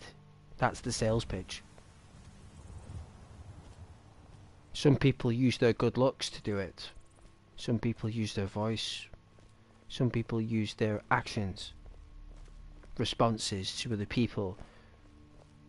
Some people use their health conditions. Some people use their children as an example. Oh, you know, I've got the kids. They're in school next summer or next whatever. We got to save up for that. You know, they're just planting seeds for you, giving money. You know, they're selling you an idea. Help support my family. Help support the fridge, the freezer and all that they're asking you for. They're selling you an idea. They're selling you a purpose. They're selling you a illusion that you'll feel good, that you'll feel part of something. That's what salesmen do. Like when they sell you insurance. You know, you if you're buying a phone, you're going to buy a smartphone. You can't just buy one. You cannot just buy a phone. You can online. They'll throw all sorts of jargon at you. But if you're going to buy a phone, you're going to walk into a shop. You're going to look at the first thing you're going to do is look. You're going to look for where the phones are. And you're going to have a brand that you like because you've probably used one before. So you're going to say, right, I've got an Apple. Or I've got an Android. So you're going to say to yourself, oh, that Apple last time didn't do this, or that Google didn't do this, or you'll kind of make a decision based on your previous experience for the product you've got. So let's just say you go for an Apple, right? You go for an Apple iPhone this time. You're like, I'm going to go for the new Apple. Right? That means that money's no option. If you say that, if you're going to say, I'm going to buy an Apple phone, that means that money is basically no option. Because they're 1,200 quid. Right, so you're parting with 1,200 quid. Guess what? They don't care. Right? They don't care. Like you care, you just parted with £1,200, but you know what? They don't care, because they only paid a penny for it. And they only made the penny back. Right? So, you're buying a phone. So then what I've got to do is, if I'm a salesman, I'm going to say, excellent choice. Right? That's an excellent choice, that. You know, then you're going to start going to the snaz of it all. You know, oh, aluminium structure, Gorilla Glass design, sleek, French polish, fruit coloured, gives it that punch. You know, you can say all these things, right? But he's already bought it, so no one cares. So you're just wasting your time there. You're just trying to sound good. No one wants that. So what you got to do is, you're going to say,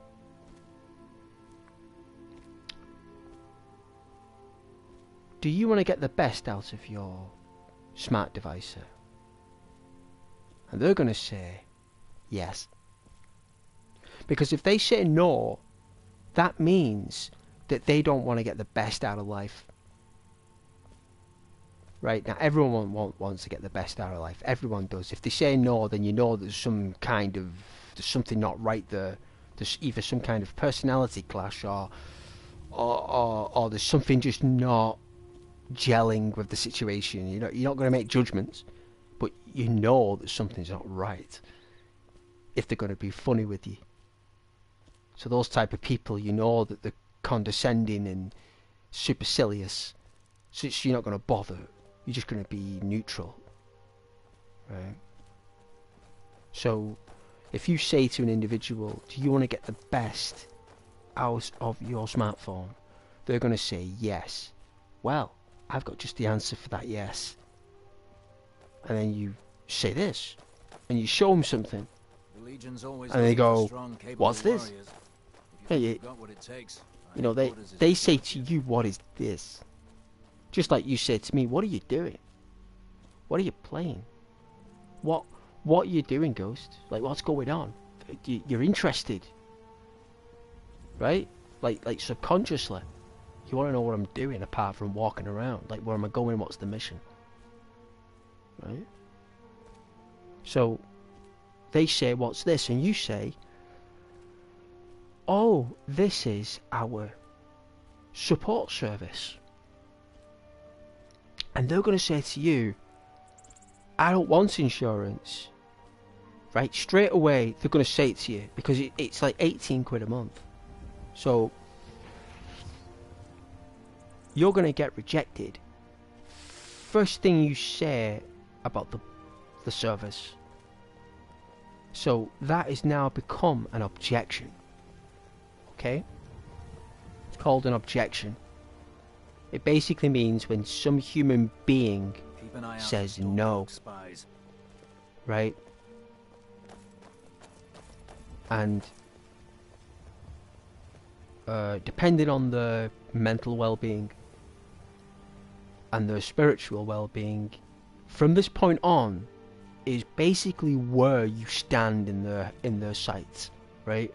Because you're either going to come across annoying, you're going to come across pusher, or you're going to come across professional, right?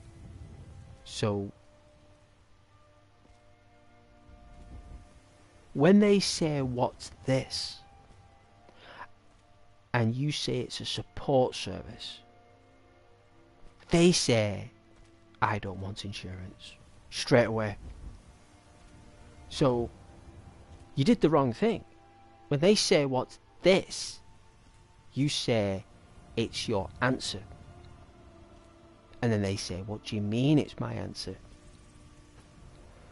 And depending on how it's gone, the situation, you needed to have asked questions before to find out whether there's any cracks on that phone, or whether they've lost it or had it stolen, right?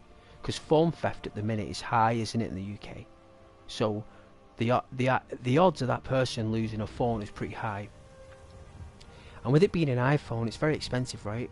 So you've got to use the element of risk and the elements of maybe as a bridge.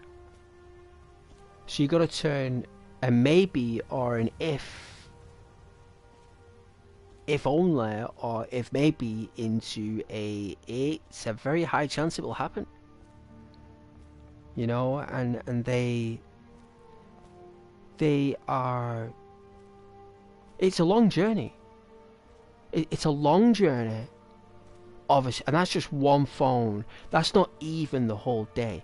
You're just dealing with one person here, just asking a question, and already it's become a nightmare, right?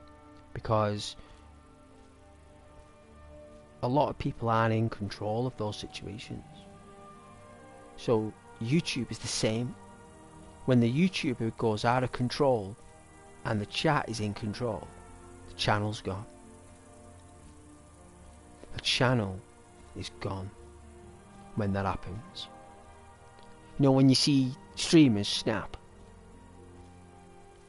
and they're screaming and shouting, like they lose it to a chat member or something, they'll lose it. Yeah.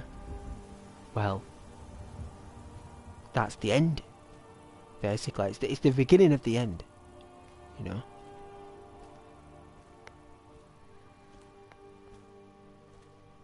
So nobody's going to buy from someone if they're screaming and shouting. And no one's going to sell anything to anyone if they're screaming and shouting.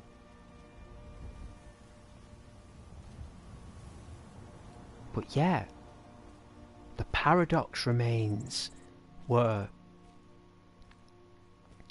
these people are screaming and shouting, but the next day they're fine. You know, the next day they're fine. There is no continuation of this outburst. Right, the way they look at it is oh, I've got that off my chest. That's how it's translated. But the truth is, they didn't get anything off the chest.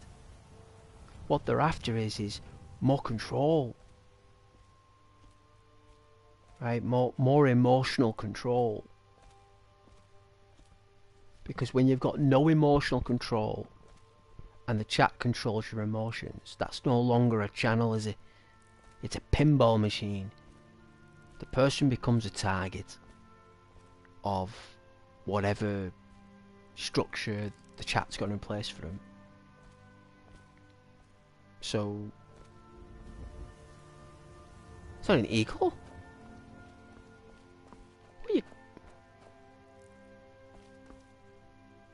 It is. Wow. It's an eagle. So,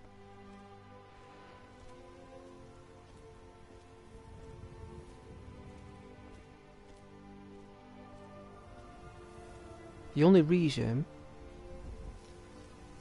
that you guys would be very interactive with my channel is if other people were.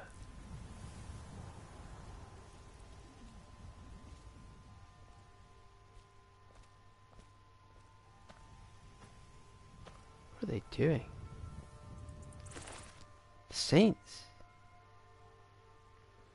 So that means, in reality, that my channel is based upon reflection, not on effort. My efforts are mine. When you guys see the explosion on the channel, which happened at Christmas, and I know you guys knew that. It happens sometimes each Christmas, it can. It happened last Christmas, which was nice. Christmas before it didn't. But it was nice to have the channel explode over Christmas. Well, that's because of Ghost. That's because of what I did.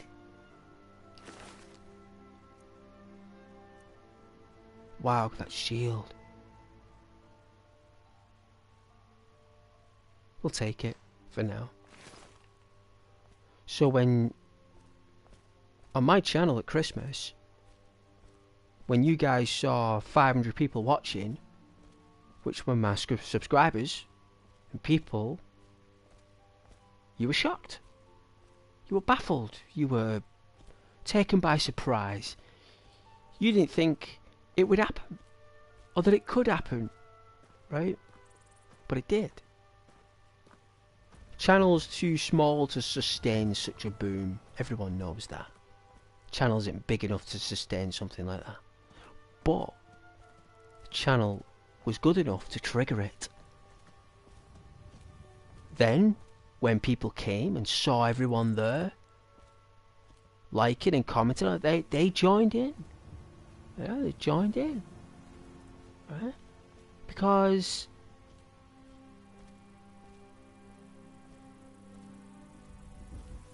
it was active. It was active. And when you guys see activity, you see value. And when you don't see any activity, you don't see any value. That's how your minds work on these channels. And I've got to say it to you, I know you're lovely, but you are very, very inaccurate and wrong. Because judging a channel by its activity is like judging a bird with its beak. We don't judge a bird with its beak, you judge a bird by its wings. You don't judge it by its beak. But it's its beak that keeps it alive. The wings are just there for it to use some type of transport system.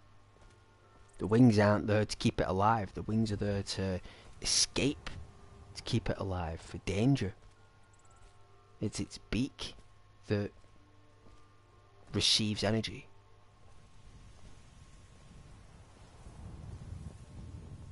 So what you guys see here is not wings, you see a beak. On a bird, this channel, it's a beak. Not wings. You like seeing channels with wings. This isn't a channel with wings.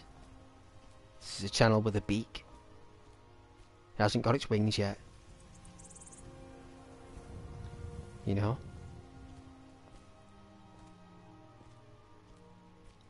But the idea is that viewers like to watch channels struggle. And you do. And I know that you do. And you know what? That would be a case of personal growth. That. It's personal growth.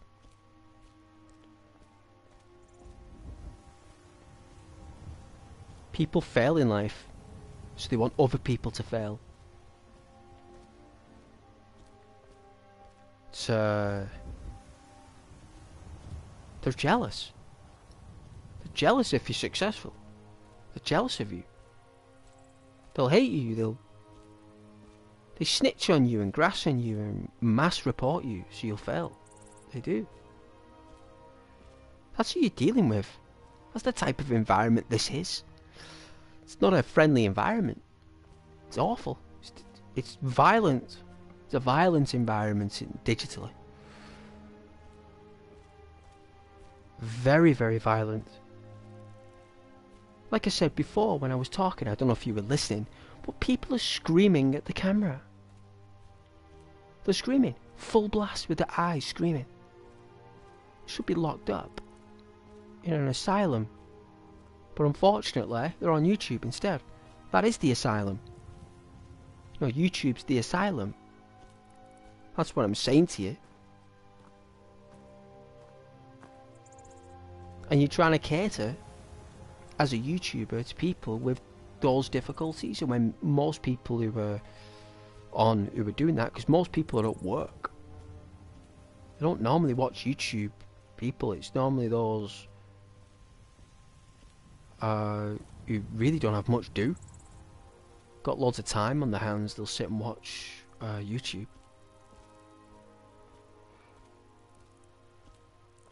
And the idea of a YouTube is not to go, because this will always be here. Skyrim will always be there. These roads will always be here. These stones will be here. The clouds. The buildings, the trees. Well, I don't know about the trees, but the buildings, the structures. They'll always be here.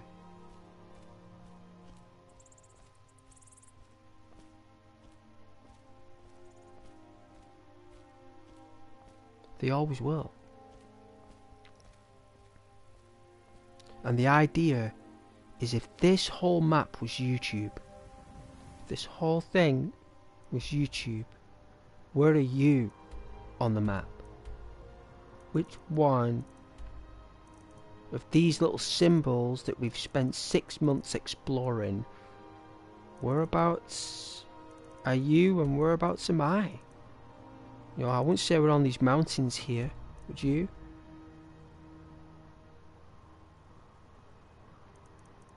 You know, I'd say that my channel will be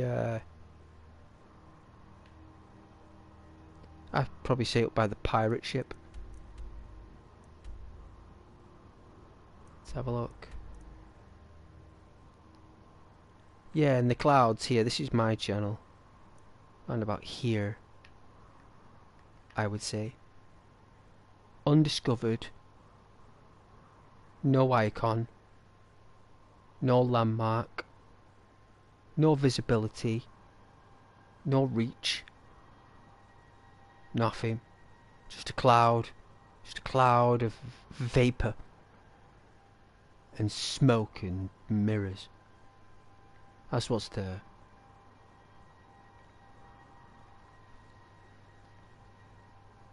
That's exactly what's there.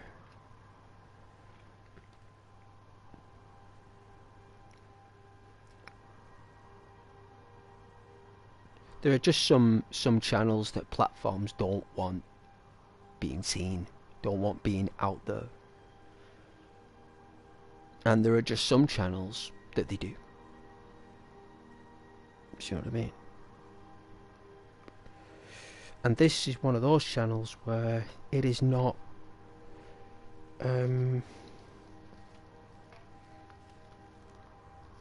viewed as anything valuable.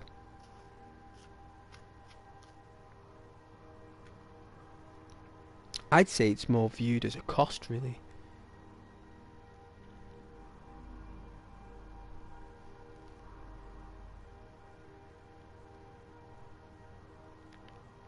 I think I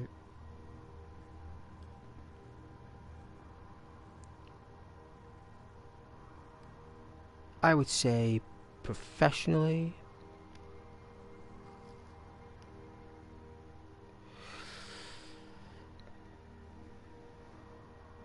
I'd say no. I'd say that they would say no. YouTube.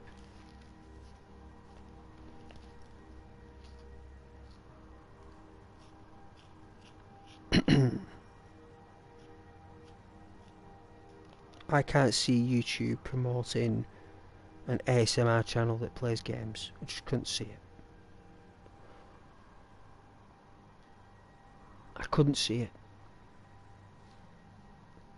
But what I could see is congratulating or promoting someone who's earned $1 million in a year. Right? Wouldn't you say they get a reward for that? I bet they do. I bet they get something. I bet if a channel made over $1 million, YouTube would send them something.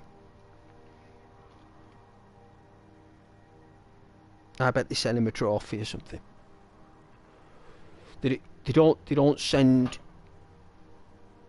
trophies for good work, do they? They send trophies for benchmark achievements, don't they? Benchmark achievements. And what does it tell you about a company who only rewards on benchmark achievements? Huh?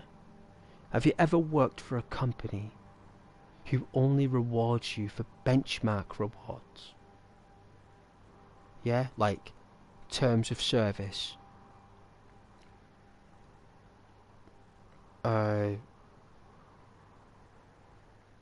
Targets hit consistently.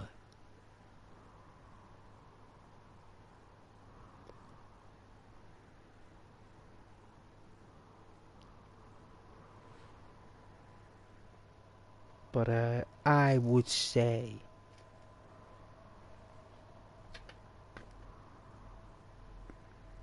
that YouTube wouldn't give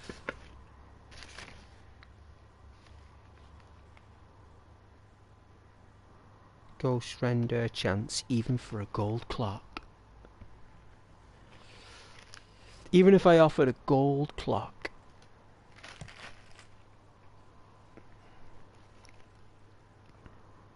of service, you know.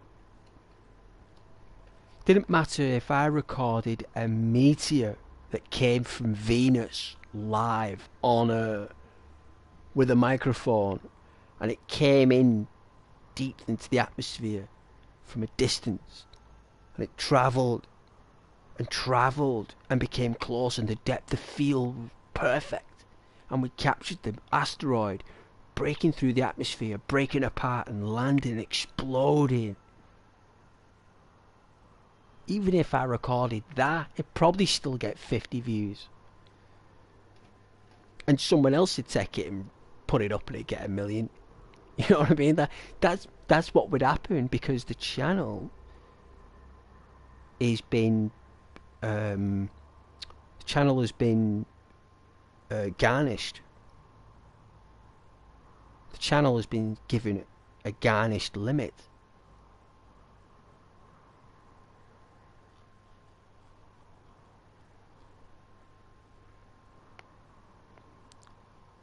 That, you know, it's YouTube won't allow 50 to 100 people to join this channel. They physically don't support the service for it to happen. The service that they distribute to enable to hook viewers in isn't enough to generate that amount of viewers. They specifically categorize the viewers they send you stuff to. They specially pack it and send it. And if that doesn't get anything, no one watches that. You don't get considered anywhere else. So, if a platform in nature only gives you one chance to prove, that means that they're on their last legs. YouTube. Basically. It means in a business mind, like, you got to look at this not in a frustrating way, you got to look at it in a very practical mind. Why would a company who has the biggest, greatest foundations of public activity in the world pull back from the public? Why? Why would you pull back from the public after being with them for 15 years? Why would you suddenly pull? It's either you've had a child, right? You've had a kid. You're like, whoa, my family comes first, right? You'll say that. You'll say, whoa, my kid comes first. My kid and my family. Right? That's right. Spoken like a true father. But what if you said that you were pulling away from that? What if you said to yourself, well, I'm pulling away from them too. I don't care about them, and I don't want to know that. Yeah? I'm not going to give them any attention. I'm not going to give them any time.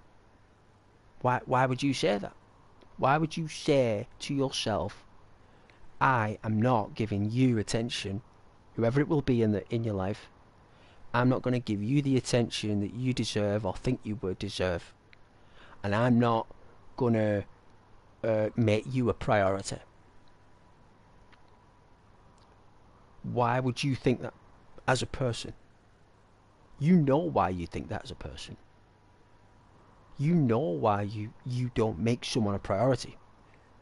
You know why you don't make them important. Simply because they're just not. Because what they're doing isn't what you're looking for, is it? If they're doing something that you're not looking for, it's not valuable to you. You're just going to be like, oh, why is that person here then? Well, I don't know, we'll make up a name. We can say, why is that person here then, John? If they're not doing anything, oh, don't worry, we don't pay him. So it doesn't really matter, just leave him be. Oh, right. So he doesn't get paid. Yeah. Oh, well then. Who cares? Right? You know what I'm saying? So if you're not, if you You would say if that person's not getting paid, like, oh, who cares? Right? So that's how YouTube think. Well, if we're not getting paid, well, we don't care. You know what I mean? Not the YouTube people, but unfortunately, the logo. The logo is actually alive now. It's actually a living, breathing thing. And there's no point trying. All you can do is naturally blend. There's no need to try. I don't have to try. I don't have to try, and I don't have to prove anything. I don't even have to do anything.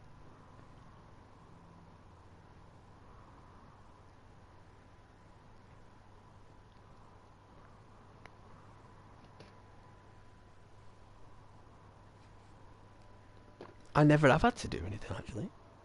Never had to do anything at all, to be fair. I never had to do anything at Christmas. I never did anything different. People just loved Assassin's Creed. The way I was playing Assassin's Creed. They loved it.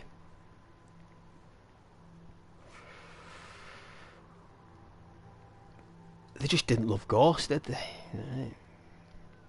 And when viewers love the games more than the broadcaster, there's no point investing in them. That's why I didn't. That's why I didn't invest in any of them. Because I know that it was just a phase. And the quicker you know it's just a phase, like a reward for effort. You know what I mean? It's like an invisible reward. It's like when you do well at school and your teacher used to give you house points to fill up the little boxes. I filled up my little boxes for the year. I ticked all my boxes. Streamed all the time. Very pleasant, very polite. Blah blah blah, blah blah blah. Boom, trigger. Plus as well, people were watching on average for over an hour in November. So no wonder it exploded. You guys were watching for over 60 minutes in November for some reason. I don't know why, but you were. Some of you were watching for 2 hours on average, not as a whole. On average. That's extraordinary for Ghost to achieve that. It's extraordinary. But I'm not here to maintain it, guys. The channel's not big enough to maintain something like that.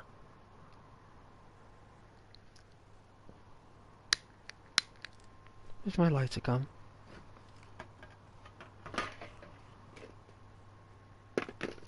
But I did appreciate the community for doing that for me. Only thing is, I just don't like companies like Sony and Microsoft. I'm not saying like I don't like them personally. Not like that. Like, I love them as products.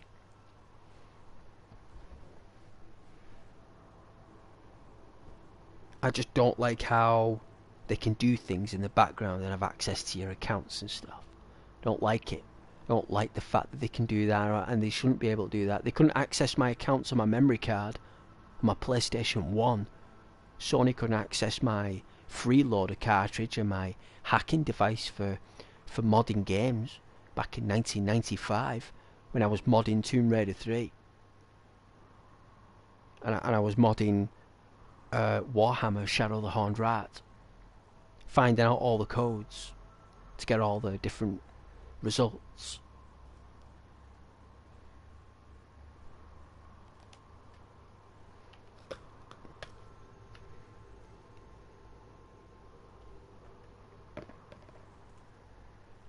It's a massive difference.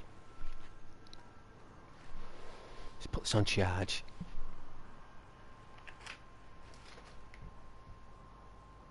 But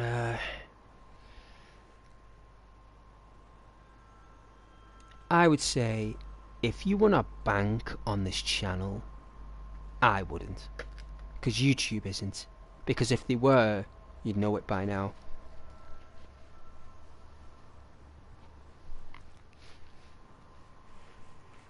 faceless channels? Got not a chance. There's no way they would ever...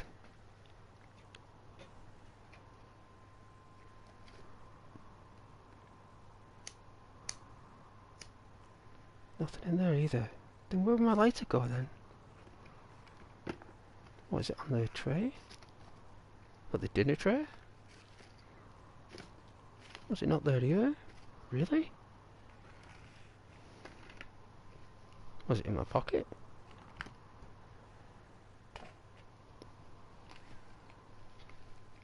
No, it's not. The Rizara though. Alright, so... Oh, there it is. There you are. Silly me.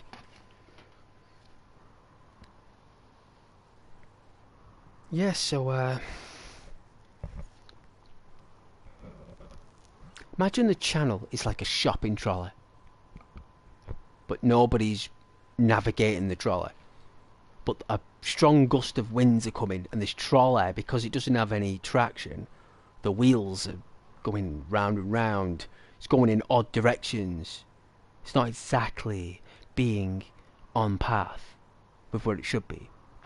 It's not in a trolley harbour, and it's not in the supermarket. It's outside of that zone. It's outside of the supermarket. It's no longer in the trolley dash zone, and it's no longer in the supermarket itself. In fact, it's outside of the product area. Therefore, Morrison's can't even see the trolley unless they send someone out looking for it. I don't think anyone's going to come out looking for this channel. I can't see that happening at all in a million years, and I can't see YouTube looking for it, or entertaining it for that matter. So the reason why I'm doing this is not to impress YouTube, no, and I'm not doing it to impress you either, because you lot can go at any time, and that's fine by me, because more people will come after you, and more will come after them, and so on and so forth. But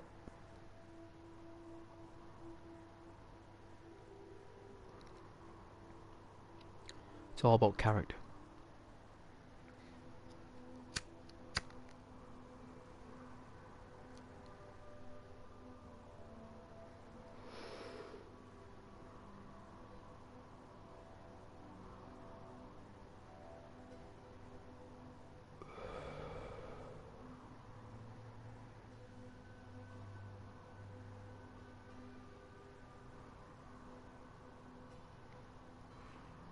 So I'm like that trolley, with no one navigating it.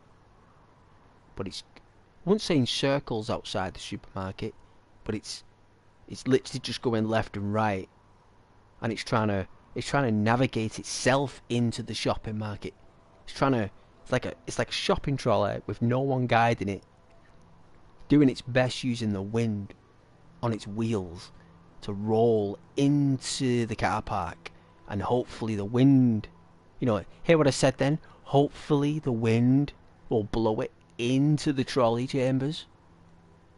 But what's the odds of that happening? The wind can change at any time. The wind isn't always going to be blowing from the east. It changes.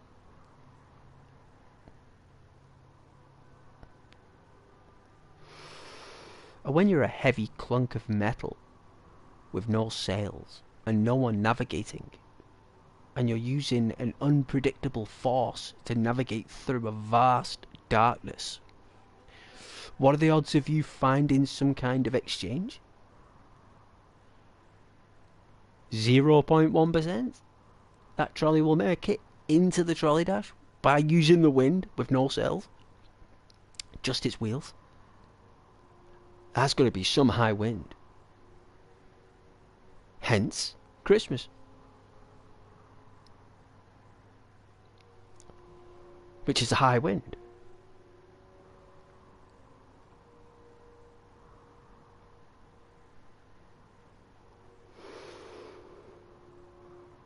Better for examples.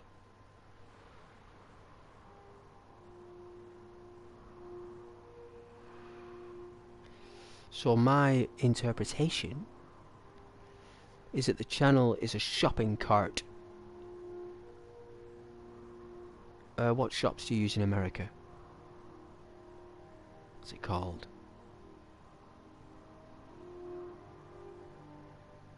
Is that a shop called in America? No.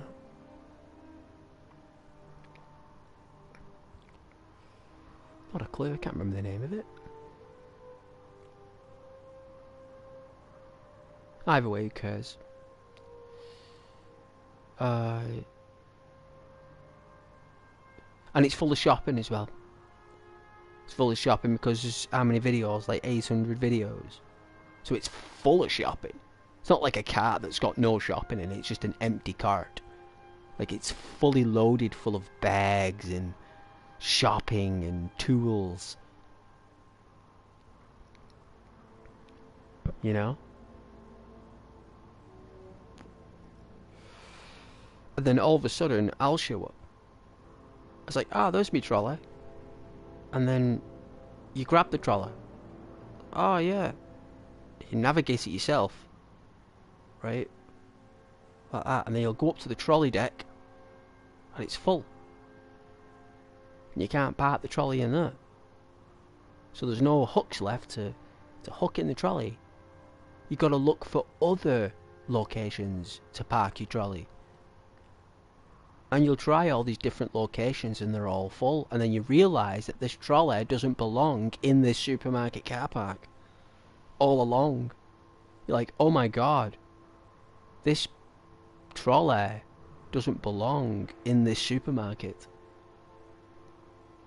It's the wrong supermarket. Then why is this trolley here if it's in the wrong supermarket? I don't know. No one knows why the trolley's there. The only person who's at the trolley is me. So if I'm the only one who's been driving the trolley, then that means that I pushed this trolley to the wrong supermarket. That's what it's trying to tell me. Because you've got to be responsible, right? For misdirection.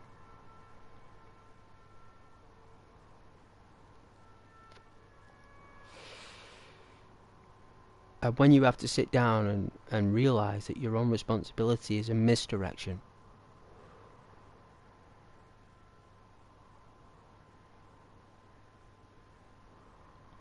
With no examples or evidence to state what that is. All you can use is your own initiative. It's all you have, you see. That's why when people scream and shout on camera, or if they're streaming and they're shouting and they're screaming, it's literally because they've lost control of that trolley. Hence the word off your trolley. Because, you know, they broke character. They broke character. Do you know what I mean? Like, how much does it take for someone to break character? How long? Not long. I promise you. Doesn't take long. Unless you're dealing with an army general or something, it's not going to take very long. Or an SAS soldier.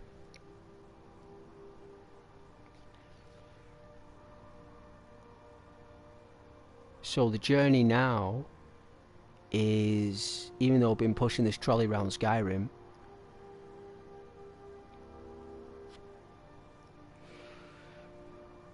is this what people are really enjoying?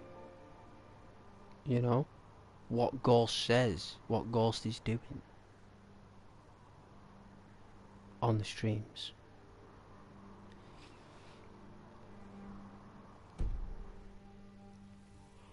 What's he doing? You know, I tell you facts, truths and opinions and entertainment values. That's what I do.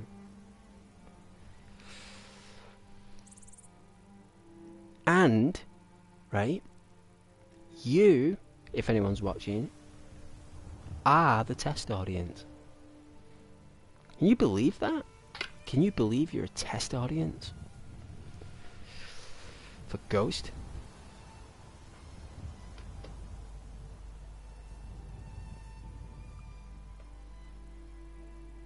Wow, wasn't even charging. What a joke.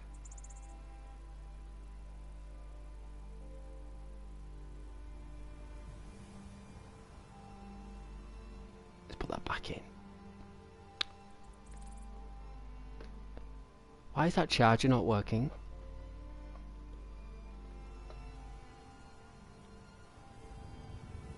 There we go. Yeah, so in truth terms,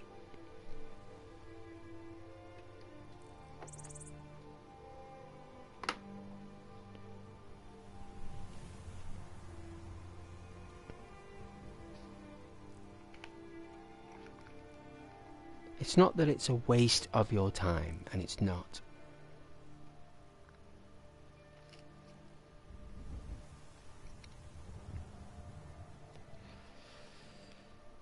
And there's nothing difficult about editing. There's nothing difficult about making a video on YouTube, is there? There's nothing difficult about it. The editing studios now are as easy as snakes and ladders.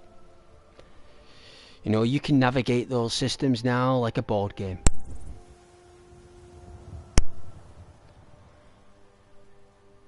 And apparently, that is what they say this is. It's a game, they say.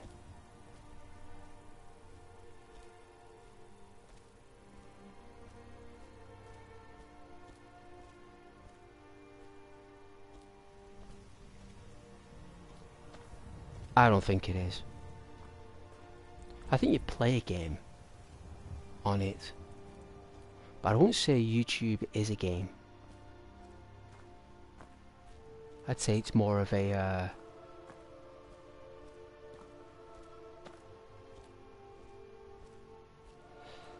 puzzle.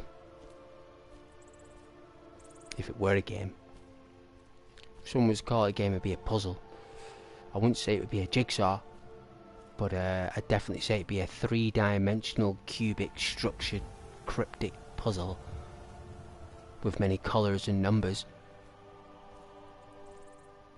And getting all those Rubik's cubed up in the correct formula with the right turns and the right memory of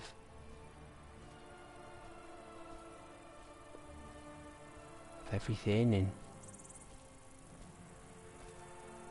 I love science, but I will be honest with you, don't even care. I already knew all the answers to the basic concepts before I did it anyway.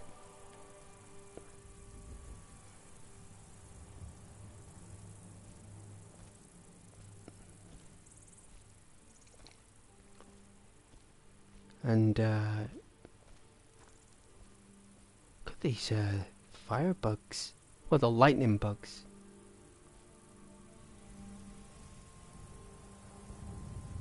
High up in the sky.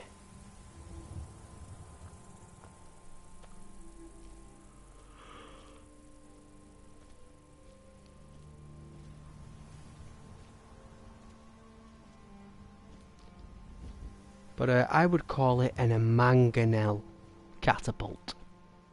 If I was going to describe YouTube, it would be an mangonel catapult. And the mangonels were the most prone to misfiring and mismatching. So if the load was a bit too heavy, or if the torque technology wasn't efficiently structured. Who's that?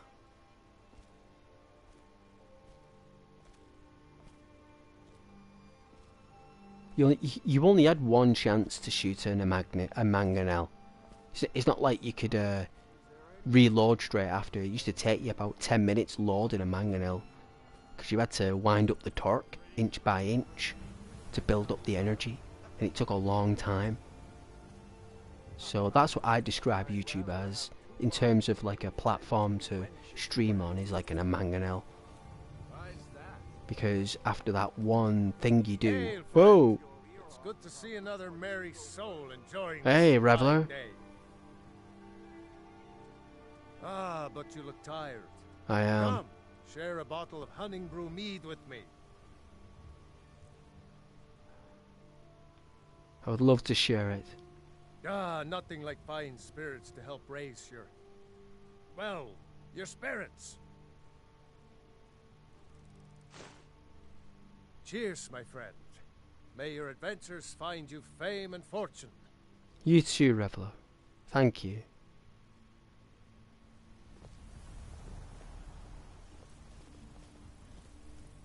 Take care, gentlemen.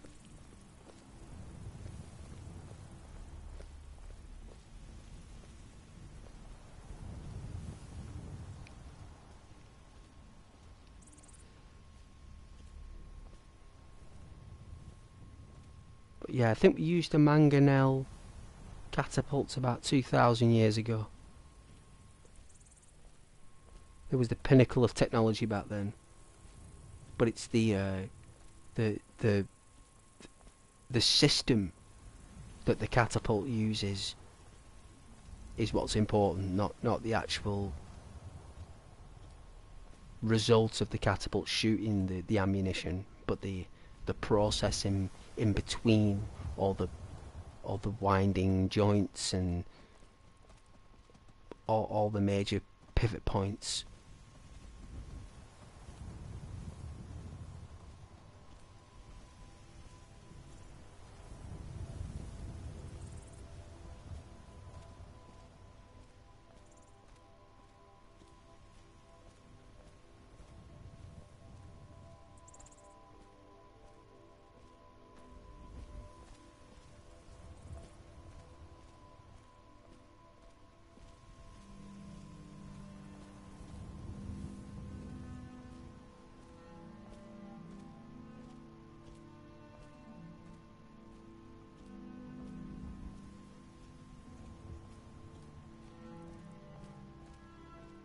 I love these stones.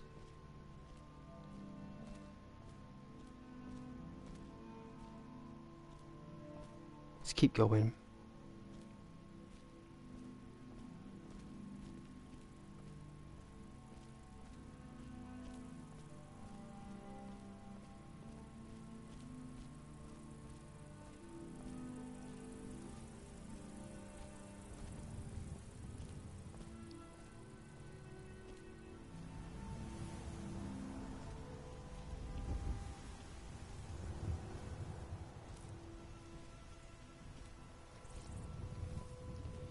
It's too foggy. What time is it?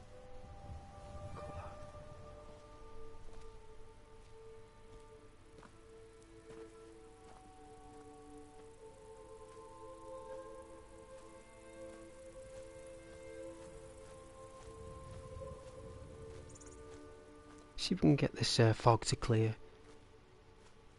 Every time I seem to do streams though, it's always foggy or raining. It's totally against my repertoire, this game, this past few weeks. Absolute bad behaviour game.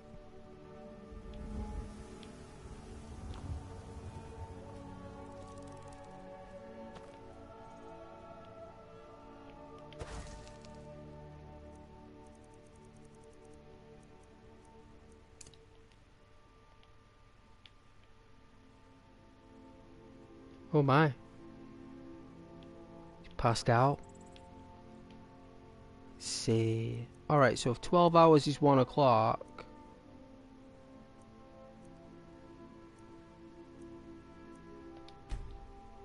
Let's rest here for nearly a day. Imagine me getting our tent out. It's been an absolute blast. If it was on Xbox, I would. Look at that fog.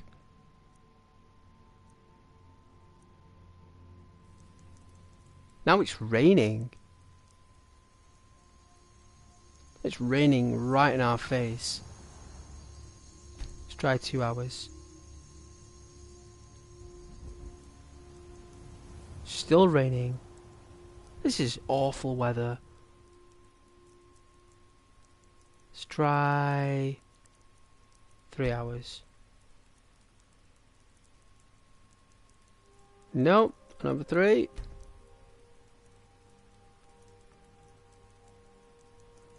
Nope. Forward. Still raining. Don't mind spending 2 days here.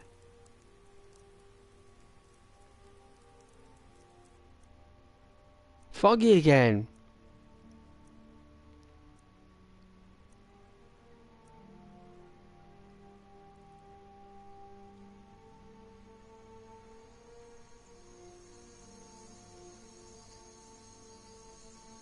Well, it's just been foggy for like 5 days.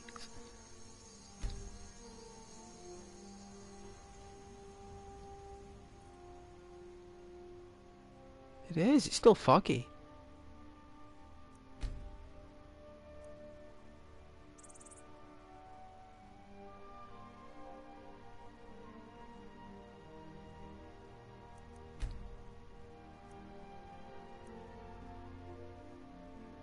I'm heading home, if you need me. Is that you, Gilda? Gilda! May the gods watch over your battles, friend. Let's not waste any time. What, did you take all my stuff? I'm still here. What do you need to take? Oh, it's still there, okay.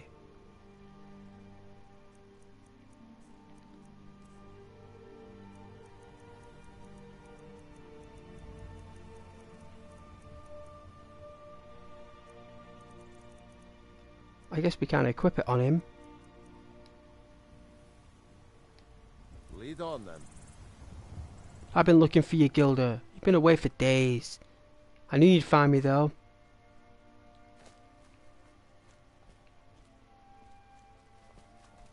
Alright, let's get rid of this fog. It is a bit draining. So lousy. Such a lazy day.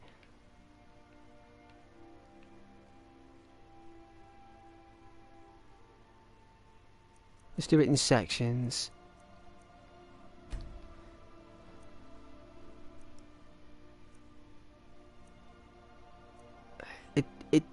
It doesn't normally stay foggy for this long. Now it's snowing.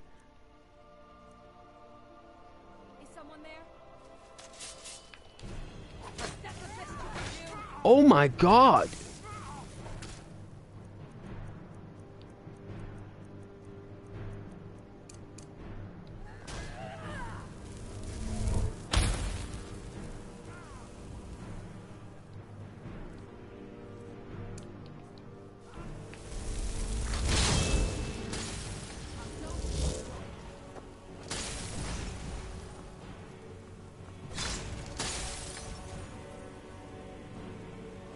Ow!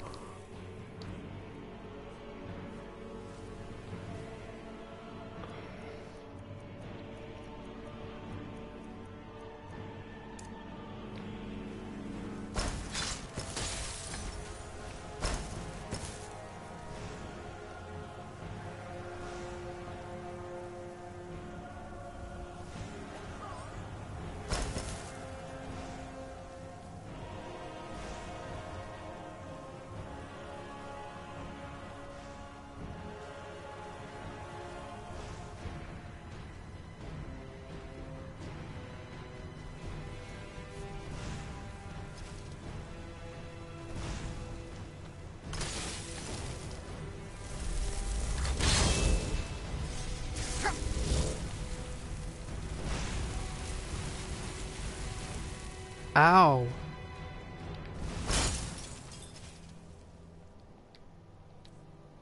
Took all my power.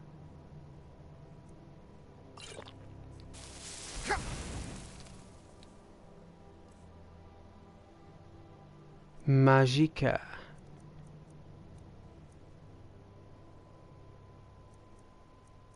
You know what? I haven't got any strong magicka. Plentiful.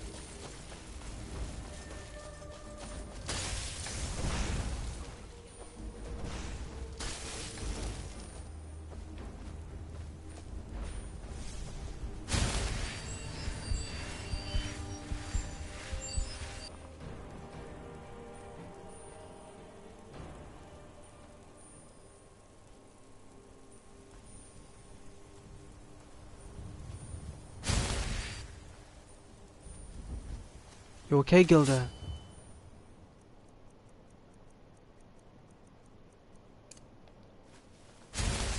Suddenly, I feel much better. Good. Let's get you equipped in armor. They flattened you. We've stopped. What is it? They What flattened do you. need to take? Alright, Nordic armor. Right. There we go. So we put on the Nordic armor, they should equip it.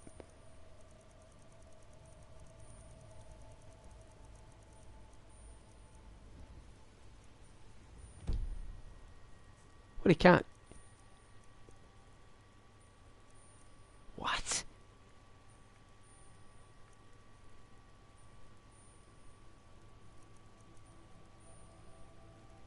So he already had it on him.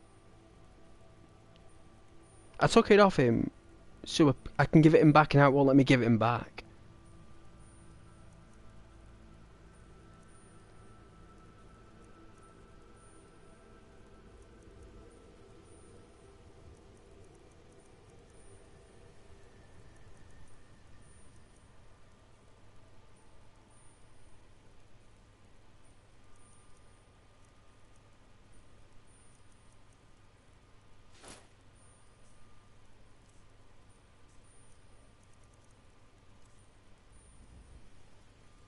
Here.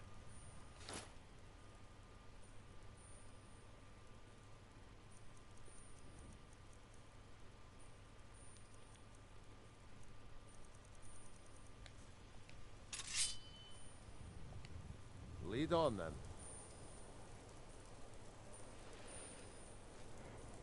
Excellent, Gilda.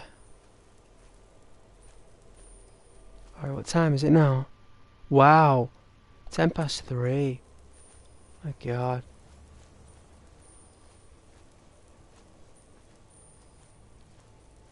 I think that's the longest stream I've done in a good few days.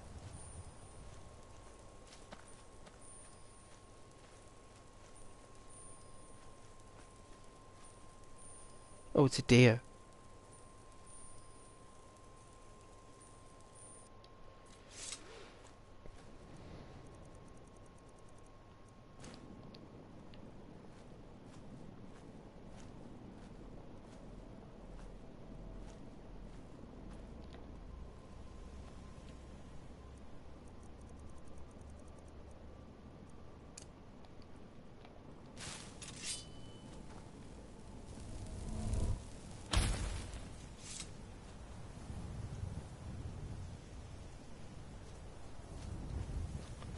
Alright, stay under the tree.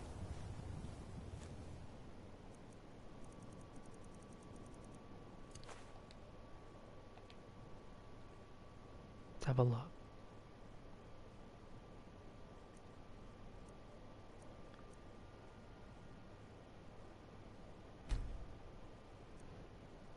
Do you think it'll stop? I don't think so.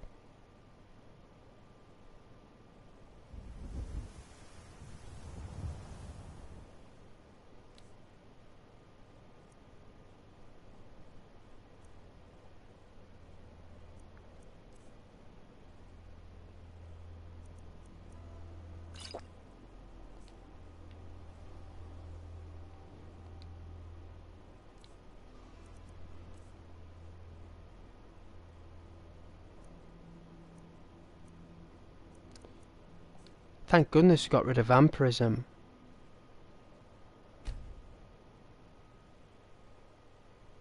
How long's it been now? Probably like, what, 3 or 4 days?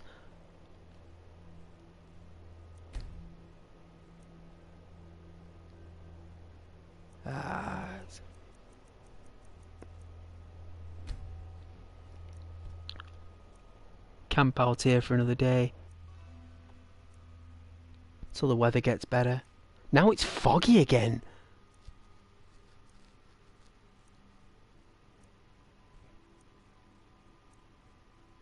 What, is the morning star just a foggy month?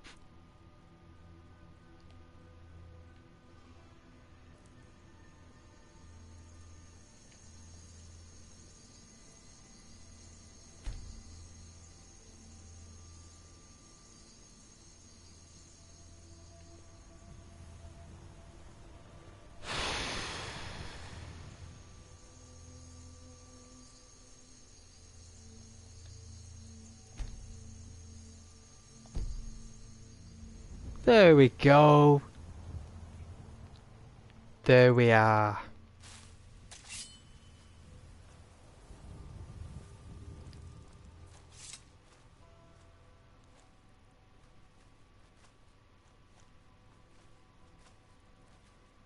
Isn't that better?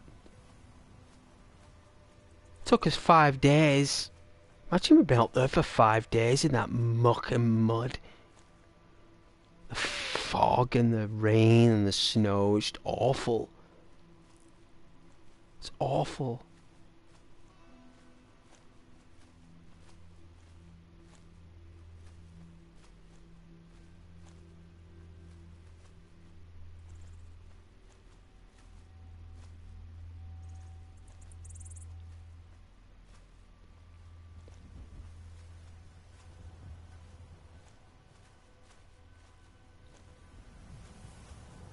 Mud. Fresh liquid mud.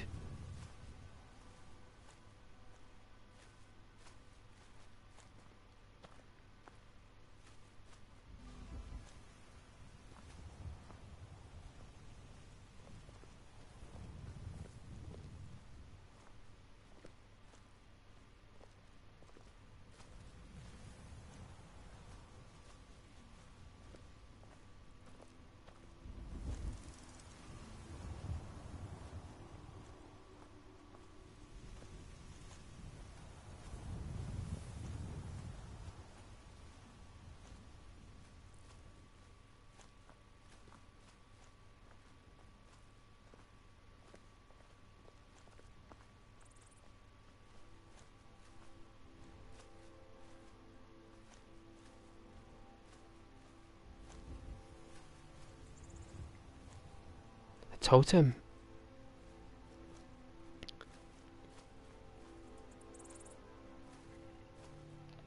With offerings, you've still got our garnet and our sapphire. Is it an amethyst? It is still there.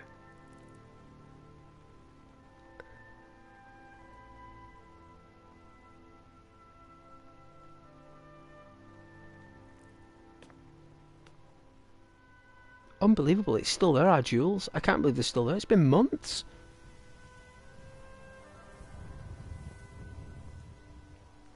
I think we lay those jewels down probably in ooh, Frostwall? Perhaps? I would say we left those jewels back in October. In real life, that would have been November. Late November, we left those jewels. And they're still there, and it's like, what? April? Can't believe it. Let's say a prayer while we're here. Bless us, our Father, our daily bread. Let's see. Power. The power is in the prayer. That's right. Worship.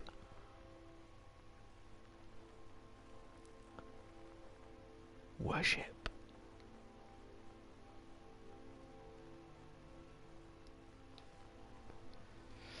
Key element.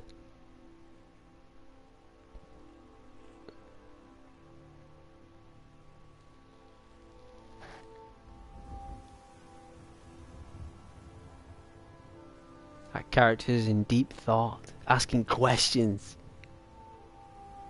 asking comprehensive, unanswerable questions. Why is this happening? Why am I doing this? What is the meaning of all this? What is my purpose? Is there anyone out there? Can anyone hear me? He says to the nine of the divine. Is there anybody there? Can you hear me? Send me a sign. Send me anything. Anything, they'll say. But the divine don't send signs. They send prophets. And we are one. We just don't know it yet. The Dragonborn prophet. Luke Skywalker of Skyrim.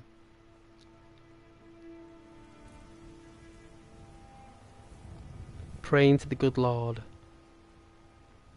It's Talos, that, isn't it?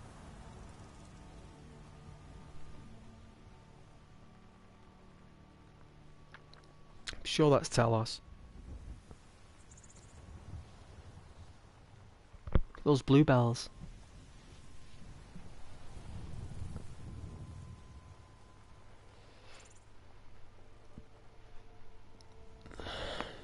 Ow.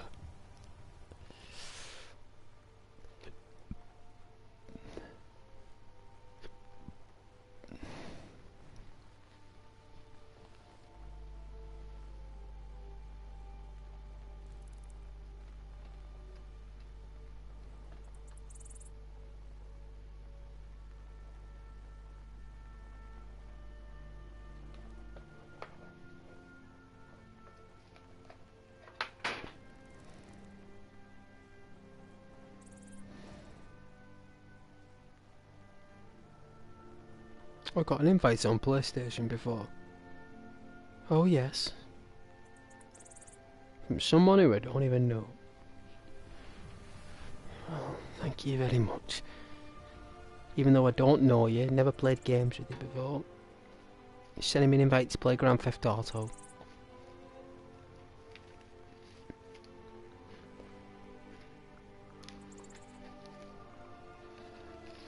Well, I won't be playing GTA 5. I haven't got a PS5, so... Well, everyone else will be out there having an absolute blast. I'll be stuck playing Skyrim still.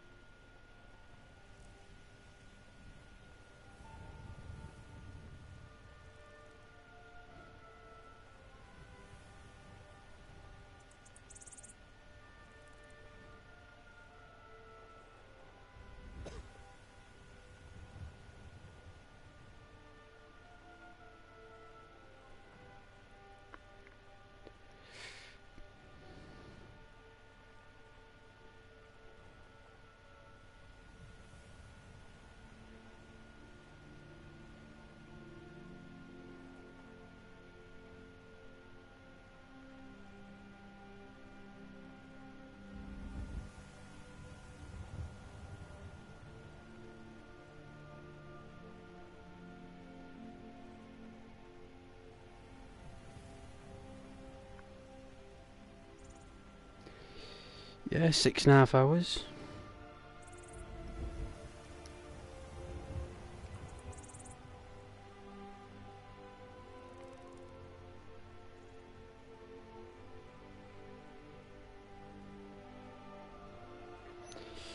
Well, that's a long time.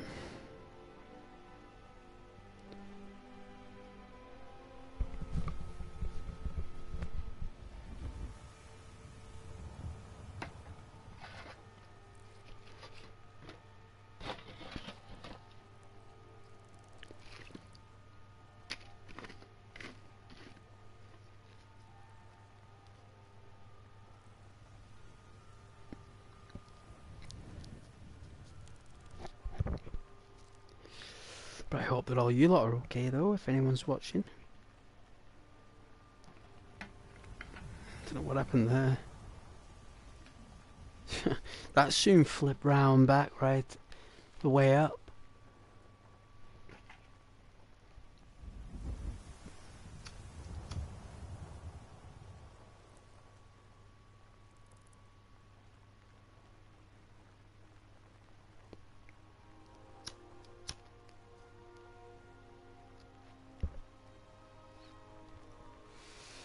You know what's really weird? Since it's only the past couple of weeks. I don't know whether YouTube listens to me when I talk on my streams, right? But I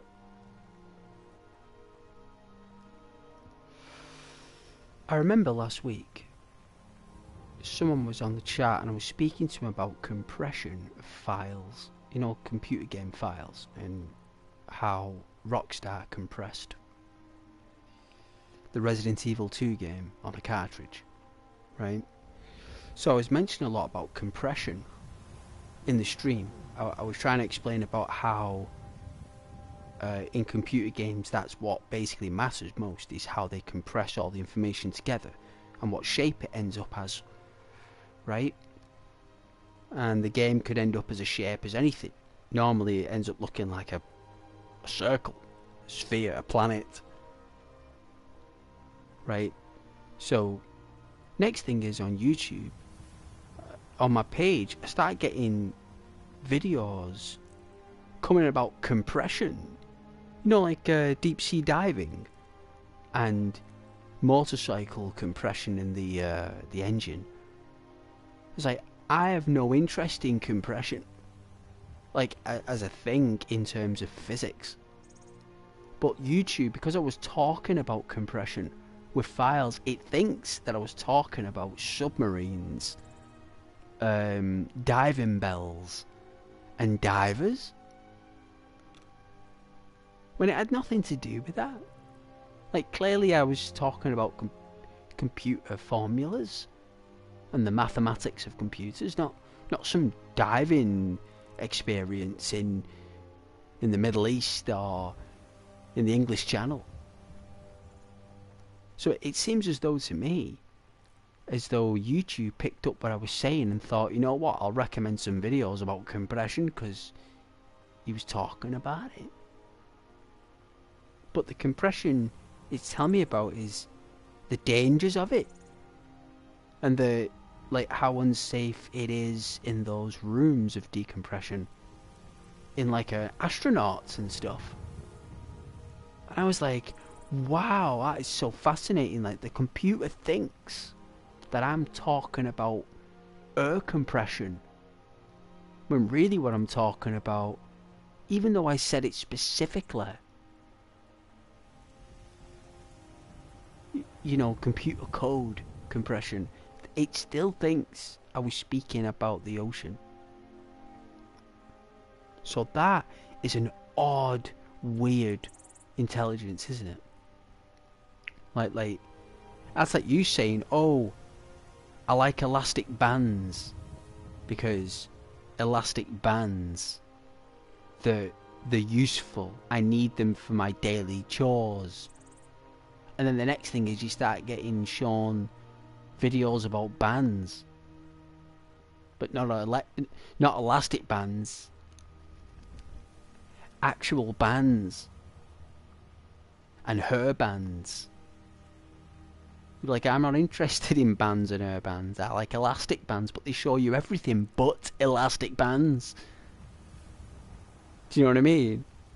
They'll show you everything and anything that's got nothing to do with elastic bands, but has everything to do with anything else that's got the word band in it, apart from what it is that you're actually like.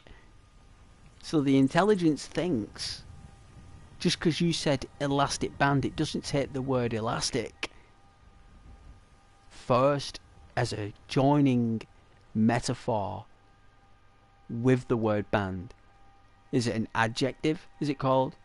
So it looks as though the punctuation and the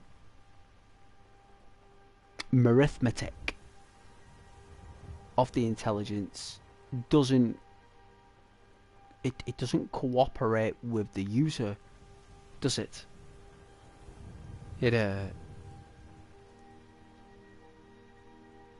doesn't cooperate. It probably thinks that I'm not playing a game right now. I bet YouTube thinks that I'm, like, actually walking around, thinking that it's an actual real place. You know? I bet it actually thinks that this is a real person, and this is a real place, and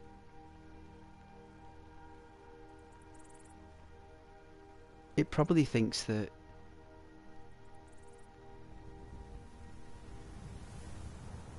I mean, Skyrim is a long play game. It's a long arched game. It's very likely that it's being sent out to people who are after quick hits. They're probably trying to get people who are watching shorts on long play. That's what they're probably trying to do, by showing people who watch quick content and short content.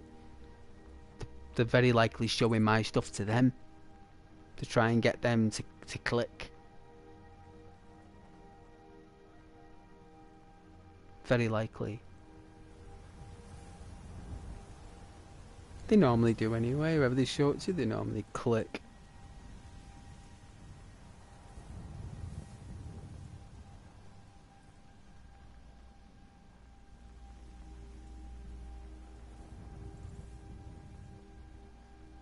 But that's a very interesting concept, though, isn't it?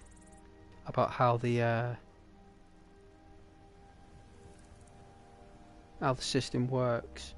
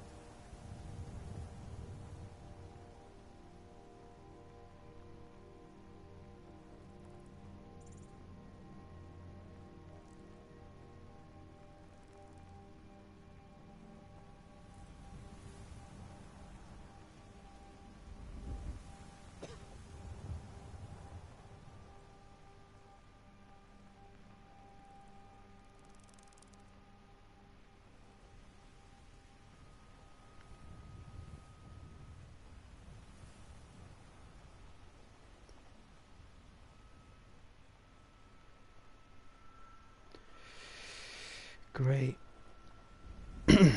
Sure, everyone's queuing up.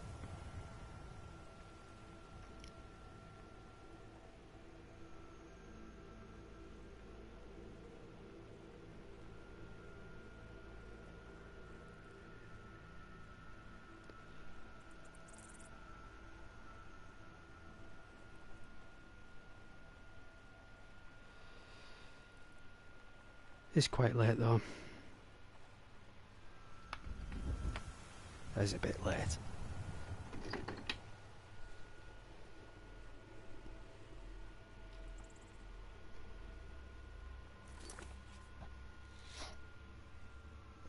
Oh.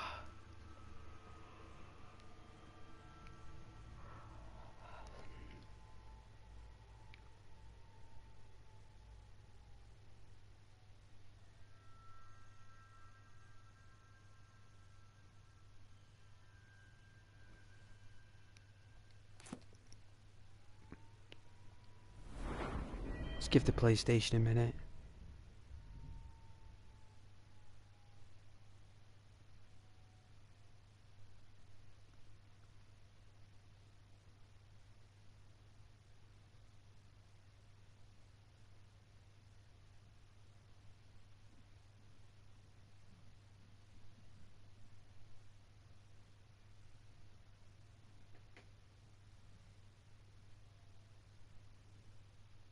Wow, you actually hear the plastic crackle down on the PlayStation there.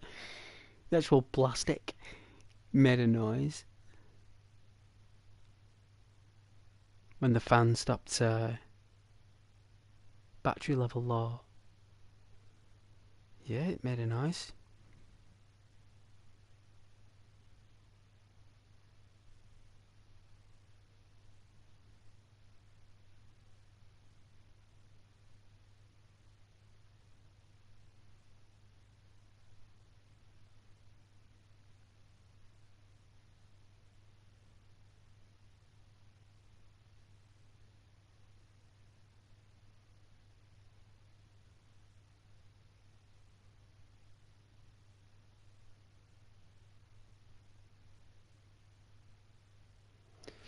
That character's so cool.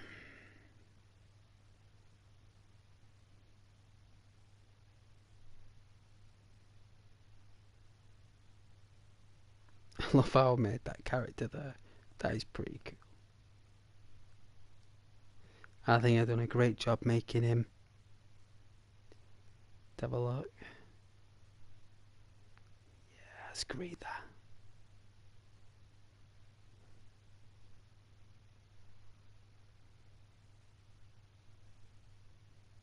It's a great picture.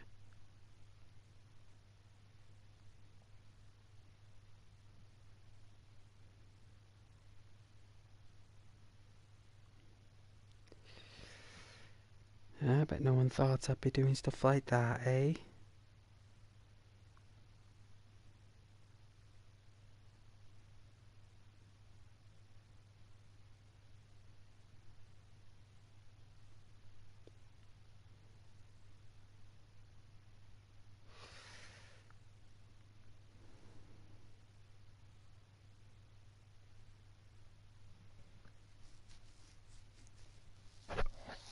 I suppose everyone's gone now.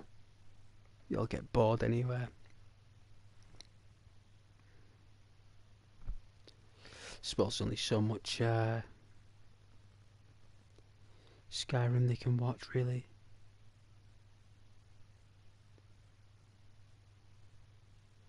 They normally all jog off.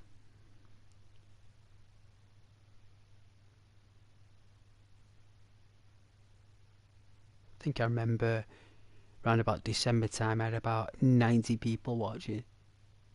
Like YouTube just like cut that straight, didn't they? I mean, no, I suppose I can see why they probably did allow me to earn that. They probably knew what was coming. You know, the new change.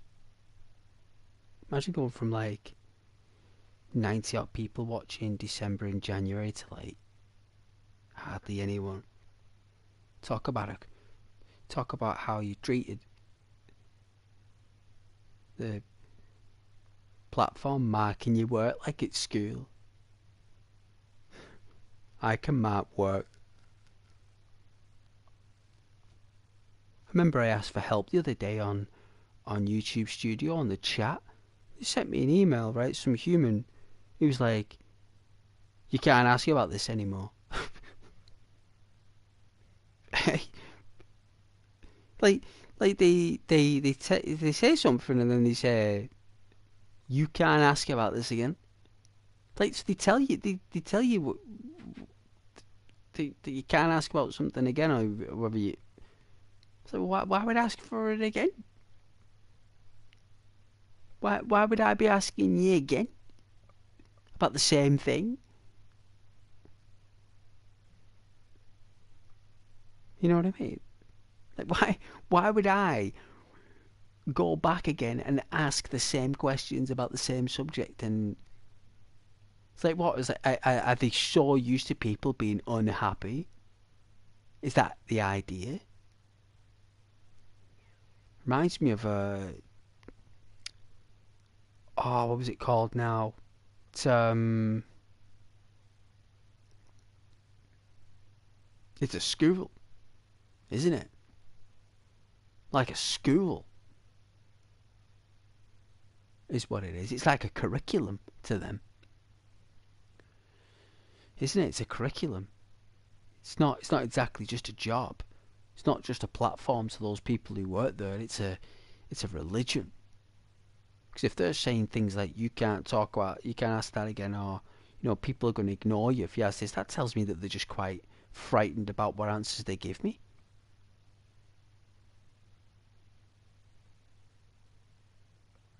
That's weird, right? It was such unusual behaviour. I mean, at least I spoke to a human being, though. I was watching channels today saying that, I don't know, they got treated mean or something. And they said that they didn't get a chance to speak to a human. I don't think, get through to one. I highly doubt they were telling the truth. Because when I used it, I got through to a person straight away. Like, straight away. I got through to a human, and then a human got back to me in 2 days. With a long descriptive letter. It's just at the end it said you can't ask about this again. I was like, why would I ask about it again? I said to myself, why would I be asking about this again? What is that? What happens? They get asked it once, and then people 9 times out of 10 aren't happy or something, and try and argue with them. Is that what they try and do? Like, try and make out that you're arguing with them? Unbelievable. Why would I argue with some person I don't even know, I don't even associate with, over a platform that's interchangeable? I just don't see what the point is getting angry or upset over a platform that's interchangeable. I just don't understand the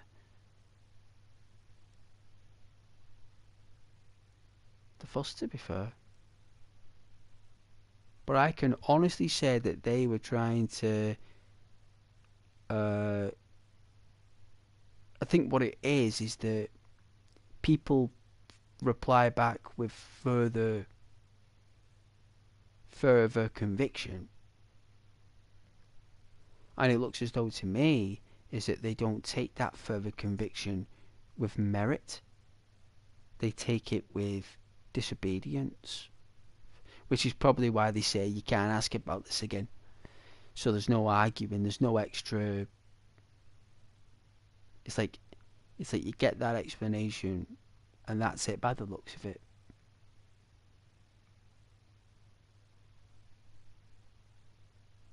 And I used it said YouTube partner program who contacted me. I mean, the YouTube partner programs contacts everybody, regardless. That must be something unique to someone with so many subscribers. That, like, it would have to be.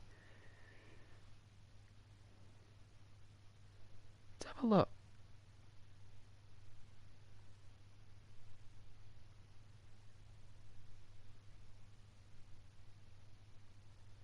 Let's have a look.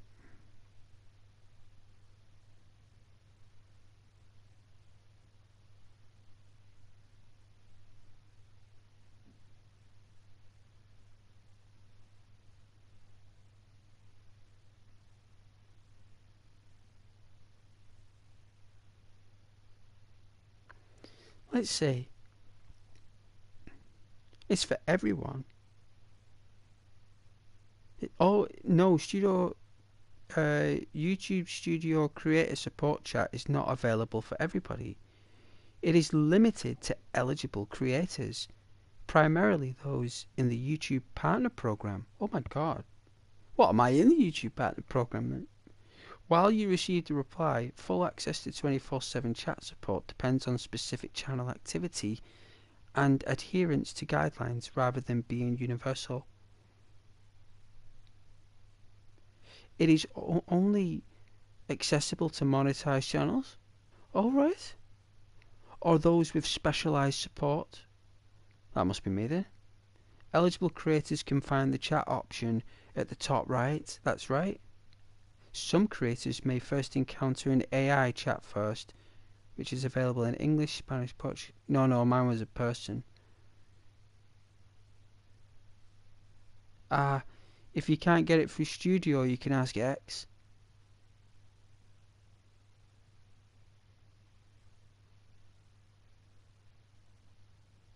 They do that for get your name, don't they? They do that to get your name. That's why they've done that.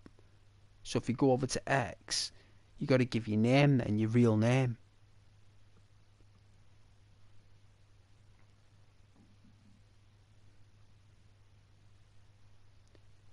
But it looks like I am there. It looks like I am part of program material, eh? Great. Well, I didn't know that, guys. Because I've read the email here from YouTube. Where is it? It says... There it is. Got that one there. Ghost render. But here we are. Yeah. YouTube Partners Support. It's called. With a reference number and stuff. Yeah. YouTube Partner Support. A manager got back to me. A manager, there, look. A manager, an actual person. So if anyone says YouTube don't get back to you as real people, they do. Like, they really do. Because they got back to me within 2 days. If that. I think it was like 36 hours.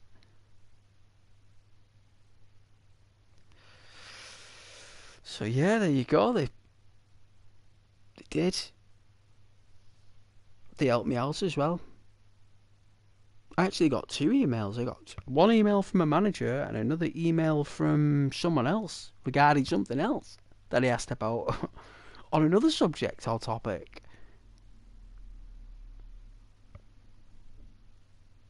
I actually got a reply back from a feedback I left as well. So if anyone says you don't get a reply back from people, got to disagree with them. I actually have. Then again, I've never used it before, so it's not like I'm always contacting him. I never have. I didn't even know it was there. It's only the other day I saw it. I was like, can I use this? And it had nothing to do with money or anything. It was purely my curiosity.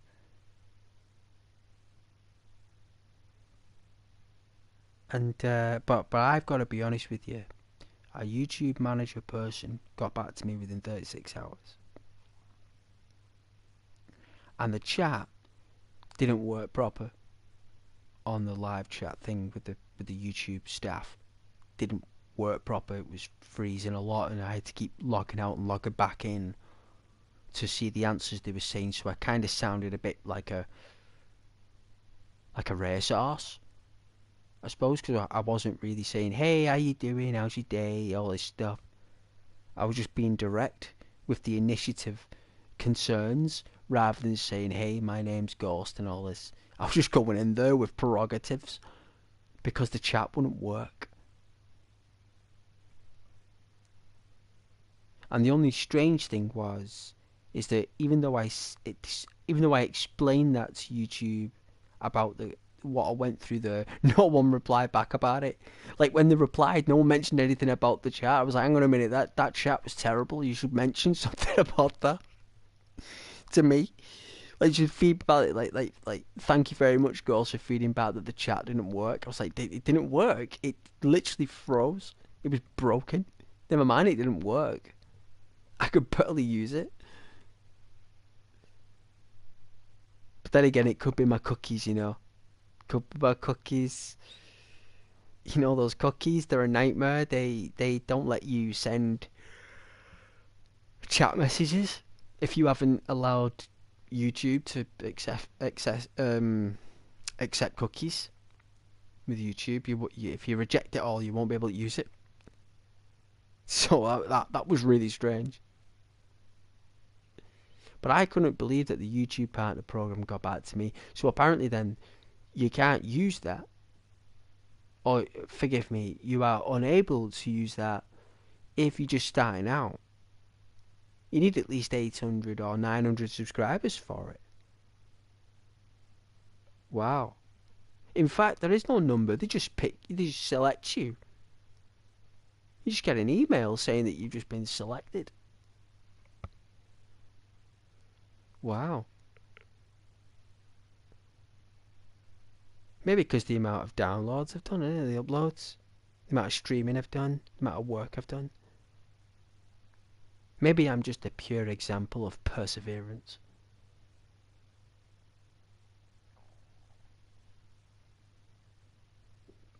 But yeah, they did. I promise they did. I won't lie to you. And I didn't even know that I had access to that chat, you know. Instant access to people to talk to. And you got people screaming on the camera on YouTube saying there was no one to talk to. Yeah, when it involves them demonetizing probably them. So if YouTube have demonetized you and don't like your content, they're not going to talk to you. Why would they talk to you? They just removed you from being paid. They're not going to have a full-on conversation about you and your wages. You know, the only thing they're going to do is you have to appeal. Don't they? They do an appeal thing, don't they? For that. So someone would have to appeal, probably. And then after that, it'll probably say yeah or no. They'll either say, we're very sorry, we made a mistake, you're reinstated, or no, we're sticking to our guns, you're going to have to improve. No, but I actually need to improve a lot. Even though I'm not in that situation, I still need to improve though a lot. How is another word, but I definitely do. In terms of how this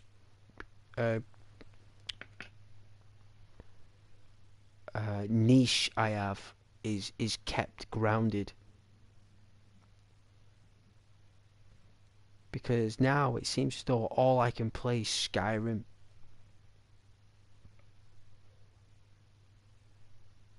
You know, it's kind of like, oh, if you want that ASMR Skyrim experience, deep talk, compassion, winding down, escapism.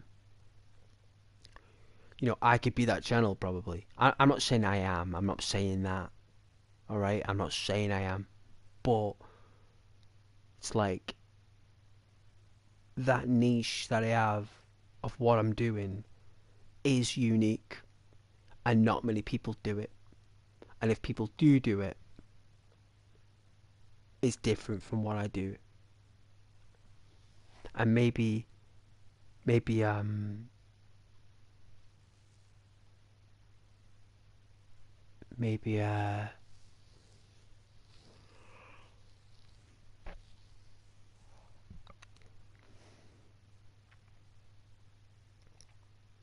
I just need to focus more on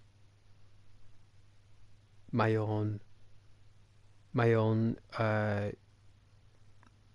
energy levels. You know, that's what I need to be aware of. Because when I've got high energy and very good entertainment, when I want to be, but when I'm low energy, oh, I'm lousy. But I still stream because I love streaming, right? Playing the games, but I shouldn't. But if you don't stream, you lose that niche. You lose your twang. Because if you stream all the time and then you stop, it hurts your channel more than if you've got hardly any videos. Because the system doesn't know what to show anyone. You know?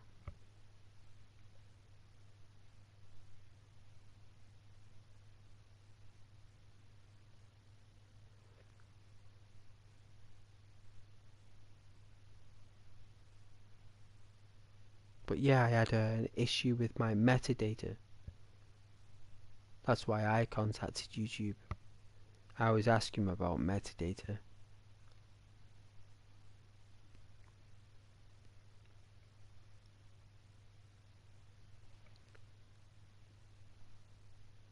I bet they didn't expect that message, did they? I mean, I bet they're normally just used to hearing stuff like, where's my money? When do I get... How come I never got paid? Blah, blah, blah. Not someone just messaging saying, you know, can you check into this metadata? But I bet they were like that. What? They say, what? This guy...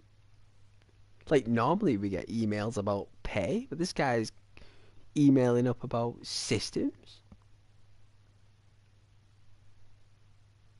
I bet they were gobsmacked it was nothing about money.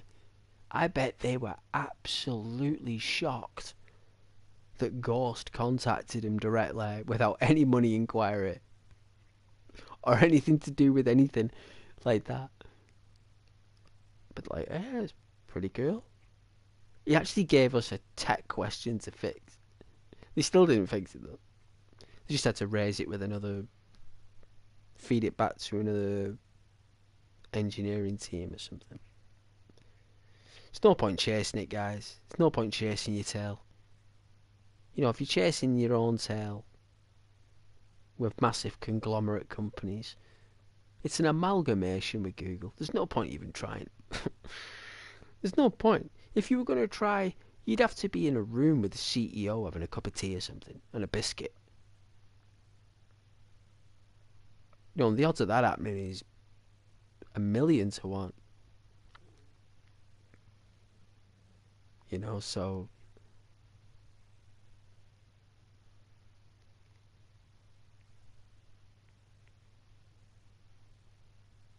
I think all I want to be really...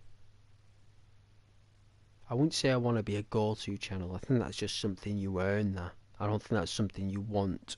I think that's just something that you earn, but... I'd say that what I'm trying to do is to create a like a role-play adventure niche with any game, but for some reason it polarizes me to this. I'm polarized to Skyrim. That's what they've done. So if I play anything else, I may as well be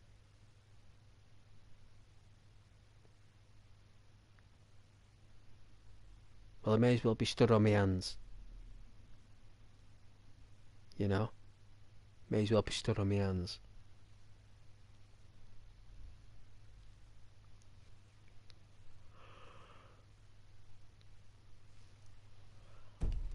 Get a bit of prayer. But my apologies about the screen. It is getting late though. It's nearly 4 AM in England. You know what I mean? I have been streaming since about 8 o'clock, 9 o'clock.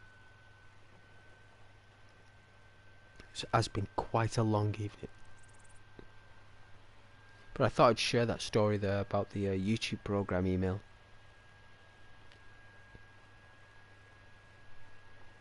And it's been there the whole time, and I never knew I had it.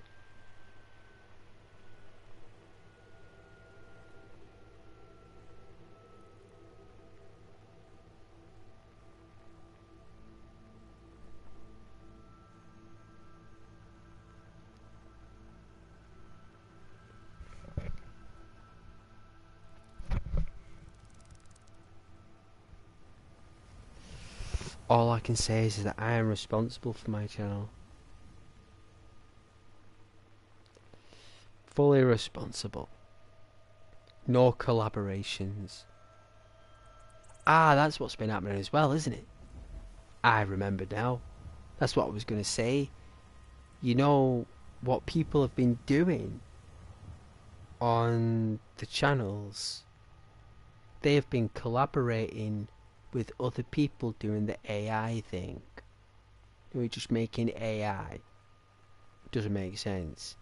they were collaborating with those other creators to funnel subscribers. So like YouTube didn't see it as an authentic way of earning subscribers. They saw it as a way of like funneling or laundering subscribers. And they completely removed those channels. Like I think they kept them up for them to upload, but they couldn't earn any revenue or get anything from the channel again. It was just basically a dormant channel now. Didn't have any value to it whatsoever in terms of money. It was just basically, if you upload it, it'll be for fun. And you know what? They never did. So no, but when $5,000 stops coming in, I'm sure they'll stop. So people basically were investing in AI software to create absolute tripe, upload it onto a social website, right? And earn money from it? What? So they thought they could put like pay for an AI program for $250, $350 and get like 1,000 tokens or 5,000 tokens or whatever, and make 5,000 tokens worth of information and then pop it on YouTube and then stick an ad revenue on it when it doesn't even, when all the video is just nonsense. There's nothing that you'll know or do or anything from it. It's just mindless animation. And these people think that they can just like just mince money just because they bought an AI program. I can see why they've done it though. YouTube, I can see why that happened. See why the strictness came. That's got something to do as well of a license, that as well. The license has probably changed. I bet Congress in America changed the licenses. I bet they did. I bet they altered something.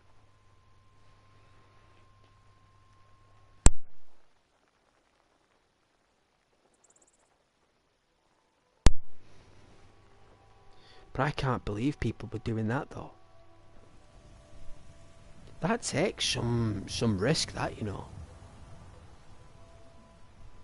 Like, they would have put in their bank details, their full name, address. They would have, yeah, like... So that means now they won't be able to go back onto that window. They will never ever be able to go back to YouTube to get money now. Even if they create another channel with another IP, they'd have to use a completely different person, which is known as fraud.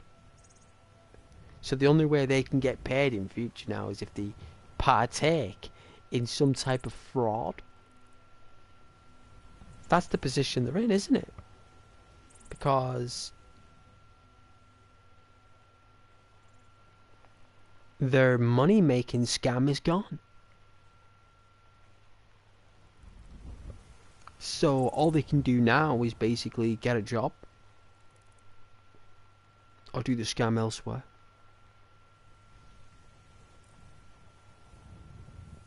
That's very interesting, that though, isn't it?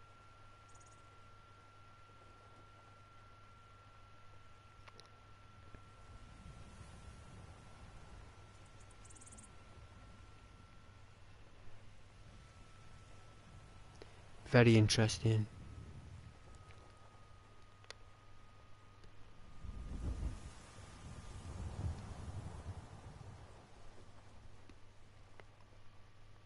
I'm winding down me now. I'm going to end the stream in it soon. Everyone's gone bed everywhere, I think. No one spoke to me for at least over an hour now. Normally people were talking and then they just stopped talking, so obviously they left. They left or they went to bed. Not that it was a mammoth of a conversation. YouTube hand me the dregs of hand typers. Probably people who are stoned who come watch my stuff. Like people who were like proper, like stoned intoxication.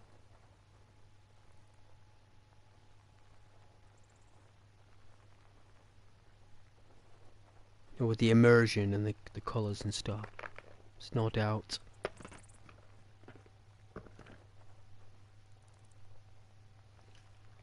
Okay. There's the Reslet. Yeah, I think I'm done.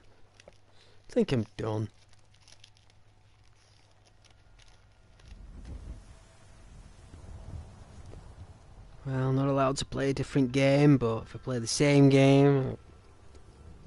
Ugh.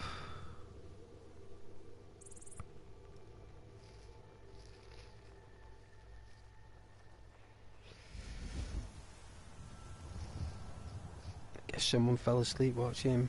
That's very sweet. At least they did.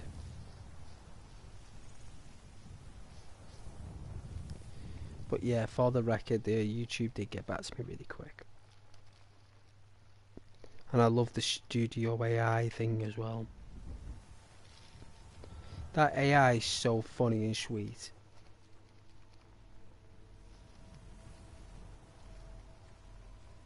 It's an amazing thing.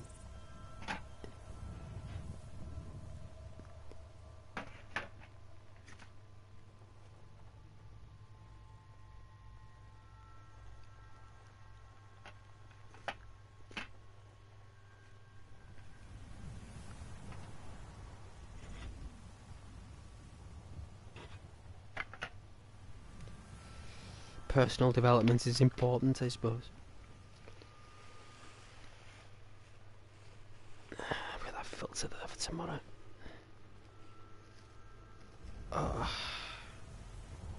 No, but it is very kind that people have been watching. I am done now. I am tired. Streaming for a while. I've been trying to cut them down to 2-3 hours, but no one joins. Only after 5 hours normally. 4 to 5 hours you've got to be streaming for before anyone joins. YouTube want that 3-4 hours off you first. Just you know. Just you.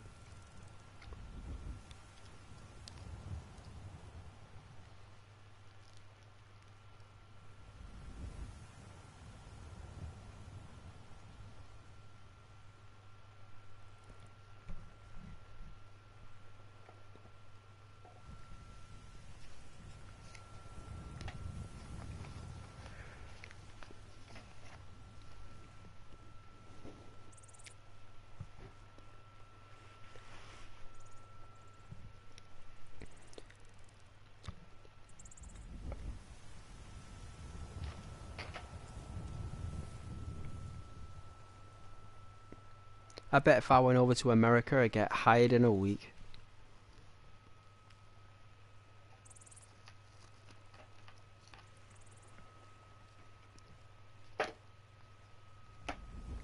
Where's this lighter gone missing again? There it is.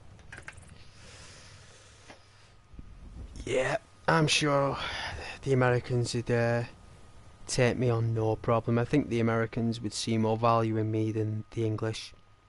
I don't think the English or the British see any value in their people at the minute. I really don't. I think the Americans would see more value in me than my own country.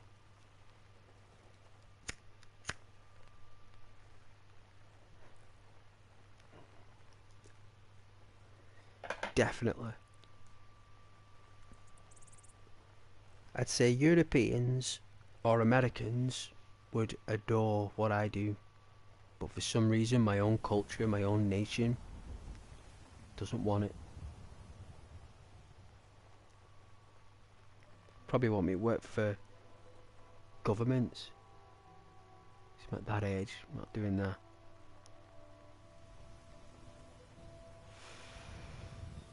You work for that civil service, you can never leave. The only way you can leave them services is if you're sacked. You can't just leave. You're not allowed to. They don't let you leave if you just leave. In the private sector, you can just leave a job whenever you want, but in the public sector, you can't just leave. You have to give real defining evidence why you're leaving, and you know,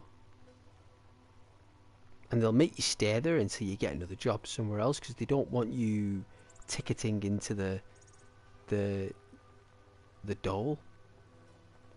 They don't want you saving up money and then you ended up on the dole, you see.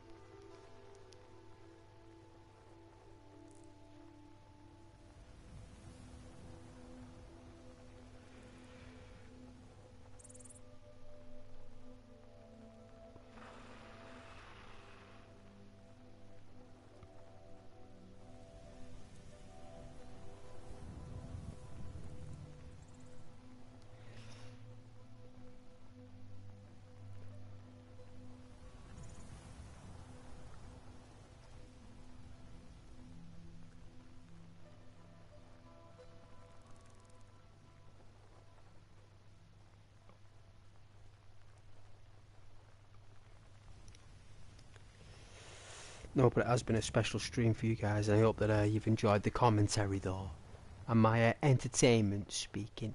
Remember, it's entertainment, it's content. No, but the YouTube thing was true.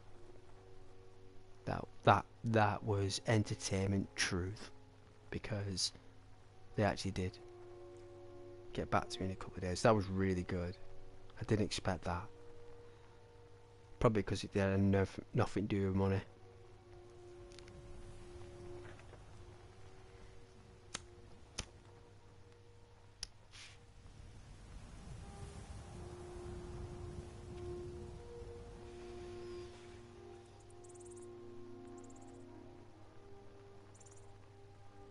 But you've all been very sweet, and I know you fell asleep there. Like, I do appreciate that. The person keeping it on while going to sleep.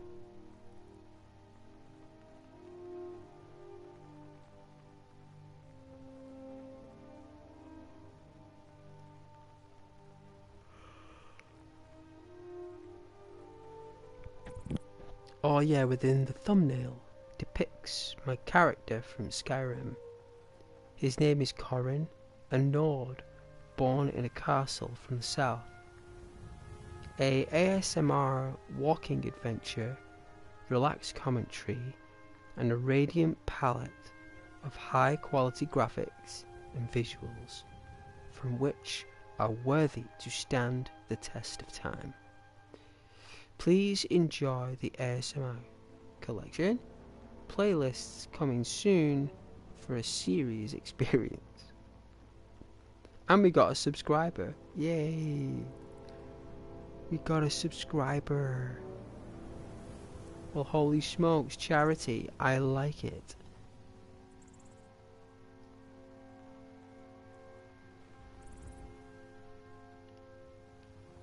Time to save. In fact, we'll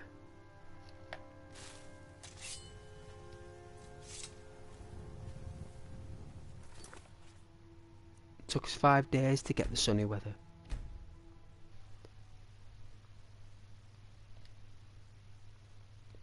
It's a shame no others came, but it looks as though we did get a few joining this evening. We did get a few, maybe not a lot, but we had a few. Probably only about 20 odd views, but it is what it is. Nothing I can do. It's YouTube's new structure, so if that's YouTube's new structure, then Ghost is nuking. Because Ghost can only just do what he's always done. And if it doesn't resonate with YouTube at the minute, I'm sorry. You know, if it doesn't resonate with the people, with the company, or anyone, this is what I do. It's all I know how to do. I could do drawing on apps, but I don't think people care about that. I don't think people care about my drawings. I think people just care about my stories. So, but that I really enjoyed. Let's see. Let's have a look. Yeah, that's cool. But I did enjoy it, and I hope you loved the thumbnail as well. And it's a shame that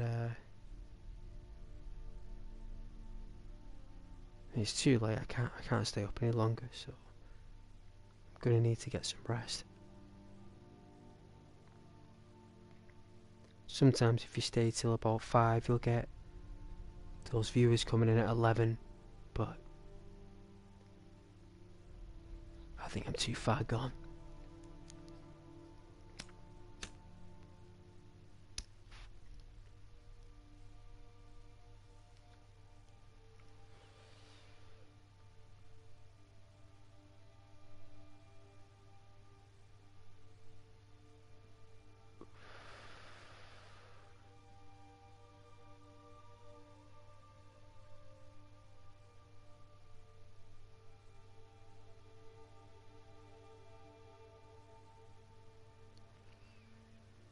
Let's do it. Bedtime.